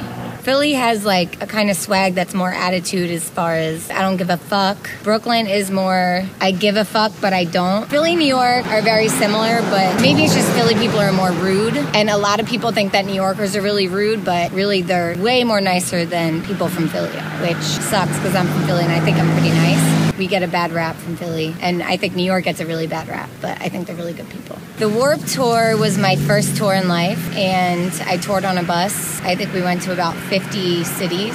Living on a bus wasn't easy. You have to hot bag, which I don't know if many of you know what that is, but you can't do any solids in your bus, so you have to shit in a bag. You have to basically just live off a tour bus with no shower. You have to do a solar shower and wash yourself outside and meet a lot of new people, and you have friendships that you have for years. I think I made a lot of new friends, and you see a lot of new bands, and I think Shinobi Ninja should have been on that tour. Just saying. I think that Shinobi Ninja is going to be big. They are the hardest working band that I know in the business, and you're going to see them in big places, and they should be on the Warped Tour next year, 2014. I can't do bugs, I can't do nature, I can't do pigeons, so basically I don't do that in a nutshell. Take a deep breath. Sorry. Alright. Maybe, okay. My favorite sports player of all time, any sport, has to be Mike Tyson. He's the best. And he's from Brooklyn. He was good when he was on, and he was entertaining by himself, supporting cast and nothing like that. Well, first off, they want to put the building so high, fit a lot of shit in it. A lot of shit got to come out. So you can't even blame the truck. They make the reason the truck got to come out. If the truck don't come, they wouldn't like it. Simple as that. Look at this, the truck came and it's still dirty. They need another truck. The Wool Gang is always on it. Yeah, I'm ready. I'm ready now. I'm ready for my interview. This is serious. I don't know why I'm smiling. This is way at the soft top. Only thing I want to tell the people, please believe, man. Patience is a virtue. I make good music. That's it. I'm Beebs. I'm from Florida. I feel like if you are unhappy in what you're doing, or you're not even, your heart's just not in it completely, that you need to stop whatever you're doing right now and do exactly what you want to do. I truly am a firm believer that everyone is their own superhero, and whatever your passion for life is, whether it's music or working on cars or building airplanes or writing or visual art, whatever you want to do, that is exactly what you should be doing. And once you start following your true passion, everything just falls into place. You know, I was a booking agent, a promoter, and band manager for a long time, and I mean, I've literally had every job. I've worked at 7-Eleven, I've worked at grocery stores, I've worked at pet stores, I worked at the zoo, I've done all kinds of stuff. All of those things were great, and at the time I was following my passion. The deeper I got into my passion, the more I found exactly what I wanted to be doing. I had to do all those other things to have life experience, to do what I do now, and have an appreciation for everything that I do. All those things led me to my true passion, and then that just snowballed into everything I could ever dream of. And at the end of the day, you have to do what you want to do for the love of it, not for the money, not for the fame, not for anything other than just being a happy human, because the key to life is just being happy. That's all you can do. Shinobi Ninja is awesome. Stay tuned, because you can be guaranteed that Beebs and her moneymakers and Shinobi Ninjas will be playing shows together very soon, because I love them. That's my dream. That's my passion, is to play shows with Shinobi Ninja, because they're awesome and they fill my soul with goodness. was some ignorant background shout out. Yeah. Yo, what up, Pop? What up, Pop? Yo, what up? What up? I think it was more so about pieces. I like individual pieces, like something that nobody else could get. And even when I pick my sneakers, when I pick my beats, I usually pick stuff that nobody else would choose. So it kind of gives me my own unique kind of flair and style. It's something that you would never see on nobody else. That's where I think it came from. And once I started shopping at vintage and thrift spots, that's when it really became my own style. Because before that, I was shopping where everybody else shopped, so I was wearing what everybody else wore. But I tried to put my own flair on it no matter what I wore. But once I started getting into vintage and more thrift and like more one-on pieces, that's when it became like my style. Honestly, North Carolina, it's the people are a lot more warm in the sense that they're more hospitable. It's more receiving. Where in Brooklyn, it's more of you have to have that demeanor where you don't fuck with me. You know what I'm saying? And that's where we come from. That part of Brooklyn is where we come from, is that don't fuck with me mentality, and I don't play that mentality. I would say that's the difference. The first thing you would see in walking down a side road in North Carolina and saying hi to somebody, and the difference between doing the same thing in Brooklyn. And that's what I would say the differences are. My name is Rashid. My code name is Jedi, and I shoot video for August on Sunday. From Brooklyn, New York, Brownsville, dirty, you know, it's gully over there. I met Danny pretty much my first day in 3rd grade. We became friends ever since. Through him, I met Dave Aaron, Shinobi Ninja. Been friends ever since. I think a lot of it has to do with the fact that, you know, Brooklyn is real. When you come to Brooklyn, it doesn't matter where you're from, doesn't matter what country you come from, what state you come from. Brooklyn is real. We treat you as such. If you're fake, then we're gonna call you out on it. If you're real, guess what? You're gonna get props. You're gonna get that respect. There's no fakeness when it comes down to Brooklyn. It is what it is. It's like you either make it or you don't. It's New York City. I gotta say the greatest player gotta be Michael Jordan. You know, he elevated his game to the next level and, you know, reigned supreme for most of the years he was in the NBA. He was the greatest, man. MJ just turned 50, still dunking and shit. Niggas the man. MJ, Michael Jordan. That's the reason why I got it. Because honestly, I would have get other kind of alkaline waters, but around here this was the easiest one to get. And since I little gang, smoke so much, drink so damn much, body's polluted. If I ever find an opportunity, if I had a brain in my head, I would probably choose this instead of some other bullshit water. So this is what I did for myself today. After fucking myself up, I tried my best to try to get it out ASAP. Sully Sullivan from Brooklyn, Bay Ridge, New York. Growing up, my experience in Brooklyn is like a weird one because Bay Ridge it's just like so fucking close. Every single block you have like bar, supermarket, bar, supermarket. The appeal of Brooklyn is that it's just like dirty. People want to get that way all the time. Whether you're having sex, whether you're just doing something wrong, it's appealing. And that's what I got from Brooklyn. August on Sunday has been a band of brothers since I walked into it. Danny and Rob were in it first. You know, Danny was with Steve, that's way back. But like Danny and Rob were doing it first. And then I jumped into the situation and I saw, like, I looked at the two of them and they were like thick as thieves, man. We call each other brothers because same way Wu-Tang does the whole God shit, we call each other brothers in the same sort of sense. Like, we're all brothers of this earth. The thing about August on Sunday is that we don't hold anything back from one another. When shit goes down, when we need to say something to someone, it's been said. We don't get scared to say something to another person because, fuck it, man, we're family. You can't choose your family. We just happen to all meet at the right moment. The universe put us here, put us in this one spot together. Listen to music. Because there's a lot of shit that people want to say. There's a lot of shit that needs to be heard.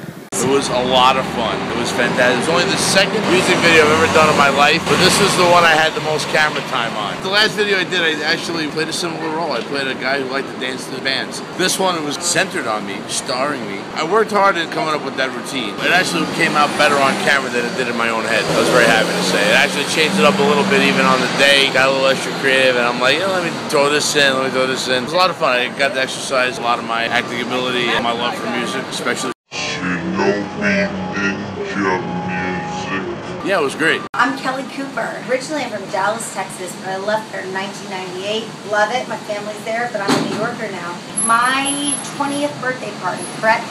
That's right. So Baby G was there, and what I remember is that I'd only seen like one Shinobi Ninja show, and I loved it, but Baby G wasn't there, and it just hadn't sort of taken its form. And then it was my 20th birthday party at Lucky Jack's, on the Lower East Side. And all I remember is I said, Dave Aaron and Johnny on the Rocks, can you guys do some your acoustic, like singer-songwriter stuff? And they said, sure, Cal, we're gonna rock it out for your 20th birthday party. And I had it catered by this amazing restaurant. All of a sudden, they show up. He said, we have a surprise for you. I said, oh goodness. Dave Aaron said, it's Shinobi Ninja. It's not gonna be our singer-songwriter show. And I have to tell you, very blessed, very pleased. It was the most incredible birthday ever. I can't wait until my 30th birthday. I hope to hire Shinobi Ninja again, but they've gotten so famous now that I don't know if I can afford them. So I was very pleased. My 20th birthday, Lucky Jack, Shinobi Ninja with Baby G, everybody, it was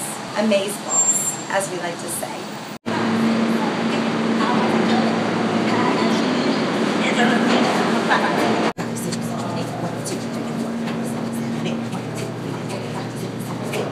So this position this is, and you go like this, and you blink, and you go.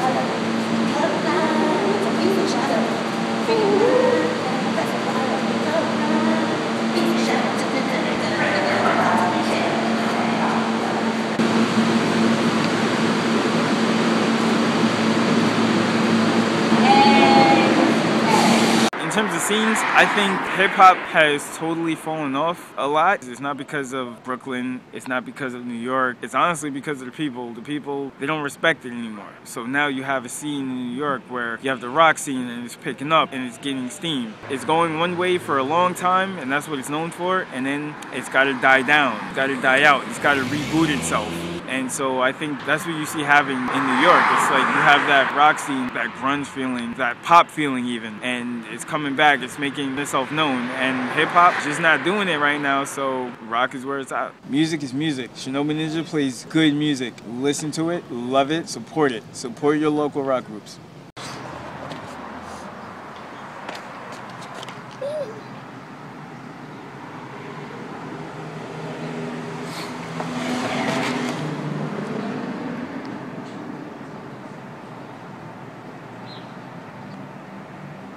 The bird lives.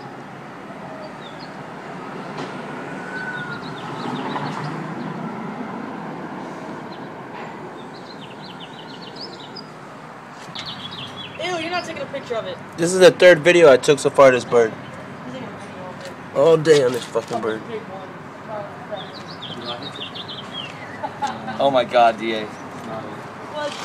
I am popular, aka Junaid Hassan. See, I said that backwards. It's a little pun I put on. It stands for personal power, using love as music. Back when I saw a documentary about popular music and how they took it over back in the 60s and 70s, I was like, let me name myself something that can take that power back and give it back to the people who originally created popular music. So that's what popular stands for when they hear it. A lot of people tend to think it's about knowing people, but actually, since I named myself that, you know, it's crazy, you know, how the universe works. Now I am popular. So that's the name and story behind it, because everybody tends to ask me, but I never gave anybody that story, so that's the first time I ever told anybody that. And also I went to see the play Wicked with my mom, and I heard that popular. I was like, wow. Then I heard the concept behind the song, and I was like, yeah, that's perfect. That's what I'm gonna do through music. So yeah.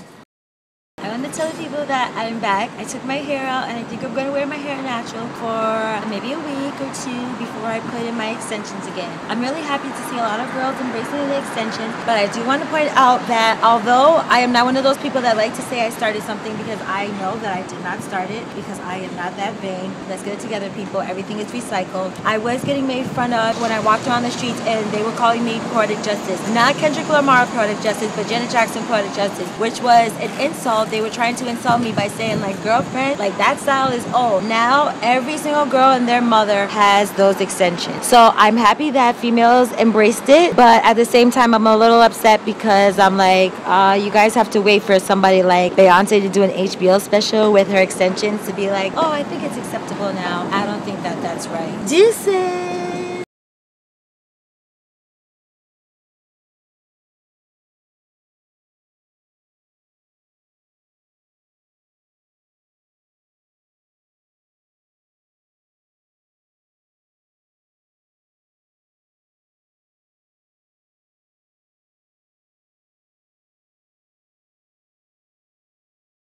keep supporting local music.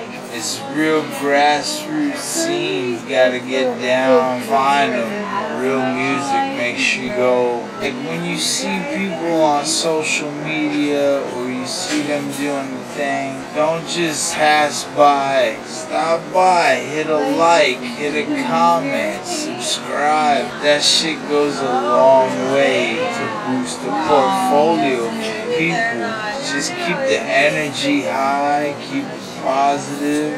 I mean, there's no room for negativity. We've done negativity for so long that shit's old, man. That shit's old. That's not gonna fly no more. For Shinobi Ninja fans, turn up! Turn up! You see them live. Fuck that. Come support. They're support amazing. your local bands. They really got energy. Support Shinobi Ninja. And they're from Brooklyn. They're from so New diverse, York. and I love it. The Bronx need to get on that shit. I'm gonna give you the background. This is what I like to do with all the bands and all the people that I know. So the first time I seen Shinobi Ninja perform was at Afro Punk when there was a fucking block party. And on fucking Clinton Avenue, and I told you I just told you I grew up in Clinton Hill, so that was literally in front of my old house. Like that was my backyard that y'all performed in, and that shit was just awesome. And so to see y'all, the progression that y'all have done and the grind that y'all have done, I gotta say, hands down, I give y'all mad props, and I love what y'all do. Y'all inspire bands like myself and my band to do what the fuck we doing. So if you're a Shinobi fan now, keep tuning in because these guys are gonna keep going, and I already know it. They're not gonna stop, and just watch the grind in 2 years and listen to what I just told you, and that's all. Shout out to Dara. Shout out to Dara. Shinobi Ninja. You better be glad that I'm all about the hashtag Black Girls Rock, because I was not trying to be in the camera. Turn rock. Crispy clean. Steve D, back home, just doing my thing, born, raised Brooklyn, Coney, Gravesend, Bensonhurst. I ain't even listening to anything right now except for like local bands, really, just coming out, seeing them, what they do. The music scene has just gone to shit. Like, I don't even listen to the radio anymore. I don't even listen to the radio. I don't even have a radio. I listen to like Pandora. I'll just put on like stuff from the 90s and the 80s and the 70s. I still rock Jackie Wilson. I've been rocking Jackie Wilson since grandma was hitting me with a wooden spoon. Every Sunday, you know, eating goddamn pasta. Nowadays music is different. There ain't no love in it, no soul. People just doing some crazy shit. People just ain't on the same page. They're not worried about putting out a good product or putting out good art. They're just worried about, okay, how fast can I slap this together and put it out for people to consume? They're not taking their time with it. I mean, bands used to go 4 or 5 years between records and take their time, put out double discs. When's the last time you saw somebody put out a double disc, a double vinyl? People don't do that shit anymore. Less experimentation. Now it seems like real low key. People are really trying to bring it up where they're experimenting more. They're going left, they're going right. They're not just hitting you with the same shit. Finding a way to expand your mind. Now people are trying to expand your mind a little bit. I love, and this is not me kissing the band's ass, I love every person in Shinobi Ninja. They are some of my closest friends and the most amazing musicians I know and I've ever known in New York, and I've been here a long time. I really hope I can afford them for my 30th birthday, which is about 5 years from now. But I can't wait. Rock Hood, let's jump to this. Nah, nah, you can't have it, you can't grab it, you can't get it, nah, nah. If I did not know you guys, my favorite member of Shinobi Ninja would have to be David Eric. Or no. My favorite member would have to be Baby G. No, my favorite member would have to be Dave Machinist. No, my favorite member would have to be Mike Machinist. Wait. No, my favorite member would have to be Alex. Well, wait, hold on. My favorite member is going to be DJ Axis Powers. I love them all equally, and I can't decide between them all because Shinobi Ninja is family. It's family.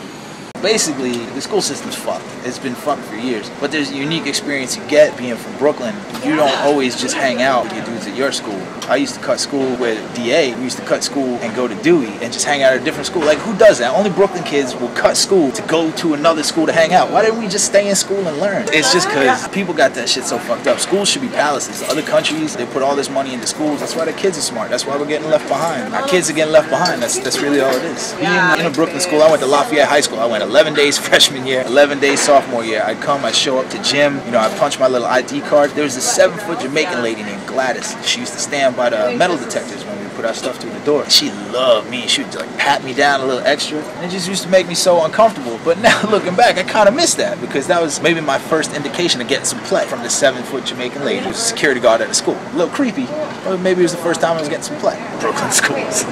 Smith & Wesson and boot camp, that's another thing, because I'm from Brooklyn. So when Buckshot dropped, Buckshot took over my fucking Walkman for like, I would say like 6 to 8 months. And then fucking Smith & Wesson came out. And once they dropped, and the fact that Smokey lived in my hood, so I always had a certain attachment to Smith & Wesson because they grew up, like I would see this brother coming out of the buildings that I grew up out of and like chilling with the brothers that I grew up with. And I know he wasn't from there, but it was just like he got a little bread, he moved out of his hood, he moved into the co-ops, and he would chill with us. And I always fuck with Smoke for that. And even to this day, like I see him, he give me pound, he show me love, and that's what Brooklyn is about, and that's what Smith & Wesson is about. It's like the foundation of, if you're a Brooklyn nigga and you're over 30 years old, they are your backbone, because we were all boosting, we were all fucking niggas up for no reason, we were all running wild, and they were the soundtrack to that shit. And that's what they represent to me, like, to be honest to you. And anybody my age will tell you probably the same thing or a different story about that and how they related to them, whether you were low life, whether you were D-Set, whether you were Zulu Nation. It was like when Boot Camp clicked and fucking when Buckshot dropped, it was just like they were the soundtrack to what the fuck we were doing.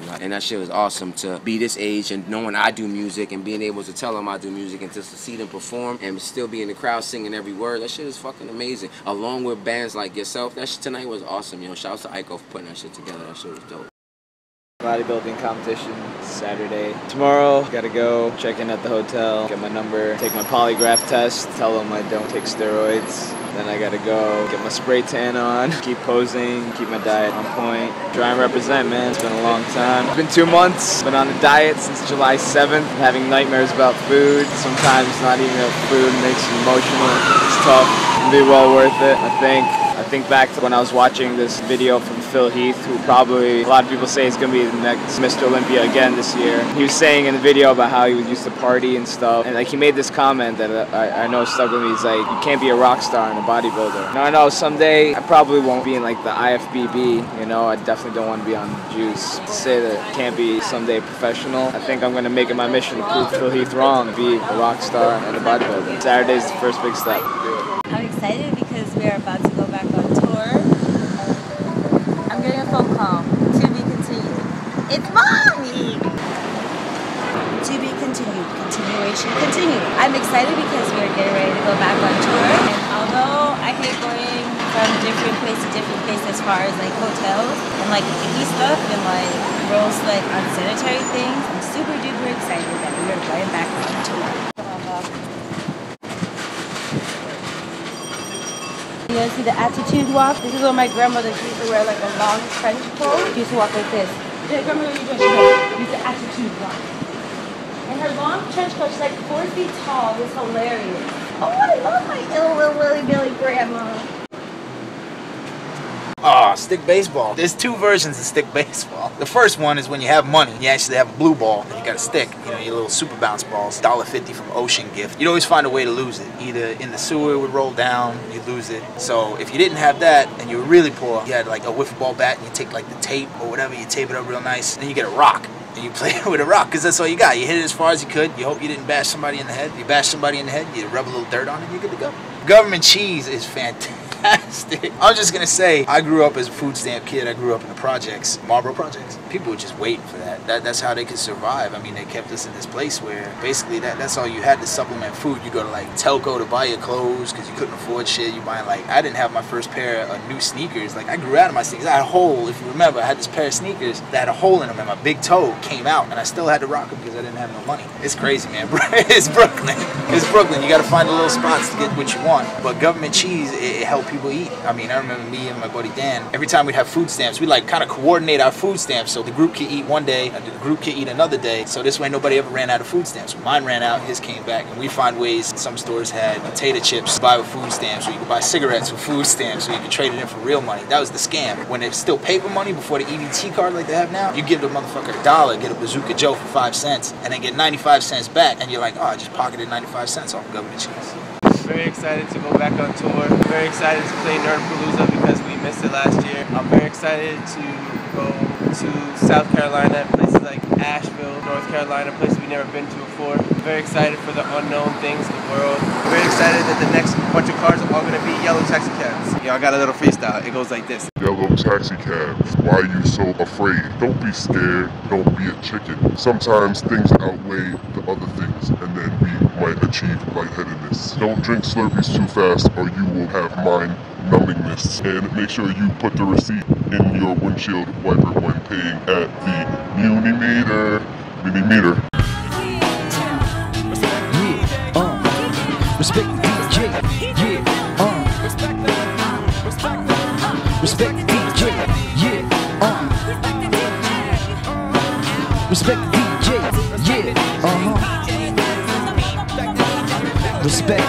Live from Jersey, it's the charismatic kid. Keep my nose clean, yo, I never did a bit. Beast from the east, call me king of the jungle. Got more faith, that's word, Mr. Bungle. Headbang when we come to your town. Rocking with the ninjas, you know we get down. Hustling to get mad rich, you like Rhino.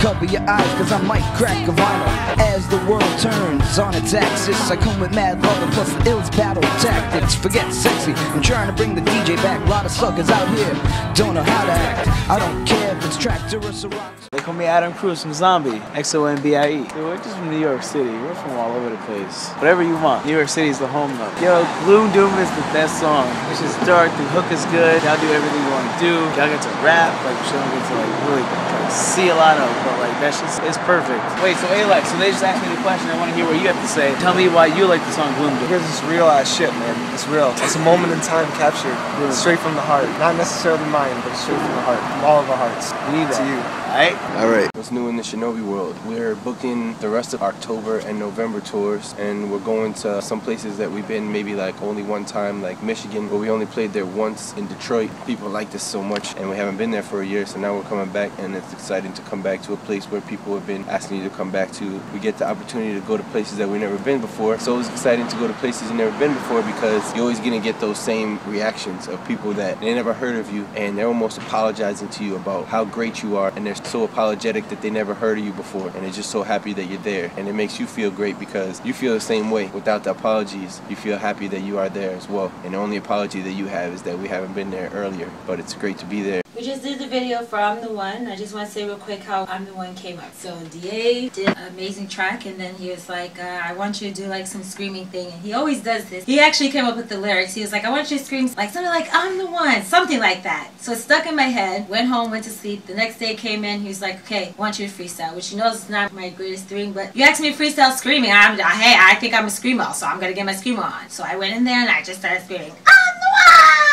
And you put an effect on it, and it's like super cunty dance. It's full out. I mean, honestly, I could have had dancers and like been full out, but we decided to shoot it in like a skinny little hallway, so I could only do it as much as I could, and it was like freaking awesome. I did like 5 different hairstyles. I think like, let me see, 2 of the wigs I made, and the rest of them I bought. I'm excited to cut it up, that way you guys can see it and shit. This is one of the wigs. Let me show you real quick. I'm into the short hair now. I always been into short hair, obviously, because I own this wig. I don't feel like combing my hair. We're getting ready to go on tour, and I'm gonna do the twisties again. Yeah, the video's freaking awesome. I can't wait to cut it up. I can't wait for you guys to see it. DA calls it our next Elish. I mean, there's no weed in it. We're not talking about weed. We always know weed is a big hit, but I think it's pretty hot. I think it's pretty cool. Well, Mariah looks really young in this picture. Like, I don't ever remember her actually being young. I just kind of remember her being like kind of old, regular people old, to like now she's just like kind of old, but she's still cool. She's still doing her thing, but she's older. It looks like Teddy's about to pop out that thing.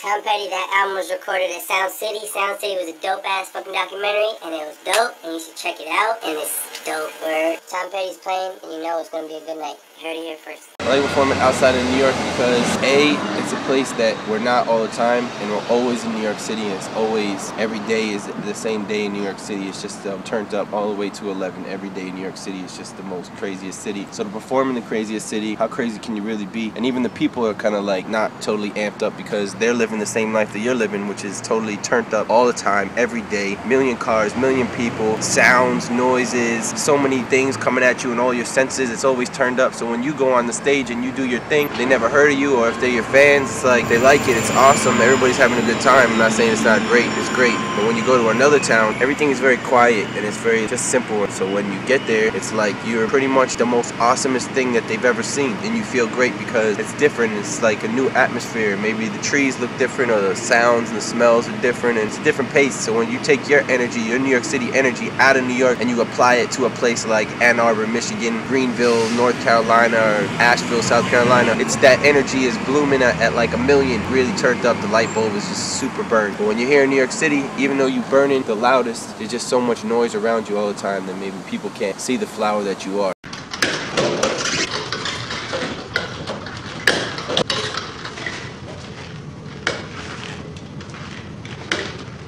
I don't want to condone this anymore. Which way you going, bro? You make a good fucking... Oh, shit.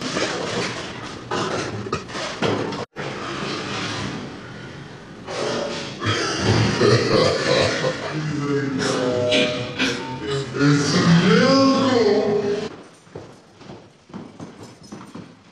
Samantha Fox looks like she's in the 80s and she's from the 80s. And the 80s looks good on her. And the 80s like leather.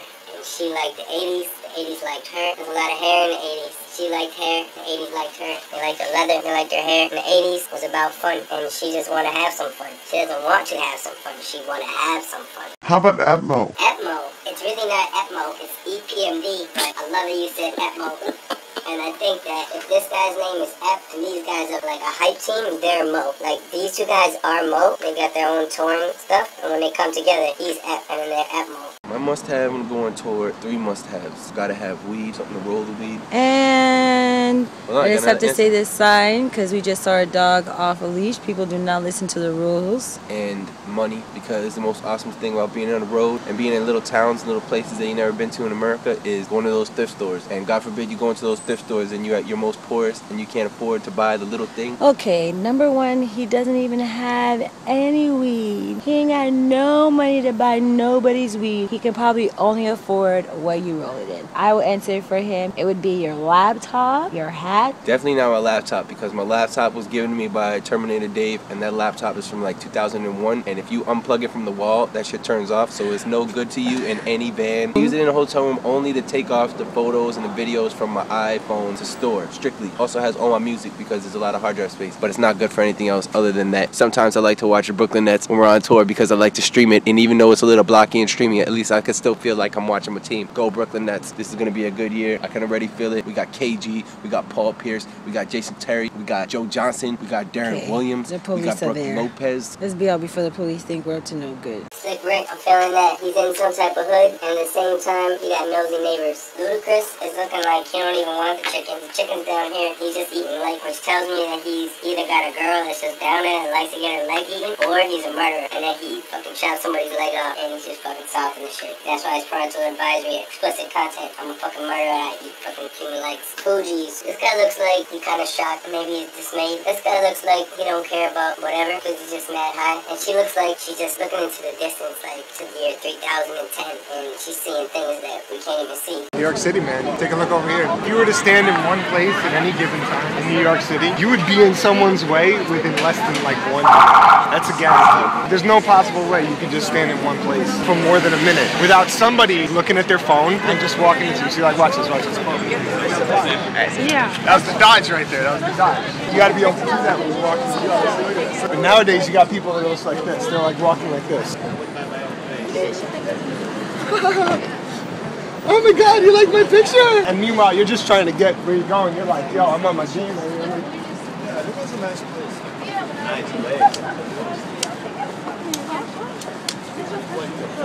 He's doing it because I think he's proving his point already, but he's gone. Like, he's forgetting now that he's with us. Where is he going? He's like gone. I'm excited for the Gloom Doom video, which we shot at the beginning of August. Hopefully it should be here soon so we can put it out soon. So hopefully it's out by the time we go on tour in October, and that lines up together. The weather right now, it's like the end of summer. It's gonna move into whatever it is, fall or winter. Get that lady, film her.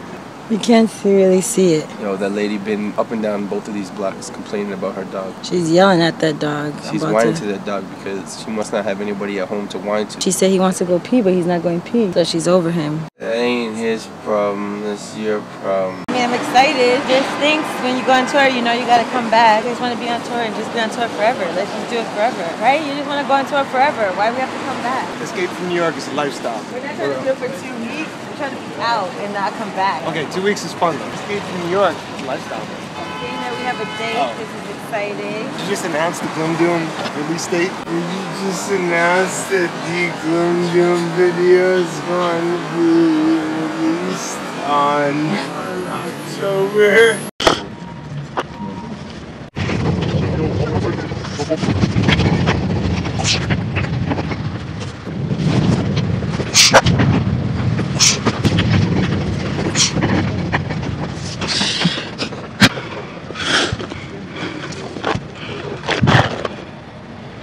Yo, you got him, man.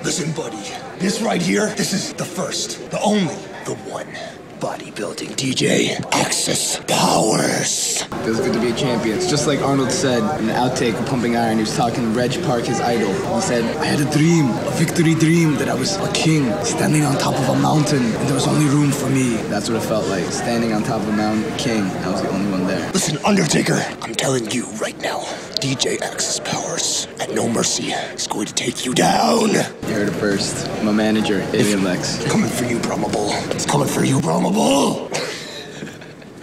I was dressing room on a tour bus. That's what I'm gonna go over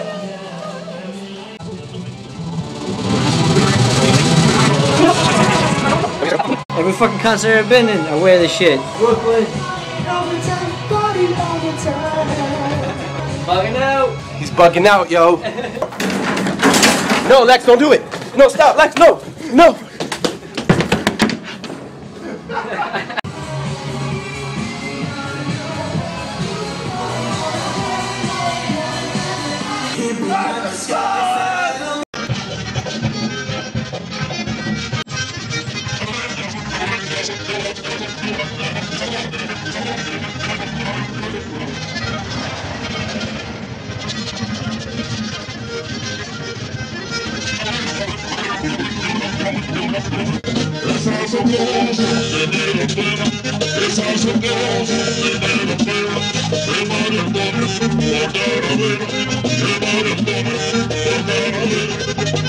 We're getting some stuff together to escape to your town. We're going to be posting the States real soon. I think we already got some up there. ShinobiNinja.com. It's looking pretty juicy, man. It's looking like East Coast, down south for October. A lot of Midwest. I think I saw some Pennsylvania. I saw some Philadelphia in there. Definitely saw a lot of Florida. We become very, very excited. Last time I think we saw them, they were role-playing with swords, Lego fighter outfits or something like that. They gave us 8-bit Zelda items. We had the bomb, we had the Master Sword, we had the shield. Not the shield from Super Nintendo. We're talking the original NES with the cross and the brown shield. I'm talking.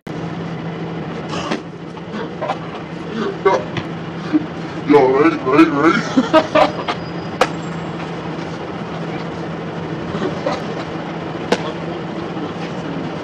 It's that glare, man. It's that glare, you know. What up? I don't know about 5. I watched a couple of them get sold, so I don't feel so special. When you make a Mad Russian Shinobi Ninja shirt, then I'll hop around and dance. I think I'm gonna have to do that, yo. Sorry I'm calling you out. On video. Hey, listen, you wouldn't be the first person to get a custom Shinobi Ninja shirt. Oh, it's true. Then that don't mean shit. I better get some fly kicks or some shit.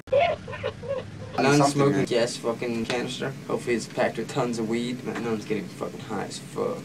Luke, I am your father. Good question. I was more going down the sister act. Yeah. If Darth Vader met Sister Act, it would be Darth's sister. First of all, they've already got the Blurred Line Dance. It's a remake of a Marvin tune, so it ain't going nowhere. Grew up on, that's okay. As a kid, I used to watch Dope Fiends from the projects. Hot water in the summertime, cold water in the wintertime, just going on Dope Fiends, because the Dope Fiends would get into that good nod, and then BLAH! The man with the $1 million arm. His arm, it had to go in a sling. It had swords like this. It was the $1 million arm because he had shot $1 million worth of drugs in that shit. He was funny. Ah, man, this bullshit that they're giving us now, man, back in the day, we used to get the 250 milligrams of the methadone. Now they just giving us that 50 milligrams. That's that bullshit, man. That's that bullshit. Oh, I mean, that's obvious. No hockey? Mets are from Brooklyn. No hockey? Fuck organized sports. How about that? Mets and Giants, just very depressing this year. They get paid a shitload of money to lose. I wish that was my job. Feels good, man. We got RG3 in his second year. It's gonna be even better. RG3 in his first year was better than most, and he was injured most of the time. So RG3 in his second year is just gonna be even better than that. What you gotta understand about this hat, this is a Babe Ruth hat. This hat existed before the Mets ever existed. Word. Schooled.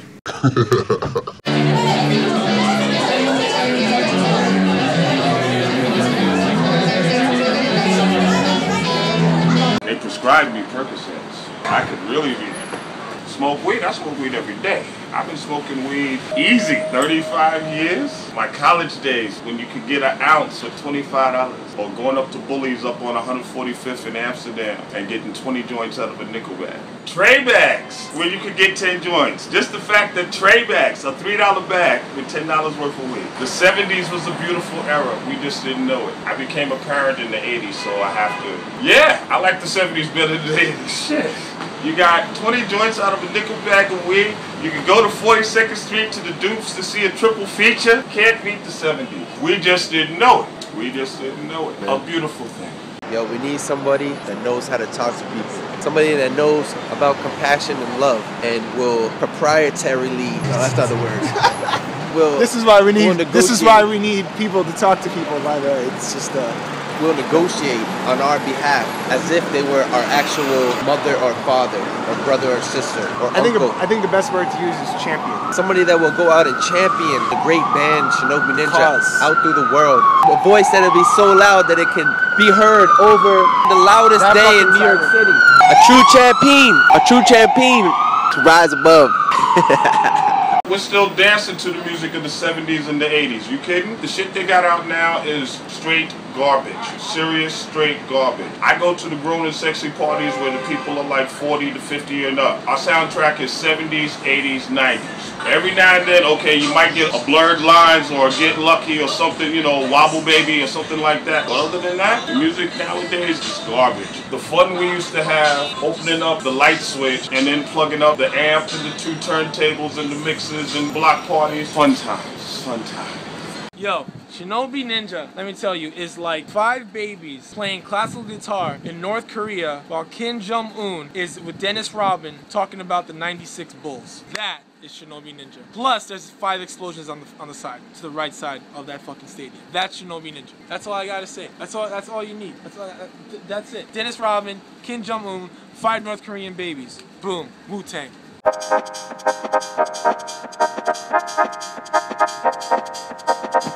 William's life started on a summer Thursday in Asheville, North Carolina.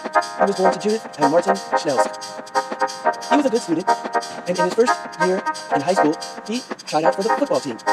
Straight away, he was a great player on the gridiron, but it was truly his academics is where he made his mark in the Asheville community. That's when things turned dark, and he started hanging around with the wrong crowd.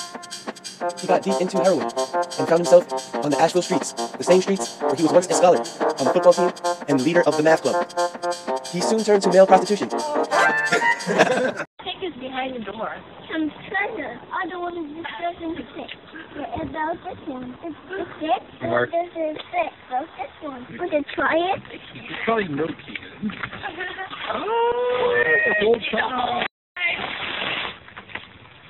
Ew. What's in there? Is there treasure? No. Not treasure in there. Close it. How long will it take to get our street meat? Go.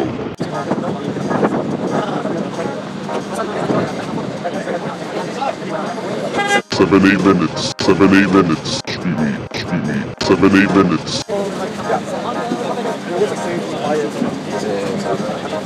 7-8 minutes. 7-8 minutes. Street meat. 7-8 minutes.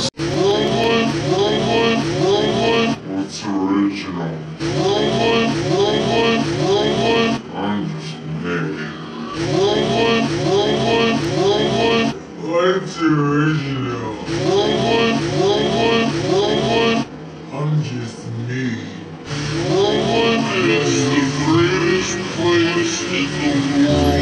up. I gotta shot put this bad boy in the river.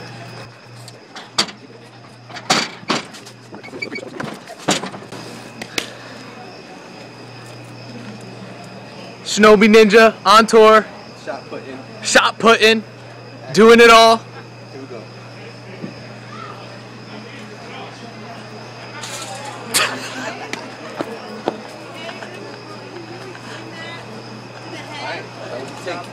That was a take.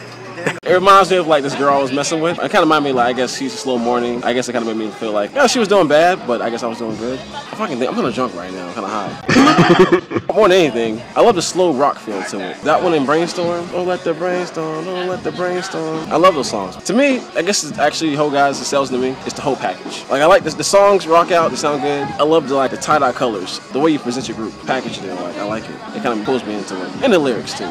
We had a song called "Superstar Around the World," but it don't mean nothing. Is that what lyrics for it? Like I said, I listen to your lyrics too, so I like your lyrics. Your lyrics, you're saying something in them. At the same time, you also keep it fun, so you can rock with it. It's cool to like go to a show and listen to it, like you can rock out for the energy of it, and then go home, listen to the CD, and understand you're saying something too behind it. I'm trying to be honest. I really am, man. That's how I feel about you. I mean, the house music's off. No more Seek and Destroy and Rain and Blood. All the other great tunes they were playing. It's all good. They're about to get at least as metal right now, I'm sure, here at the Hard Rockin' Saloon in South Carolina, Merle's Inlet. We will get equally as metal with them. Well, an inlet is a body of land that isn't even, it's kind of like sinks into the land, you know, as opposed to a beach or like a coastline, which would go north to south, let's say, or east to west, you know, or some direction. An inlet is kind of like a little cavern in the land. Kind of go in there and everybody's cool and hanging out. It's great. It's dope. Whoever he is, though, this place is really metal. I like how it ended up here. It's great.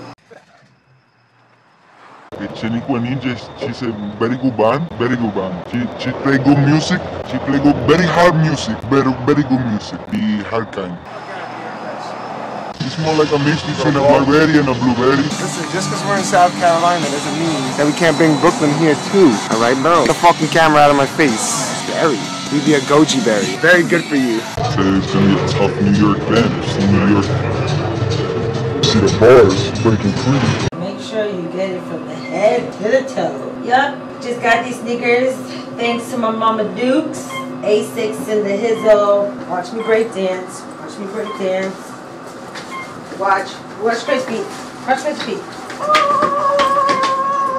I'm just saying, he didn't know I could do that, Soup Dogs. Happy! I don't even know how my hat looks.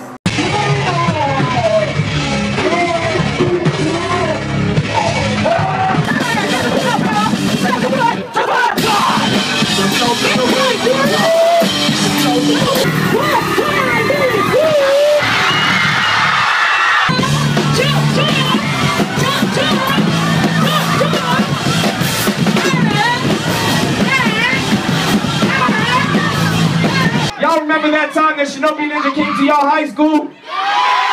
We remember it too. God bless you all.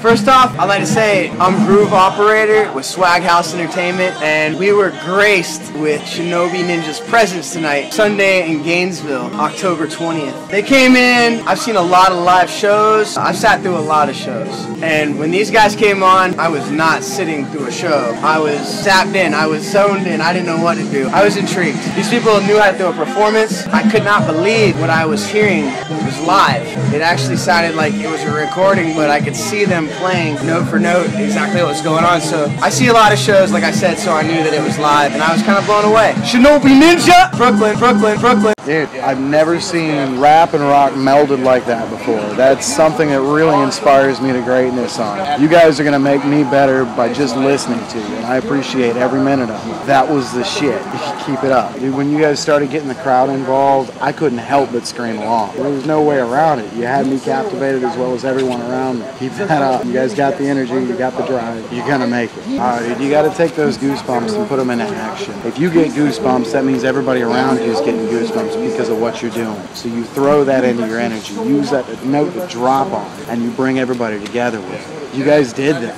Like I said, I'm floored. Brooklyn, I've been near there. I've gone through it once. I stayed in Hell's Kitchen for about a week one time. Dude, if I'd have known you guys were up there, I'd have hunted you down while I was there. That was awesome. We were on the Gloom Doom tour. I feel like this is the most doomiest, gloomiest tour that anybody's seen. And it's just gonna get gloomier and doomier from here. Before it gets any doomier, it's gonna get gloomier. I've never played a show in Indonesia, but I think that it would be a lot of fun to do. If you've seen the movie Singles, came out in the 90s. They were in a band called Citizen Dick, and they were very popular in Belgium. So if we could just follow in the footsteps of the great mighty Citizen Dick, we could be popular in some place that is far away. It doesn't make any sense. We are Shinobi Ninja. This is the Gloom Doom Escape from New York tour, fall 2013. You want to come rock with us, yo? Turn on your Google Chrome, turn on your Safari, whatever you got, just open it up and come rock with us. You can rock with us anywhere in the world, yo. Anywhere in the world. Right now, we're in South Carolina, right? Only people from South Carolina can see us, but when we rock, everyone can see us. It's just crazy, yo. I'm out. And the cook was like, that's why I didn't go like that for long. This one like shit, one for him and one for me. Now this one for Ty, this one for me. This one for me. Yay! I gotta get a picture of the whole thing. This is good. That's dope. That is dope as hell. Yo, I was just out there singing a song. Oh, that is so nice. Yo. Where's my paper? That's crazy. Didn't you got your own? I got two cards. Thank you. What's up, bro? This is blowing my mind, man. This everybody eats sliding scale.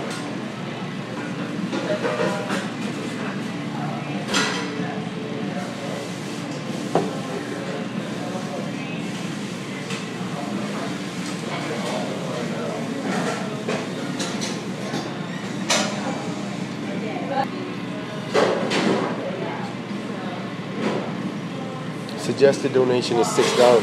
But if you only have $2, then take it, man.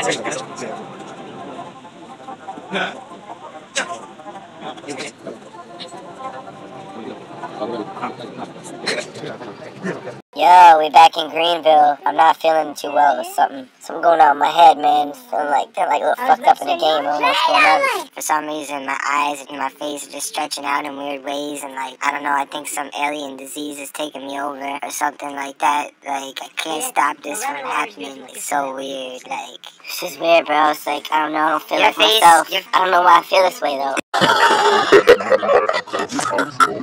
I'm smoking weed and it's just not making me feel better. I don't know, something going on with my fucking face, man. My head is feeling really weird.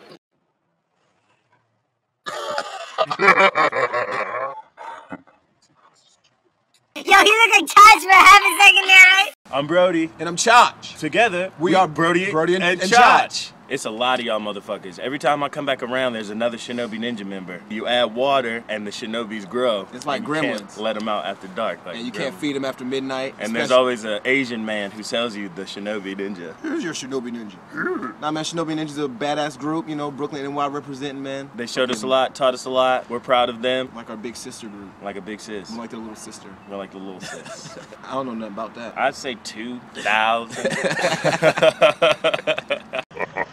Just in case my grandmother Ghost is watching, I don't do that. Grandmama Ghost ain't watching this. She don't know how to work the internet. You don't know? Grandmama Ghost invented the internet. Grandmama Ghost, I love you, baby.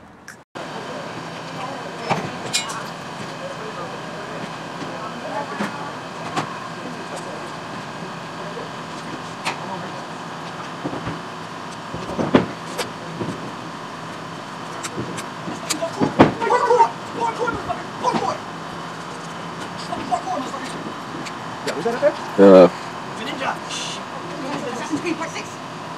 That's speed part 6, yo.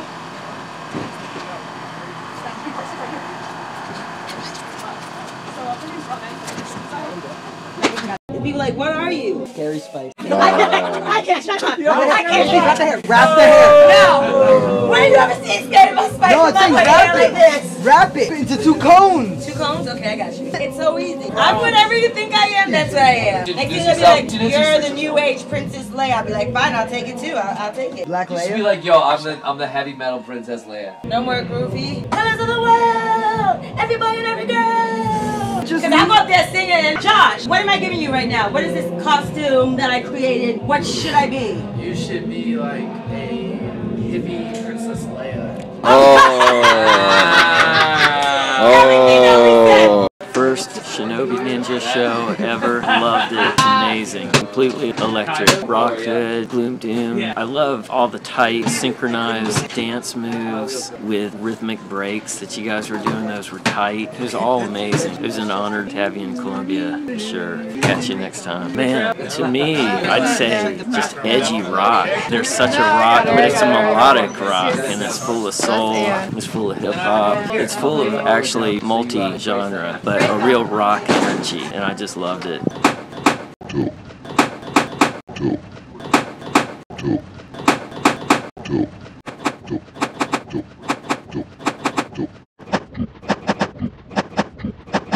Yo, I think I said bro more than I've ever said bro on Welcome to the future, bro. I say dead ass a lot already, actually. Yo, dead ass is a good one. It's like this is truth, the future. real, you know, real talk, like yo, dead real, ass, like, real dead ass talk, yo. real fucking dead ass talk. Shinobi Ninja, Greenville, G Vegas, rock.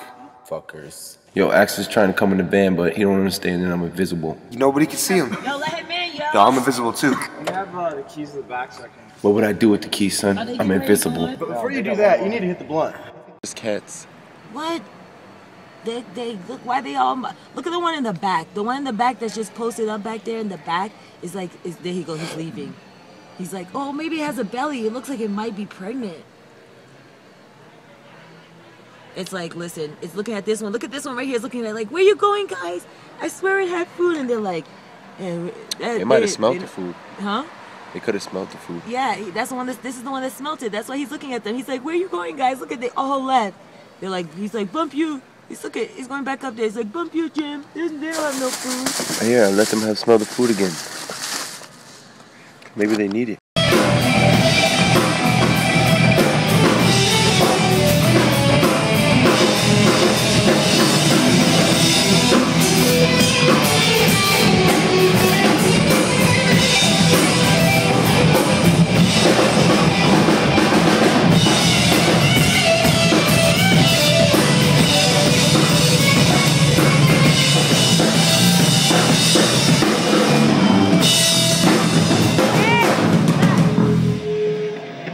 That's a good one right there. A lot of people ask that question. When me started that, man, we used to call Brody Wody, like New Orleans, Wody, Wodette. She couldn't say Wody. She was like a baby. She'd say bro, bro, whoa, whoa, bro, bro. So we changed Wody to Brody. And then I drunkenly took my little brother car to go get some cut from this girl. Some vagina from this girl. I went to go smash, and the smashing took a little bit longer than I thought it would. And I had the radio on. They was listening to NPR, just getting it in. And his battery died. And I had his phone. So he woke up with no phone and no car and had to be to work. This is really not a funny story. Don't punch me, man. Okay. And so finally, I get in contact with him, like, dog, I got your car, I got your phone. And after that, I was just forever Chach. Chach is a negative thing. It's like, you know, it's like, Chach, you fucking Chach. Like, you stole my car, I fucking Chach. You know what I'm saying? I go to bed with the TV on, but I got the remote. I'm a Chach, you know what I'm saying? Piss on your grandma on the couch, dog. I'm a Chach, man. It's not These are all things he's really done. It's not a game. I mean, I grown into it, man. I learned how to accept it. I learned how to be a better Chach. It's the difference between taking somebody's car on your phone, and now I know to ask. And if he says no, you still take that shit. Then go get your cut. I mean, vagina. Oh, sorry, ladies. Ladies. It ain't like that. It's like, it's like that, and that's the way it is. Yeah. Okay. Scullies. Oh, he's gunning. Oh, Axe is going to his territory now. Damn it, up there on the mountain. Yo, get a Waffle House, bro. Gotta go to Waffle House, bro. Take you away from here, man. No, this is no good. This is no good. This is no good. This is no good. It's no good. We need Waffle House. We got fucking Waffle House. No. All right, they're going in. No, we out.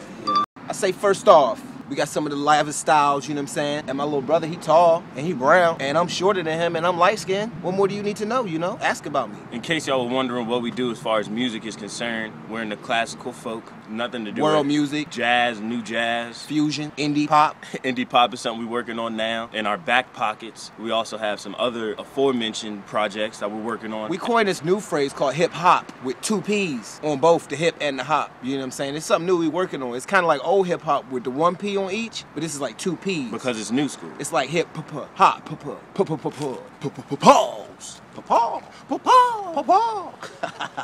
And that's just a little something we grew up with.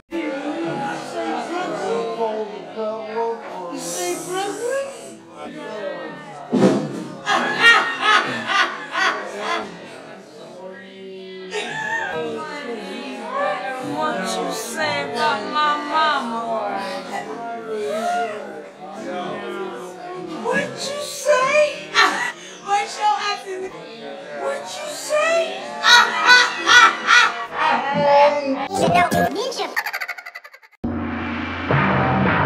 We're gonna do an 11-person cinnamon roll. I have no idea. Everybody just get in here and touch it. Right? Touch your fingertips to each other. Okay. Right, and then what's the chant and what do we do again? 1, 2, 3, cinnamon roll. You close on roll, right? Yeah. On the L, on the L. On the L. 1, 2, 3, cinnamon.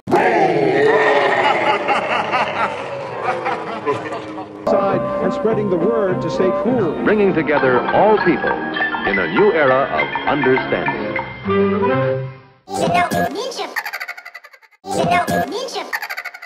My thoughts, it's like nice environment. I like the fucking bar. Honestly, I was just thinking like what type of music would you guys perform because I didn't really know, you know? I actually rap myself, so I mean I make music to be honest, but I rhyme. I want to put it on the rap. But I was wondering about you guys and shit. Yo, I fuck with it OD. Fuck with it. Over the rock band, you guys are rhyming. This shit's crazy. I like it OD. So thank you guys for that fucking experience. And I caught it on camera and shit. You're saying where your roots are from Brooklyn, as I would say the same shit. I'm from Brooklyn also, and it just brings Brooklyn crowd. It hypes us up. I'm not gonna front. Anybody from Brooklyn should get hyped up. If anybody shine out Brooklyn, it's just hyped up. You know, it's Brooklyn.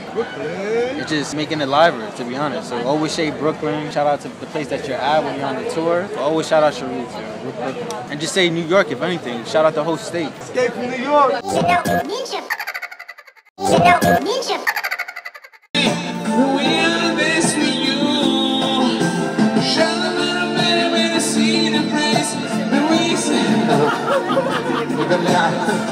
Noi mi arrestano.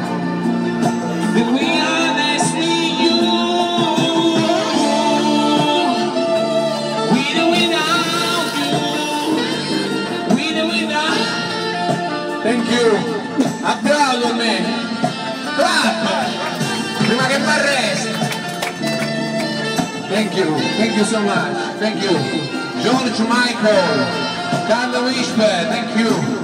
Thank you very much. Sono anche su Facebook. Metro Man. Thank you.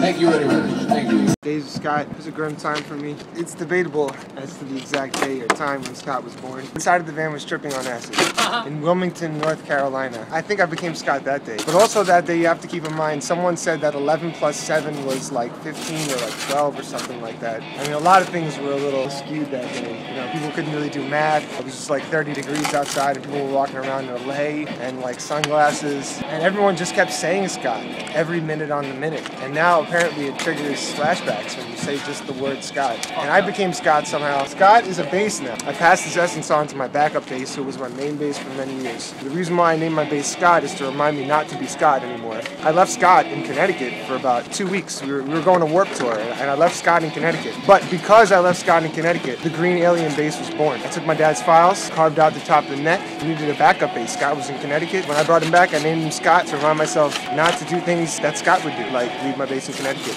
Finn. On stage when you play outside and you're headbanging, you're trying to play an actual show outside, trust. When you're fighting the wind, you don't want your hair going in your mouth, around your neck, entangled in your bass neck when you're playing. I want to take a What? No way! Don't do it. No, we're not on anything. Remember when I pulled off that fucking sorority porch? Yeah, that was great. And we put it on this other fraternity's porch? That's so You did? It was porch. Ah!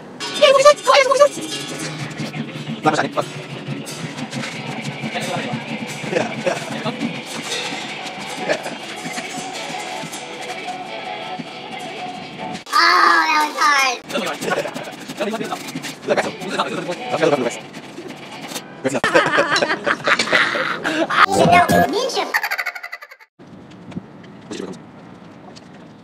are you guys doing over there? I don't know, man. Who's that guy like, They need to Jason put away. Mewes over there on drums? They need to put away childish games. We got Jason Mewes on drums and Hulk Hogan playing guitar over there. It's a real 80s and 90s reunion. I mean, this guy is definitely, he looks like Hulk Hogan's kid or something. Silence was head.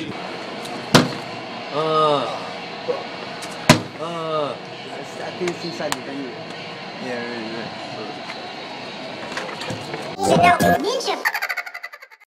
My age, I think he was about to film Conan, Barbarian. It was around the time he controversial 1980 Mr. Olympia where he came back. He was supposed to just be promoting it, but he ended up competing and winning. One of the biggest bodybuilding controversies in history. Listen, Undertaker, DJ Axis is the first ever bodybuilder. He's coming to you. Undertaker, DJ Axis Powers. Remember that name, Undertaker. Triple H, all you guys. He's coming. Post-show rap. Got kicked out a whole bunch of locations. Got rolled up on by some park rangers. Yeah, man, one time for the radio, one time for Shinobi Ninja. This is the worst post ever. But this video is gonna be sick. We got some spooky shit, we got some abandoned locale. The van actually got a ticket earlier today, so the police are really trying to fuck up our day. 2 dudes offered to beat up the cop for me, and they were dead serious. They were like, "Who wants to fuck him up?" I was like, "No, man, I'm good." True story. All of that spiritual energy is gonna go into One Time for the Radio. The end of our trilogy, but not the end of our story, just the end of the trilogy. That's all for now. It's the pressure principle.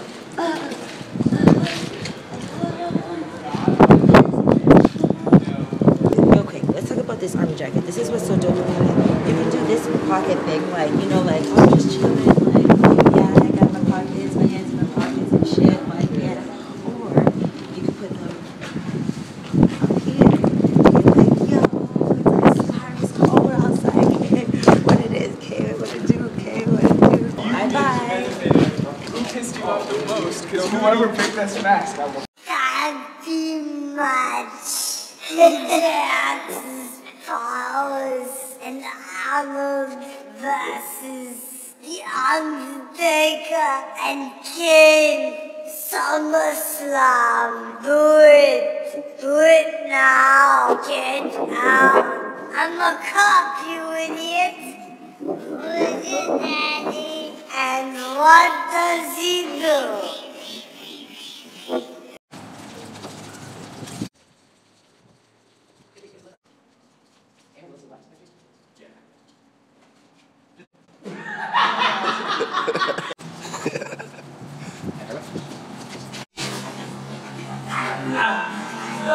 Jesus Christ.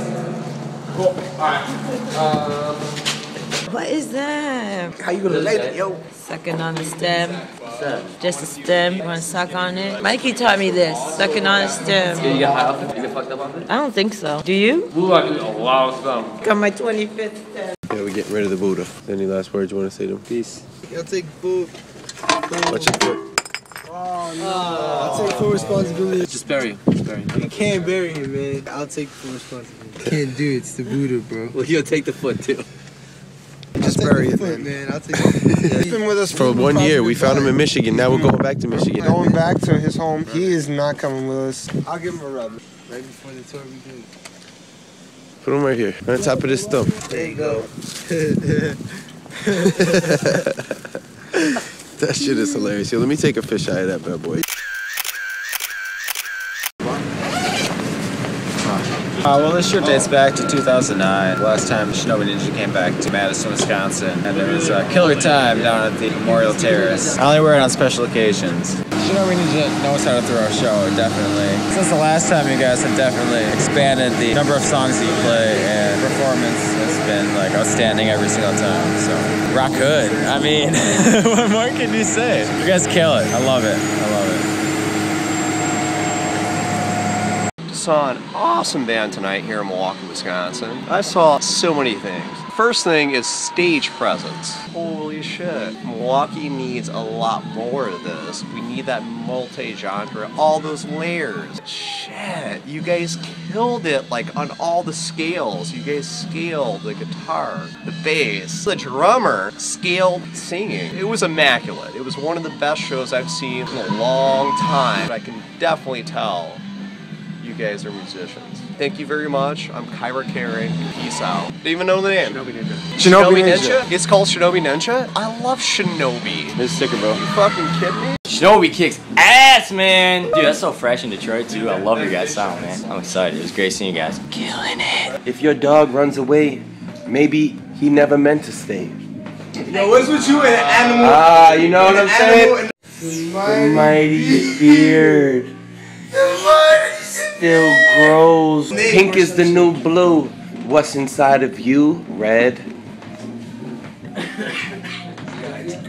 It's my second time seeing Shinobi Ninja. I knew songs like Rock Hood, and that really helped me fucking enjoy myself. I felt privileged to fucking be able to enjoy the show with Shinobi Ninja this time because they're in my hometown. Shit was sick. Stage presence. I like to watch bands and learn a lot. The way that you guys interact with the crowd and kind of get them involved. Regardless of the venue, the size of the place where Shinobi Ninja is, the fucking veterans have been touring all around, man. So they have learned to fucking make it hype, to make it fucking happen wherever they are. And to me, that's key. I see them get up there. I see DA and I see Baby G fucking engage the crowd in certain ways, and they have these little things that they've got where they can kind of get the crowd kind of doing what they're doing and dancing with them, like getting people moving instead of kind of standing there. Fucking Shinobi Ninja gets you moving back and forth, engaging, doing things, doing call and response. When I see DA fucking jump down on the ground, he's flat on the ground and he's singing into the mic. Motherfucker's planking, you know? Breaking out the fucking megaphone. It's fucking original. It's fucking refreshing and cool. Well, I would have called the authorities, and then I would have jumped across the pizza dough, a little counter thing, and then I would have said, you know what, I'm about to make my own pizza now, and it's going to be called the X-Man Pizza, and I'm going to put my name on it, I'm going to put all these other motherfuckers' name on it that lost their money, and then we're going to smash this shit. I don't think it's about being a punk, I think it's about having an agenda, and if you got an agenda, motherfuckers are like, them motherfuckers are punks. Well, I'm leaving because I got something to do, and you're just sitting here being a goon.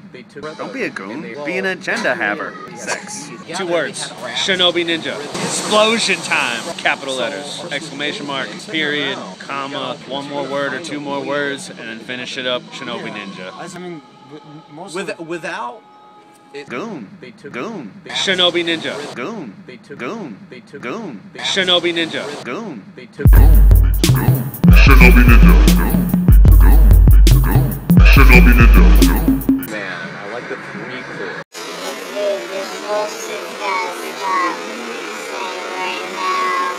Voters, bookers, but you get it together. You really don't look like that. I was in 2009. I don't even know who that guy is in the picture. My favorite is Tommy's jacket. Yo, he's fucking killing me. Well, when I saw Shinobi Ninja tonight, I saw more than I saw the last time, maybe a couple years ago, out in LA on Sunset Boulevard at the Roxy. I've just seen mad cool shit, growth. So tonight, I think I enjoyed even better than the show at the Roxy. There was a drum solo in there where I got all fucking excited, because I've known these guys for a while. But in general, even if I never heard of this band, the way they fucking handle themselves, regardless of the songs, the way they fucking do a live show, the stage show is what fucking sells them. You can never hear these motherfuckers, and they're gonna get up there and they're gonna sell you on this shit. And I saw that happen literally with people who came to the show. What else can you do? There's nothing more you can do. They just did everything you're supposed to do as a band. This rush in your whole chest. It's what just happened? Am I still even seeing Bitches straight? got tuberculosis. Osmosis was an album that came out in '95. It was pretty dope, and I still be rocking it. Say word. Yo. We just talk about king shit birds. What's the word? Oscar and Grouch. You know what I'm saying? Big Bard. Oscar and Big Bard. Cookie Monster. Cookie Monster. YOLO, piss day back in the sun. Next, no. Girl, you fix it like that. Make sure right. Hey,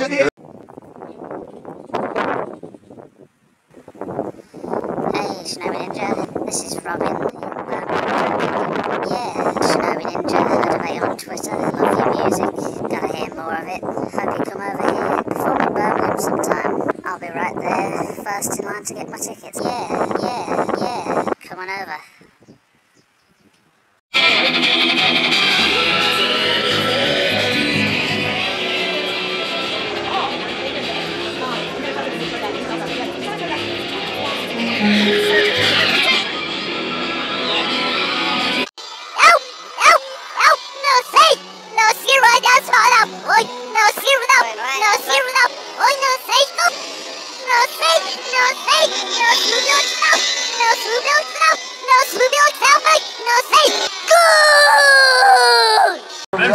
Italian neighborhood. Look where we are, man. Hearst is a very interesting place. It's what I like to call the real Brooklyn. It's like stepping into another world. You're not gonna find any bookstores. You're not gonna find any bullshit either. Yeah, no soccer moms. It's some of the best pizza you've ever had in your life. You'll find some of the best food from all over the world in Bensonhurst. Delicacies from anywhere you could possibly imagine. People from all over the world come here to this one neighborhood right here. It's just a beautiful thing. It's a wonderful place. Love Bensonhurst. That's the hometown. Represent. Well, I feel like Kelly is my sidekick only because she's a bit shorter than me, and I feel like the whole sidekick thing of like Batman's tall and the Robin is small. You know, there should be a sidekick that's like way taller than the other guy. Like there should be a midget, and the midget should be like the lead singer, but then like the sidekick would be like really fucking tall guys, so it's like really fucking with people's mind. As far as like psychics go, I feel like there's definitely energies and mediums. That's what we talked about last time with vibrations. Some people are born that can dunk a basketball, and some people are born they can write a song. Some people are born with big dicks, and some people are born with small dicks. Some people are born with one leg shorter than the other leg. There's got to be people out there that can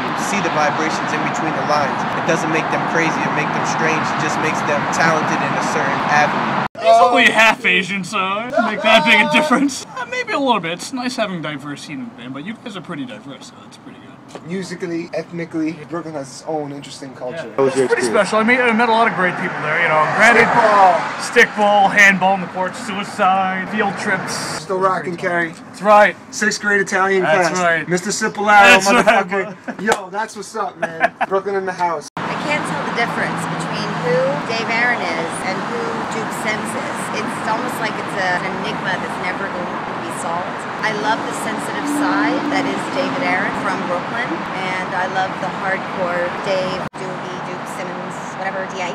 is. It's two different people, man. Two different eras. Always evolving. Stay current in anything, whether it's music or anything else. Constantly, you have to evolve. Otherwise, things get boring. I didn't quite see Shinobi Ninja coming, but I knew you in particular, Dave. I'm gonna single you out, if you don't mind. Your music career was definitely going to grow. I remember listening to your solo stuff back in the day, and I'm thinking, wow, this guy's awesome. I really like his music. And I put on my iPod. I remember also burning CDs with my friends. He always had the music talent. It was a matter of time that he found the right group of people to express his musical talents. For the longest time, definitely, you know, a lot of hard work, a lot of struggling, but I think he finally found his place. Snap back out of character. I think that's the coolest thing in the fucking world. I think that is the nature of our little fucking community of musicians. Is exactly that. Exactly that. The name Jesus Orphan came out of a ramble out of my mouth. I don't even know what I actually said. You heard the Jesus Orphan, and such the fucking name became. It's always been a way station for ideas and creativity, and the fact that those things have been cribbed and passed along and turned into other things, and that it's mixed and mingled and turned into a million other fucking ideas. There's licks that I've taken from Jesus Orphan songs that have become whole other tracks that have nothing. You wouldn't even be able to tell them together. You know, the coolest thing in the world is that it's shameless collaboration. It's collaboration on a level of trust. You know, you just do it, and whatever is one from it. When I heard that fucking version of Shinobi doing the Raider song, I haven't geeked out like a little kid like that in a long time. And when I heard that, I geeked out like a little kid because I heard every little nuance that I contributed to the original version of that survived and made it into this completely different, like, trumped up band version of this song with like 6 people contributing to it. And I can still hear some aspects of my personality that survived into that. You just fucking smile and go like, that's the coolest thing in the fucking world. You make a song, you write a song, you hang out, you do all this shit, and then it becomes a whole nother living creature, its own thing. For me, the Jesus Orphan is the beauty of collaboration. I was liking the reverse stuff, but it sounded like 8 Wonder for a while. The Escape from New York, that was nice. Yeah, it's my first time in Bay Ridge. I've been to Brooklyn before, but I don't think I've ever been this far into Brooklyn. Reminds me of like a mix between Shirley High Street and Manor House in London. Shirley High Street's not in London, that's in Southampton, but you know, like it just made me think of it. I would like to welcome everybody to Bensonhurst, Bay Ridge, Dyker Heights. This is where I was born and raised. It's Thanksgiving. We go on to Alex's house because that's my family. Rock and roll, man. Word. Wrong side. Oh, there's one on the other side too, though. Yeah, check it out. This one has got 2 vinyls on it, but it's on like the most desolate street corner in history. But they definitely know who we are in this corner. That's for sure. These are a lot smaller than the ones you have now. Yeah, I still have about 15 left. If anyone has these, you let us know. We will definitely want to be contacting you or get in contact with us. I could use these. Peace. It's good though, it's good though. I feel like the Jesus Orphan is the most spiritual of any side project that has ever existed. I think it's really amazing that it took us about 4.5 years to make the first album, 2.5 years to make the second album, and about 13.5 minutes to make the third album. Just under a year, really, to put it together from conception. It's fucking cool that you could do that with somebody you know for a million years. I've been through 1,000,001 experiences with. We don't ever get bogged down in a conversation about songwriting or performance or how to do something or what to do. You show up, turn the mic on, and you have complete and total faith that the end result is going to be something you want to present to other people. And it works every time. It's chemistry on the most basic level. We don't even have to plan. We don't even have to work. Yo, fuck the Jesus Orphans. Yo, I agree. I love it here. I can't imagine going anywhere else home. Something like it, you would have to live here to really, experience it. Delis, pizzerias, handball, schoolyard, basketball, playing baseball in the streets, cracking open a fire hydrant, playing in the water. We didn't have swimming pools. Sums it up right there. Puke. I definitely highly recommend seeing them live. They're one of the bands I always make an effort to go see. Given how expensive the city can be, especially with concerts, seeing them is a great deal. It's always a good time. All of the band members are friendly. I've known these guys for a long time now. I've seen these guys develop from the ground up and see them grow. It's quite an experience.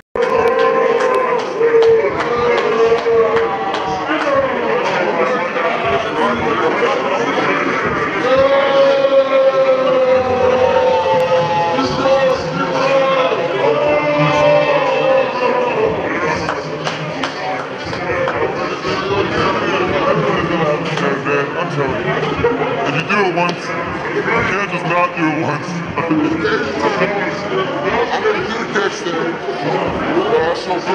Everybody gets it. It's a Psycho Egyptian. Shinobi Ninja was really turned up. I like the in-sync dance moves. I like the play off of new metal. It helps that you have a pretty girl in your group. It was a lot of fun. My lumberjack jersey was something that I found in a thrift store in Bushwick, where I'm from.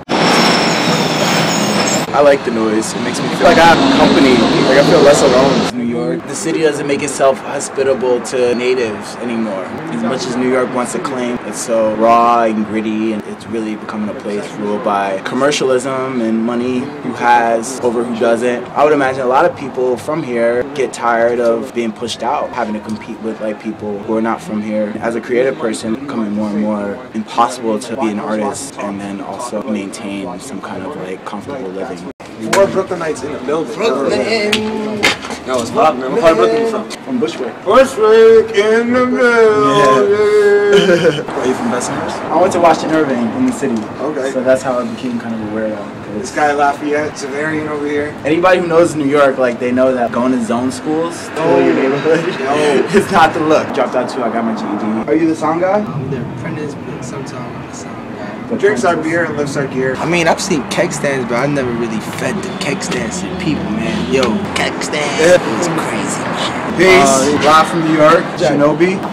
Peace. Larry Love, Lower East Side, bass player virtuoso. Because when I saw them, I became a musician. Used to love these guys first.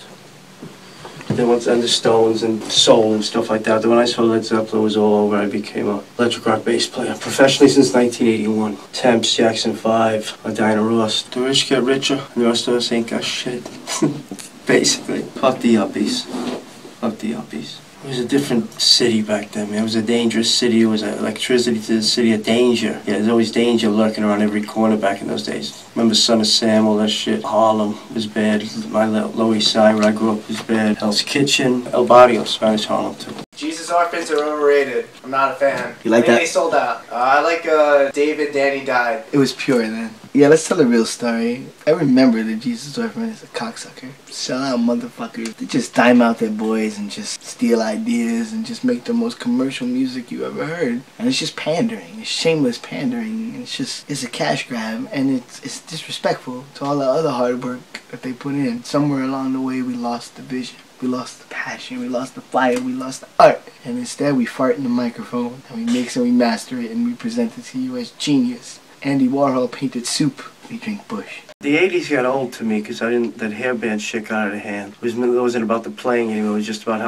how much more of a girl you can look like. Then when that grunge thing came, I didn't know what to do anymore, and I started playing that type of music. Then when I heard Ice Cube's The Product, then I knew what the fuck I was gonna do from that time period on. A mixture of rock and then hip-hop. Tupac and Biggie were big influence, and Wu-Tang. Shame on the nigga who tried to run. Shame on the nigga who buck wild with the trigger back. Get the fuck out of New York. I hate it when you go, but I love to watch you leave. What are your thoughts on Aquanet Pink? Aquanet Pink? Oh, so extra super hold? Right, we gotta get 2 cases of that for the road. You need a case of that for the road. You guys having fun? Are you having fun? Has it all been worth it? Have all 365 parts of Escape from New York come together? Like glue? Coalescing. Conversing. Vernal equinox. I like music.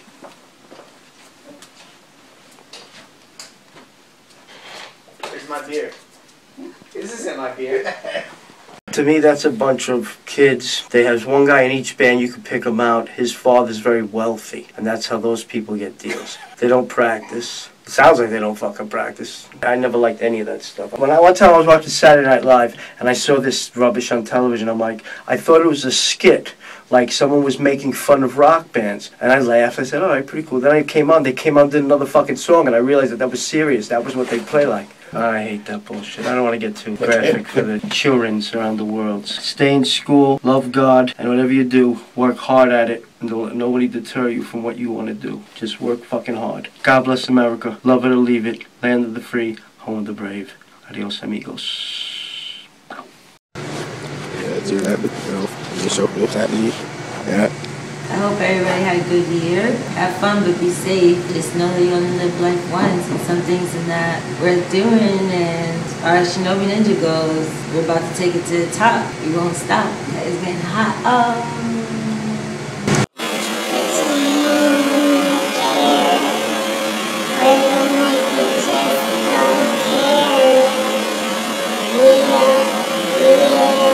It was actually Easy, my co-host, that let me know. I think he found you on a blog somewhere. I mean, that's how I got introduced to you. Easy told me he started listening to your stuff, and we liked it. I was like, almost what? It's going to be 4 years ago now, right? You guys came out with a video game, Shinobi Ninja Attacks app. I think that's the dopest thing you ever guys did for a band. You know, you started making videos, and you know, your music started changing more from the punk rock. Remember when you released Stop? Definitely changed it a little bit more. I kind of like it. Stay tuned. All right, bye. I feel good. I feel like it's a cool video. I feel like it has a little bit more color than Power Strangers and Gloom do. I feel like it has like some blue, some yellow, and like the other videos didn't really have color like that. But I feel good.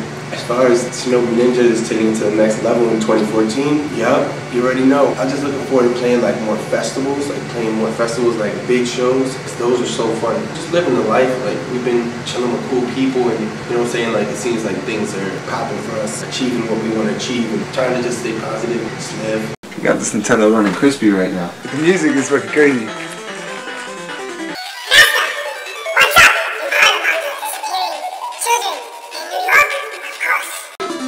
My love bones.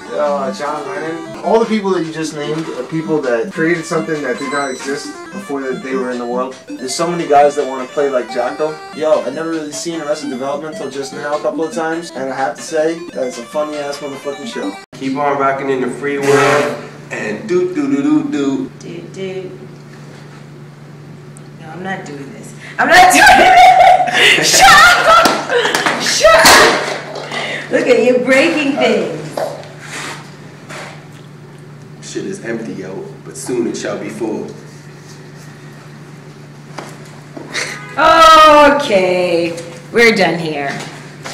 And scene and cut.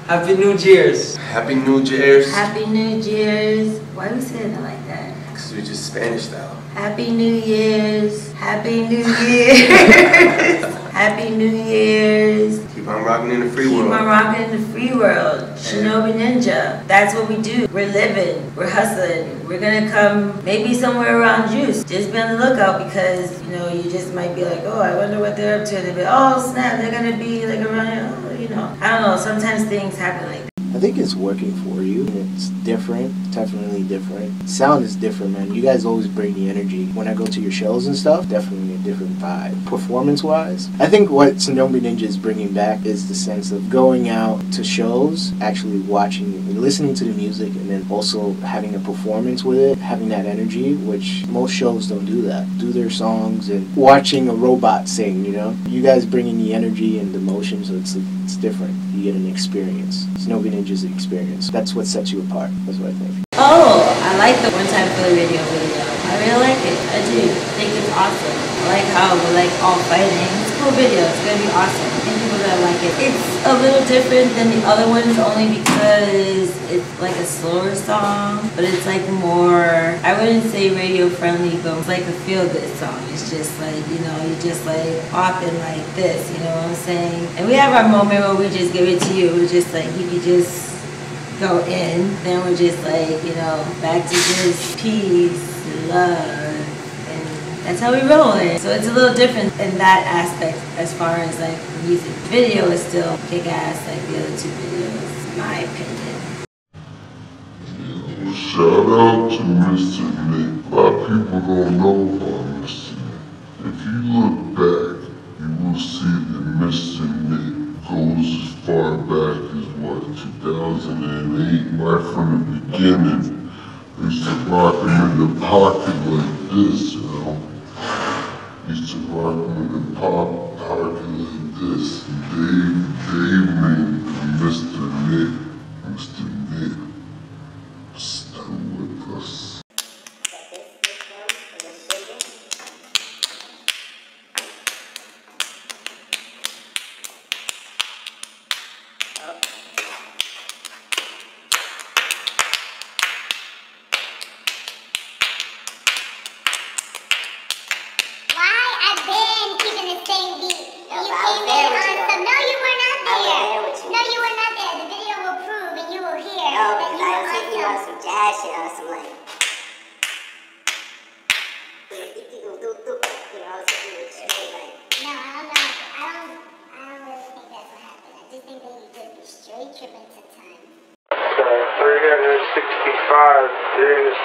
Episodes, and what a journey it's been. If you go back and you watch where we were some time ago in episode 1, 5, 10, whatever these episodes are, you might see some people in a different place, different mindset. There's an old song called Time Changes Everything, and 2014 is coming. Shinobi Ninja. Escape from New York. 2014 is going to be a big year. Lots of new things, lots of new music, ninja moves, but we got 3 amazing albums. That one of them is a double album. Escape from New York will be coming soon, and then its sister or brother, however you want to look at it, is right after that. Ooh, what's this? An Extra Life. Like the album after that, Return From. It's going to be like the Extra Life. It's like the bonus. It'll come right after that. Ooh. And then we got some crazy, wild, artistic shit for y'all. I don't know how everyone's going to feel about it. I don't even know how I felt when I was making it, but we just set up live in the studio and just made some tracks jamming. We didn't really have that much time. It was a lot of fun, man. 3 new albums, 2014. Just watch where you're going so they don't hit you with ninja stars. Peace. Like that. Peace.